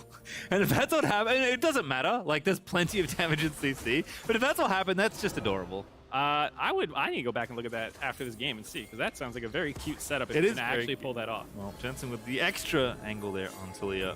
Landry's done as well, so Cloud9 feeling a bit more confident. FTX gold advantage, not quite at 500. Still a slower early game here. Kenvy's model deciding he wanted to be on the good side of that pillar. It looks a little funny with him getting pincered right up against it, popped back onto the safe side. Ooh, Blabber in the face. Guardian pop there, but that's a lot of damage. On the other side, the same is true. Sven with the wild growth aggressively there to get the knock up there onto Ignar. But no damage done just yet. Still C9 powering forward, looking for a kill. They'll take one, they want more, but they're not going to get any as IMT get away. Nice counter engage by Cloud9 there. Looking a little dicey, like Blabber might hand over that shutdown to Lost, then they almost get onto Lost and take those stacks away. Still going up for those. No one claiming the Draven minigame victory quite yet. Here's a fun little mini game. How many stacks has Lost have? 304. Not bad, not bad. So I just want to get, ooh, we're getting it again. Oh, we're going way back for me. All right, let's see if you got this right. Here goes the Ignar hook. Boops him. No, because the E's not out there. Yeah, I don't know how you would be able to get your E out before you have to hop off. Just a little boop. Good enough, as it turned out. In fact, he threw that right at the end to get the kill, I think. Just like, whatever. In theory, you could E first and then ult. Yes. If someone was nearby. Oh, actually, no. It's only self-displacement ability. No. So I think it works. The problem is they changed to Leo Wall to you have to be out of combat to activate it now. So I think like the timing would have been off and you wouldn't be able to find the right angle. So it's definitely not worth it to try. It's adorable. Like that's cuter than like the Gragas like no scopes when you like ult them into your Q that you've laid on the ground. But with the way... It does say knock through them, so... Yeah, it would work. Yeah. It's just, I don't think worth setting up because you can't cast a Leo ulti after you've been in combat. I mean... Just a little cooldown. Yeah, I guess Trundle Pillar can knock people into it, too. There's oh, yeah, that's a good time. Yeah. That's a good time. That's cooler than the old Trundle Yasuo, if you remember that one. That classic. There's been a couple funny Trundle Pillar combos like that. Trundle Pillar is, like, sometimes the best and sometimes the worst ability in the game. When it's good, it's like really filthy. When it's bad, it's like, nothing happened. I wasted my mana. There was a period of time where Trundle support was actually broken because you just maxed E and you would just spam pillars and you could actually just eat armor and ult. Poppy-copter. Out we go. And Riftchild picked up there by Kenby, zipped in to get the eye. Oh, Cloud9 booted out of there. It's Kenby. Lollipoppy tripping out. Hello. Oh. Or okay.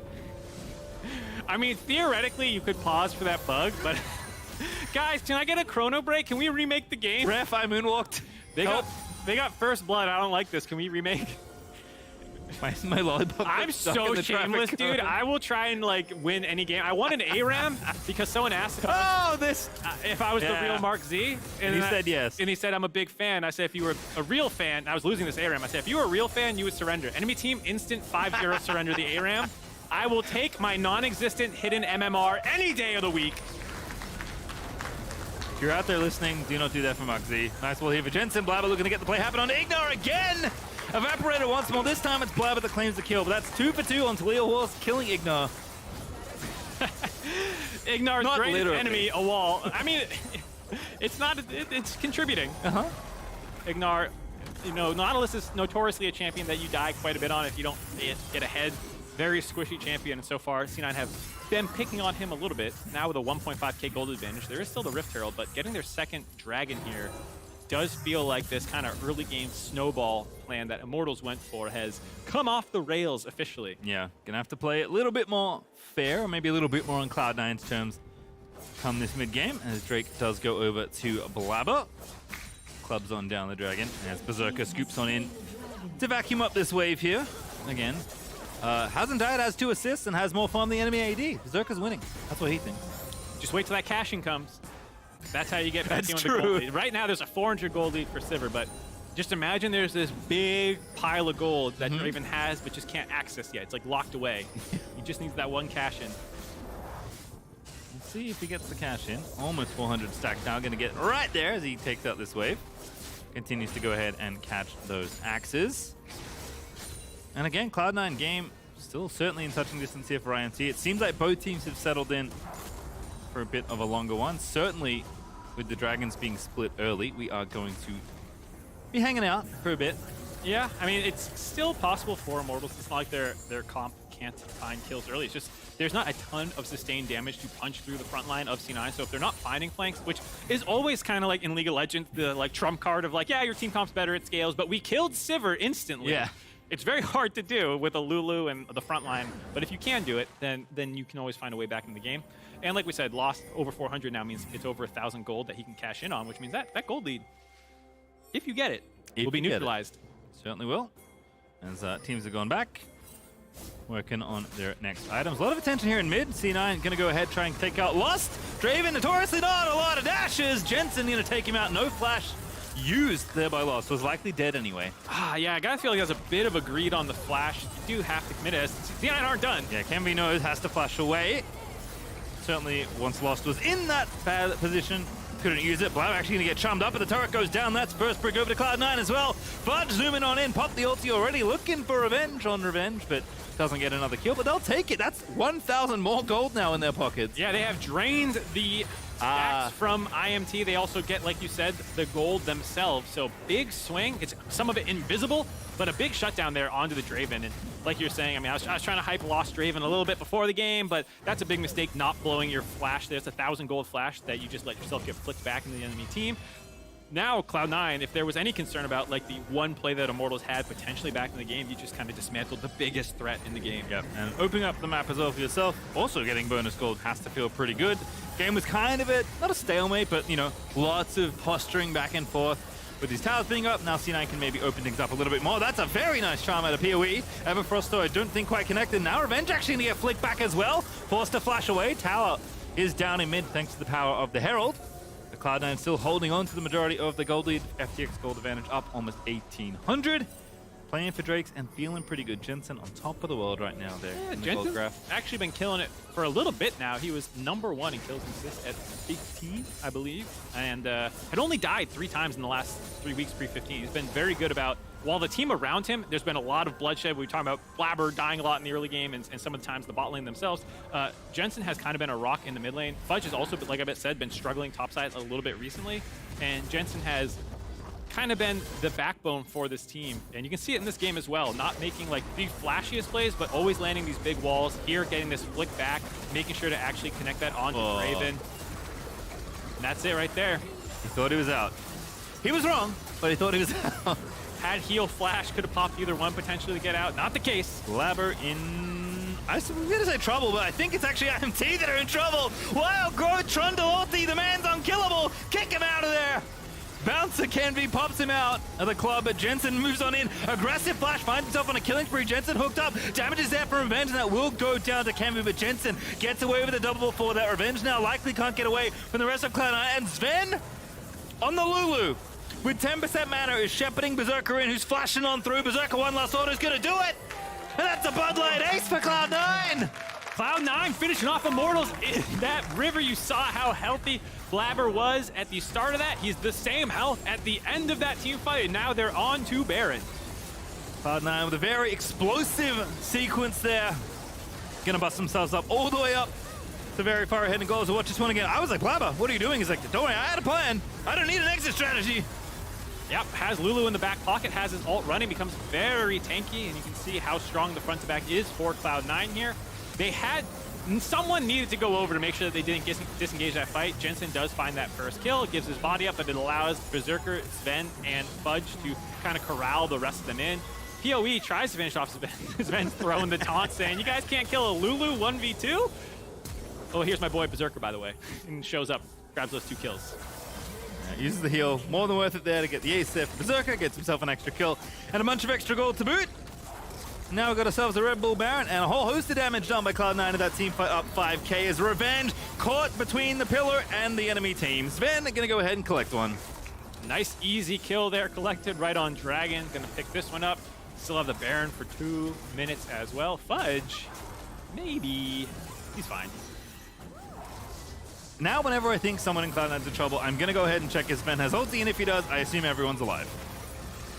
Most likely the case. In fact, IMT might be the ones back in trouble. Fudge no ulti, but still pursuing Jensen, trying to make it happen. The charm is very nicely placed by PoE, and Jensen's got nothing else. Yeah, I think he angled that wall just a little too tightly, so when he hopped off, he couldn't actually walk through and keep chasing. Either they needed to go a little bit further or angle it a little bit further up. Either way, not a big deal. They get the Dragon. They have that kill. They have the pressure. Going down the bot side, while Fudge is just being a nuisance for the last minute, just walking at people. Yeah, space has been created. Oh, goodness. There's no Lulu in the area. Revenge is also zooming on up, so Fudge is in some trouble. No flash. There's the Draven ulti! Revenge gonna go ahead and collect the kill. There they go. They got him. Fudge, you can only be so annoying before Immortals has too much of your stuff. They go in there. Find that one kill. It is a bit of a delay with the Baron still on for a minute and a half. Would have been better to just take a synced recall, reset back up, maybe try and take an inhibitor, but I think C9 are playing with their food a little bit here. Oh, Ignar is just trapped. That's such a nice setup. Blabber, he's putting up the pills, and Jensen keeps on knocking him down. Yeah, Blabber having a really good game. Being in the right place, right time, using these pillars, using his ultimate to bait these fights, knowing how tanky he is. Immortals now 7,500 gold down. Looking a little scary. Blue buff for Sven, blue buff for Jensen. Nice little donation there, keeps control of the area. Blabber and Sven continuing to roam through together, have been very effective as a pairing in the front line of these fights, as Cloud9 are just mopping up gold away from IMT. Now 8k ahead with still 30 seconds left on the round. And don't forget the Cloud Soul to play for in 3.5 minutes. Yeah, staying ahead of FlyQuest here. This is a big win for them in terms of playoff seeding. It's still a very tight race. I think, if I'm not mistaken, it is 8-8 for FlyQuest. This would put them at 9-7 to stay one step ahead. Also means I might be eating a habanero. Cloud9 are feeling good, heading into playoffs, trying to grab some momentum. Immortals feeling the pain of it, though. All right, well, another tower goes down, almost up to 10k ahead, but we'll take the recalls. Oh, using the very end of the Baron buff to get the empowered recall. Also, 2 people didn't do it, but it's fine. They have other things to do. Some people also are just running up top lane right now. Jensen doesn't need it. He's surfing away. Kemby is vibing. Kemby's heated. He's coming for him. Sven's like, goodbye. Big emote game out of Sven. I mean, it makes sense. He's, man's got hands. He's a long-time AD carry player. He's got the APM. He needs to find extra things to do on the enchanters.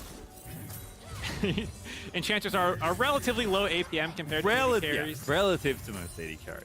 So here's something. I hear a lot of the times where people are taking Taliyah.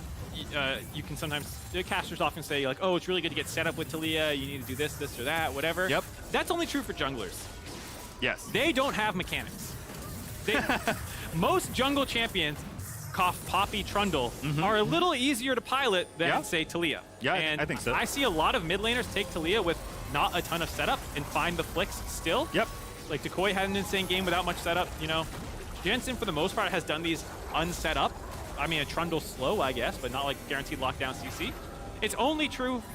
It makes sense, too, for ganks to have lockdown CC to set it up, but if the junglers were just better, they wouldn't have that problem. And to Blabber's credit, he's been very good this game with the pillars, and there's another one lost!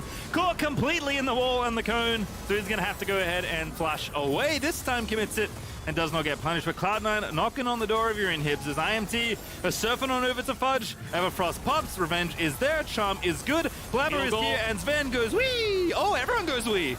Pompeo kicks him out of there. A lot of people went wee. It was a funny little fight there, as might not be done yet. Revenge finally getting out of there. The Fudge, you could see the play in his head where he's like, I'm going to bait them in, my team's going to collapse, this is going to be sick. Throws his ultimate right down the middle of Immortals' team, stuns no one. And then Envy helps disengage the fight, but that's still good for C9, given that this is a Baron-less push that they're able to get this pressure down, grab that mid-inner turret as well. So only the inhibitor turret's left alive.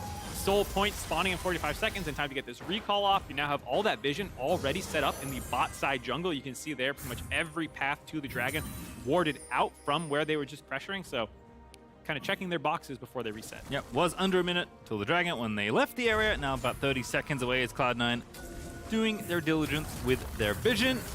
Blabber is skating away again. Revenge is trapped, has to flash. Like I said, trying to peel up pretty damn good in a lot of cases. Sometimes not great, but when it's good, it's real good. And Blabber's been on point so far on Trundle. 1-0-7, a respectable Trundle game scoreline. This is what you want to see. Respectable. It's respectable. It's been very good. I go beyond respectable for him. His performance has been good. The scoreline. I see what you're saying. Yeah. But yes, agree. For a 10-2 game. True, actually. There's not much more you could hope for. Only Jensen is tied. Actually, no. A lot of people are tied in terms of kill score. Everyone but Fudge participating. Immortal's not even contesting the soul point. Nothing to do. That's one of those games where you can assume it's over if you're not contesting soul point. It is Cloud Soul. You can say it's not that important. Whoa! The least hyped House of the Dragon. I liked it, actually. I hope they use that in a future cut. I feel like it's often. Hold on, here's a Baron. If you're not in and out, I'm going to be mad. Here comes the Poppycopter! Only kicks out the non-jungler, and Blabber is just going to vibe! Oh no! Oh no! Kenvi got the Baron! Stole away the gold, stole away the buff, and Blabber is pissed. He's on to the enemy AD carry. Revenge is going to get cut up by Jensen as well. And C9 may just be using it as bait. They win the fight, but they do not get the objective. If you're Immortals, you're saying we take those. If you're Cloud9, you're saying how dare you? And they're going to try and end the game right now, 30 seconds before loss is up. They don't have the Baron and Power Retreat for the push, but there's no one really for wave clear other than PoE. Not going to be able to do it by himself. Gonna maybe say, you know, we take those two. Take your next at least. That's the plan for Cloud9. Streaming on down through mid. No Baron to help you out here. Kenvi and Power Reaver are the only resistance, and Kenvi is trying to cut the wave. By a bit of time in the stasis, but still dead to Berserker. As now the Baron minions are gonna force Cloud9 back. All right, Cloud9 can't end on this push. Dang. I wouldn't have minded if they had. Feels like a pretty trapped game. This is one of those if you're in solo queue. I'll respect the FF. I will never surrender ARAMs. Yes, as we've learned. Funnily enough, I will surrender games where I feel trapped for LP, but I won't do it in games. Here you see the yeet out. It's just Blabber left in the pit. Everyone else gave a fair amount of respect, actually, to the collapse from Immortals. So it ends up a bit of a 1v1, and the Dravenall is actually throwing in damage as well. So actually slightly in favor of Kenvi, given that his team had damage coming in as well after C9 peeled very far off the Baron. Didn't want to get caught out by Nautilus and Ahri. You know, theoretically, the right play, it's more important not to get aced than to lose the Baron. Yep. But I don't think they were going to get aced. Either way, Cloud9 setting back up again around this bot side of the turret. Immortals, the negative 253 Baron power play. Nice. I wonder if that is technically still an improvement from the gold spread over the previous 5 minutes before Baron. I would assume so. Like, average-wise, it's trending up. They're not losing as much as they were before. Before you can be positive, you have to decelerate the speed that you were going down. Yes. I guess that's accelerating? Decelerating your negative speed? You know what? We'll figure it out in a moment, because Jensen's going to try and cut him off here as they are trying to go under this tower and get it down. They should be able to grab it. Indeed, they will. And now the fight may begin. Blabber a little too far forward, though, as Kenvi slams Fudge on in. Revenge backs through! Jensen on a killing spree, though, and Cloud9 have broken through in the bottom half of the rift. This time, even though there's 30 seconds left on Baron, they will take the game away from Immortals. Jensen with the triple flick after locking the team in there. Sivir's dream, seeing a bunch of people stuck together with your boomerang blade and ricochets, getting everyone low. They find the kills, they find the win. Cloud9, a nice game for them to start their super week. Obviously, looking at the standings, you would expect a Cloud9 win here, but has to feel good to have it be mostly smooth as you start your super week. It was almost 100% in their favor start to finish. There was that small window where Immortals had pressure on the map. They grabbed the first dragon, they got the first herald, but outside of that, Cloud9 grabbed control of this game very early on, never left control of it, didn't make any significant mistakes, just kind of weathered the very, very early storm and outscaled. Now, when assessing our options for player of the game, Jensen. Okay. You're gonna pitch Blabber. I was gonna pitch because I was gonna posit the question: is it the setup pillars, or is it the person that has to click the buttons on Taliyah? I think there were enough plays by Jensen, not set up. He's also That's true. He's also 8-1 and 8 and big number good. Big number, better. Me like big number. He also, that wall was obviously not Blabber's. The one he set up back to get the he has first some very blood. good walls as well. Alright. I think he did a very good job in this game. It wasn't going to take a lot. I am convinced. Yeah.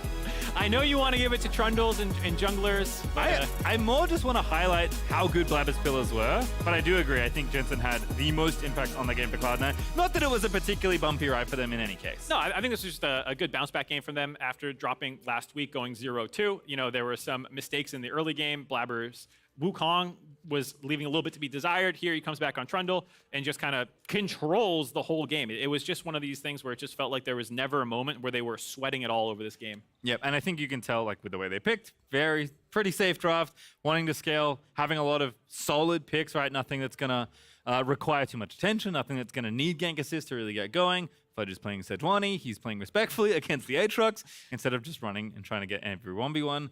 I mean, this is the kind of game I think we expect from Cloud9, especially this late in the season. They know how critical these wins are. Yeah, I think they're very happy to try and claw and stay above FlyQuest in the standings.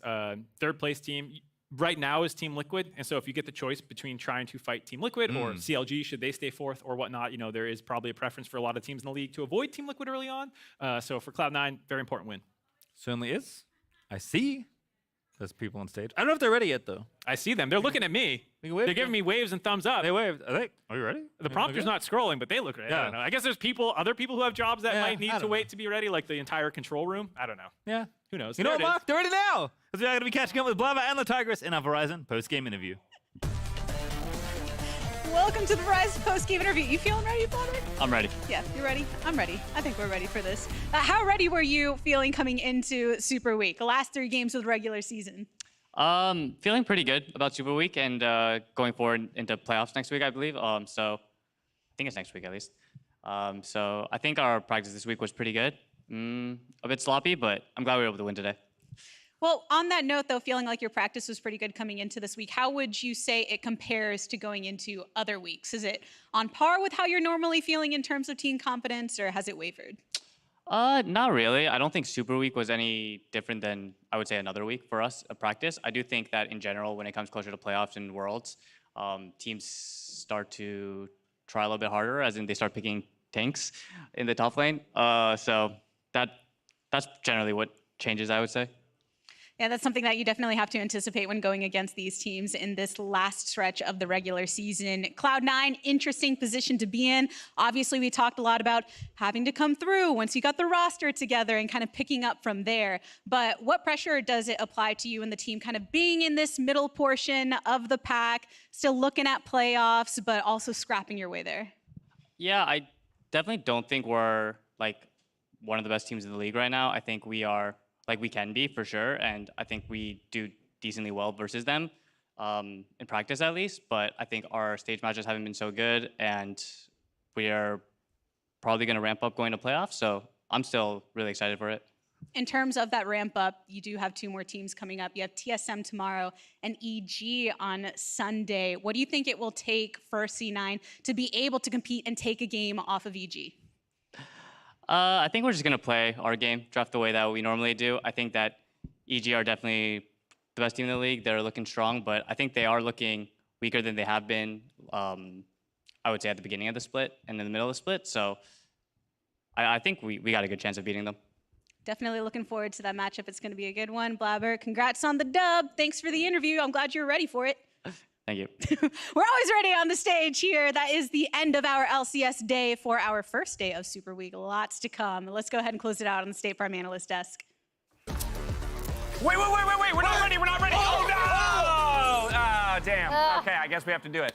Cloud9, they get the dub. They won't notice. Blabber says he's not terribly happy about, how messy it is. And I think that makes sense. Again, a lot of our talk about this team when hearing the roster in its entirety initially believe this is a team that could fight for a championship, but that they haven't necessarily been putting up championship level performances as of yet. And it's very much seems he agrees, while he believes they can still be that kind of threat in the end. Yeah, you often forget about, literally what happened last split. Evil Geniuses ended up winning a championship when the regular season was uninspiring and they had to be in a tiebreaker to actually get a higher ranking. They would have been in the lower bracket. So It just depends on what you do from here on out for Cloud9. So it was all off camera, so nobody Yes, saw it. what But I is love it. going Anyway, I pointed at Jad. Jad pointed back. It's not that funny. What is this? The only reason I explained No, it because I want to the know other what week the- our producers got mad at us that Oh, yeah, sometimes for we not laugh talking about and then We we don't laugh too explain much. why we True. laugh, and so I'm just fulfilling the feedback that we got. Graham prior. They're says just saying he's they're not mad. disappointed. He's just Just disappointed. disappointed. And I never want to disappoint Big G. I also know Big G's True. got possible dinner plans, possible dinner True. with the Oh, yeah, boys. dinner with the boys. question mark? We'll see if we can get him out on time. The reason I pointed at Jat was because top of the day, we talked about how much Super Week can change. And Yeah. to Yeah. Raz's point, when we think about EG was not even a top 4 team at the beginning of Super Week. Yeah, EG was 7-8 going into last Super Week in the spring split. C9 was 8-7. So very clearly they are not out of it, and I think Blabber has the right attitude. Exactly that. I mean, no team's position is set in stone, though, as we kick off our last weekend of the regular season. Already, we've seen FlyQuest and 100 Thieves win streak, and Super Week is just getting started. Order your favorite meals from Grubhub, and don't miss a second of the action with 50% off your order Half off. with code HALFOFFLCS Ooh. through August 14th. Raz is putting that one to use tomorrow morning for coffee. I can guarantee you that. Today's delivering the win, though, came courtesy of JoJo Pyun for EG. What do we call this one, Raz? Yeah. Grubhub dub. Because he takes half the team with him. That's it. That was it. Watch this moment. Because he sniffs the order, and he delivers them all. Scoobity whoop. Yeah. Whoop, but you just Yeah, you went for the full. I was just expecting the scoopty whoop. I'm starting to think they shouldn't provide us copy anymore. We should just, Yeah. you know, like Raz, just you deliver the Grubhub dubs from now on. I kind of want that take. I like that responsibility. I like that. Great, you Maybe can have too it. much responsibility. You guys will instantly regret it. Oh, Lordy. Okay, speaking of things we brought up earlier in the show, Jad, it wasn't just that Super Week thing. We also talked a little bit about some fun facts around a Blaze Olive. Oh, the black belt. Fun fact, Blaze Olive was a black belt in 8-year-old black Taekwondo belt. at 8 years Oh! old. And here's the proof we asked for, courtesy of Mama Aw, Ablolive. I appreciate this. that's so The cute. question wasn't whether or not he had a black belt. Is how legitimate is it? Legitimate, like, what does a black belt mean? Well, let me Let's ask you check. this. Could a black belt do this? I'm ready. I'm ready. That was my Is it subtle you? cue. Oh, Subtle is it? cue for the change. Wha-bam! Oh! This is 8-year-old Olive beating me in a fight. beating beating Destroy Jad up. you. Wha-bam! That's a giant 8-year-old. And that's a 7 feet tall. It's And making a that's lot a of sense giant why he's a black belt concussion. now, isn't it? That's a I giant was just gonna make concussion. the as he- point. He had a trophy the size of himself. True. So he clearly know? won. He won something. Yeah. He did. I'm going had to to be talk to good him more enough to about win this. that I need trophy. more. I appreciate I that need to comeback. explore Yeah. the Evolved Taekwondo saga a bit more. But I'm glad that we have proof now. True. Thank at you. that. So thank you very much for providing that, Mama. There's got to be some Ablolive. type of black belt standard. I feel like it's very. I mean, you have to pass a test. You had to take a test. Because I got tweets that were like, "Yeah, I had a black belt when I was 9." I'm like, what does it mean? Now, let me ask you though. Yeah, I mean, I don't know. And I'm not a part of the martial arts world, so I'm not going to pretend to be able to explain how it happens. But I know that there are standards and tests that you have to take and things like that. My question martial now arts becomes, community- Jack, after seeing what we just saw, do you still think you could beat him in a fight? When he's 8. And when he's the Guys- 8-year-old version, yeah. The martial arts community, remember this. Remember what he just said. He I is. just want to know what the standard is. I want to know how many black belts are going to come to Chicago if you're a finals black belt now. when you're 8, He's questioning your black belt. towards? He's questioning. He's not just questioning a Blaze Olive's black belt. Oh, he's questioning all questioning 8-year-old all black of belts it. are now Okay. called into If he question. stuck with it until now, what Wow. color would his belt be? Like, still black? Blacker. I never pegged Jad as such anti-8-year-old. Yeah. But now I know. Now I Crazy. know. Okay. He's Moving on. challenging 8-year-olds around the world. Remember that too. Actually, Moving on, let's talk about our player of the games from Felt today.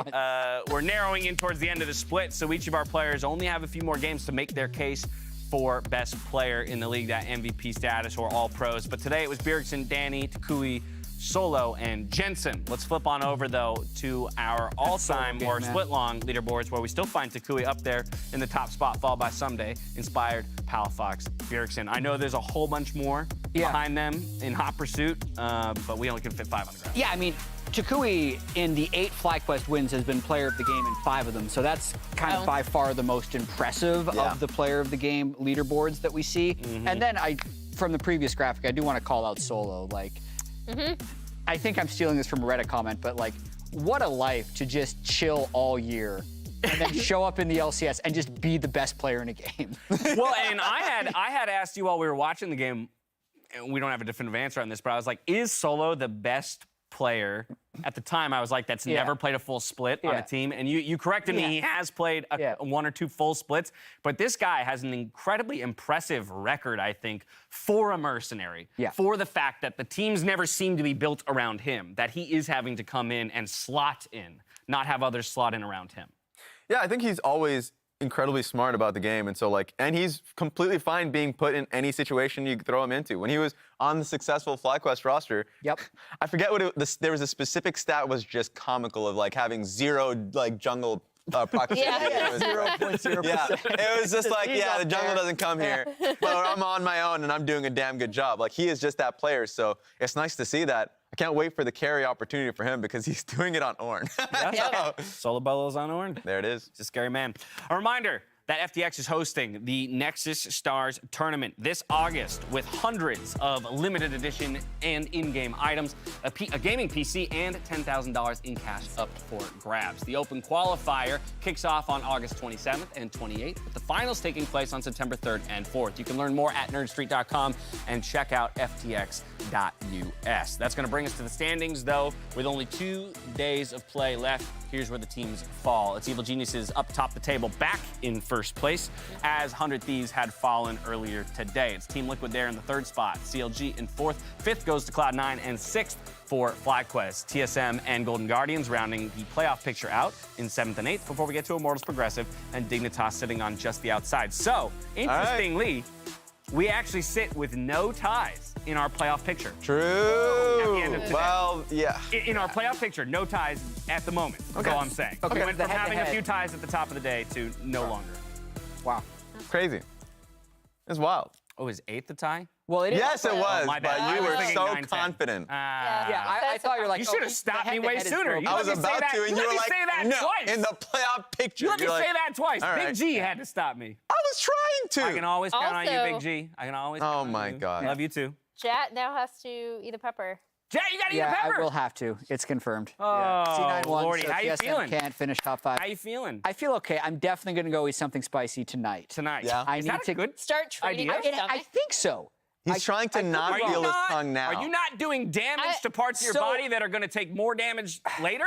Like, I'm thinking maybe. I need to do a little bit of research, but I think you can kill your spice receptors by over-spicing them. You're trying to kill your spice recepters? Yeah.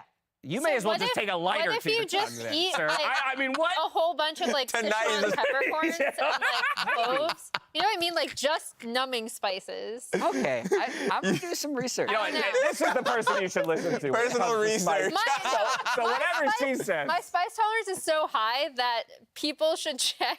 I've served food that people have not been able to eat. No, never. I take it all back. Then. I have been So able to don't, eat it. Don't trust any yeah, of us. Don't. Just go don't your own trust way. me. We'll see how it works. For science. There it Go is. ahead and eat That's a bunch one of man spicy stuff down. leading up for science. That's one man One more down. to go. I'm looking at Mark now. is Somewhere he in out here? there. Yeah, we're waiting until Mark's bet succeeds or fails before. To pay it off. Yeah. That's a good note. That's a good note because we'd like to pay him off together if possible. All I'm saying, kind of looked like he was sweating. He had to take his jacket off, so he's already pretty hot and bothered by the fact that he is going to lose this bet. True fact. True fact. All right, let's take a look at the schedule because there's some stuff that needs to happen if Mark is ultimately going to join Gat in that bet. But tomorrow's schedule. Get in there, IMT! And CLG to kick things off by Golden Guardians versus Team Liquid Honda. Smack dab middle of the day, it's going to be Cloud9 versus TSM, FlyQuest versus Immortals Progressive, and EG versus Dignitas to close things out. So 100 Thieves CLG was already going to be a banger, but especially after what happened today, where they're both coming off losses. And then C9 TSM, also very interesting with TSM coming off of a win. Absolutely agree. The upsets potential of the number 2 seed no longer being safe. Like that's the most important playoff seed for a top 16 is getting the first round bye in the playoffs. And 100 Thieves put themselves in jeopardy because they play CLG tomorrow and then TL on Sunday. So it's not free for them throughout the rest of the Super Week. Yeah, that second seed, and then we heard Chan earlier on the desk talking about for them, it's trying to escape maybe 7th, 8th, right? Even get to the point where you're not having to play a top seed right away. That's so important because we talked about the 5th place isn't possible, but 6th still should be. So, and that's massive for not being able to escape getting eliminated after just one match. Absolutely. And the grind's important because I remember last year, was it? there was always like that scrim rumor of like, oh, this team may be starting at the lower bracket, but they're pretty confident if certain things happen and they get that best of 5 matchup, then they can continue on. So it's just about like the work that you put in from here on out. It's about the form you're in when you enter playoffs, right? Yep. I mean, while the 18 games matter for getting there, those 18 games are irrelevant once you do get there. Yeah. So we'll see soon enough. A reminder that tomorrow is Pool Party Saturday with Contracts joining the analyst desk. We'll have a special pool party, tailgate, including a dunk tank, the Immortals Progressive Boba truck. We're going to have Poro Beach balls and plenty more. So don't miss it. I didn't plan it. I don't know. You know? You were not ready to say I don't know what to expect. I'm just going to be there and enjoy it with all of you. So make I sure want to get dunked. It's a pool party. Tune in tomorrow. Did you? Well, you got to go talk to. I did. I okay, offered. Great. Emily's going to get dunked. I want to get dunked. Hopefully. Who knows? Actually, We'll I see. shouldn't guarantee anything because, like I just said, I didn't plan it, and I don't I'm know. ready to get dunked Taking too. back that guarantee. That's going to do it from us. Now, on behalf of myself, the cast, and the Look, it entire even has broadcast his crew, thank you so name much for on it. watching. We'll see you tomorrow for more There it Super is. Week I couldn't and Pool see Party that in Saturday. Until small- then, stay healthy, stay safe, be good to each other, Oh, Red and good night. That was one of the closest we've had yet. Oh, that was way too far. That was one of the farthest we've had yet. Close up on. Yeah, I mean, it's Render unto me what is mine! Let's go! Oh my God, the pop-off. Needs to make those big maybe it's not plays. his area. Comes up, he gets the stun. His butt twisted! That is why you do it! You pull him back! And now we might just die anyway. Oh my God, that was beautiful. Santorin, let's go! Danny gets jumped on. Follow up from Ole. They're not able to kill him in time. And now, the firing line That's goes to three. Guardians. Danny is looking for all 5 again! Yeah, look here. I see that. Go. Point.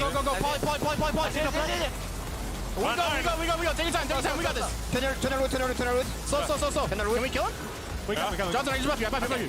Okay, keep pushing mid. Here's Johnson! He got him! FBI's gone! The carries are gone! 100 Thieves are gone! And FlyQuest, they found the window and kicked that mother in! Triple kill back over to Johnson! Closer dies! GG! FlyQuest! Taking a little bit too much damage. They're going on in for it. They're diving on through. Insixo taking out Dokla. And TSM have just stood and delivered at the Baron. They'll take the kill. They'll take the buff. TSM riding on to victory. And Sven on the Lulu with 10% mana is shepherding Berserker in, who's flashing on through. Berserker one last order is going to do it. And that's a Bud Light ace for Cloud9. No. Again, Blabber a little too far forward, though, as Kemby slams Fudge on in. Revenge backs through. Jensen on a killing spree, though, and Cloud9 have broken through in the bottom half of the rift. This time, even though there's 30 seconds left on Baron, they will take the game away from Immortals.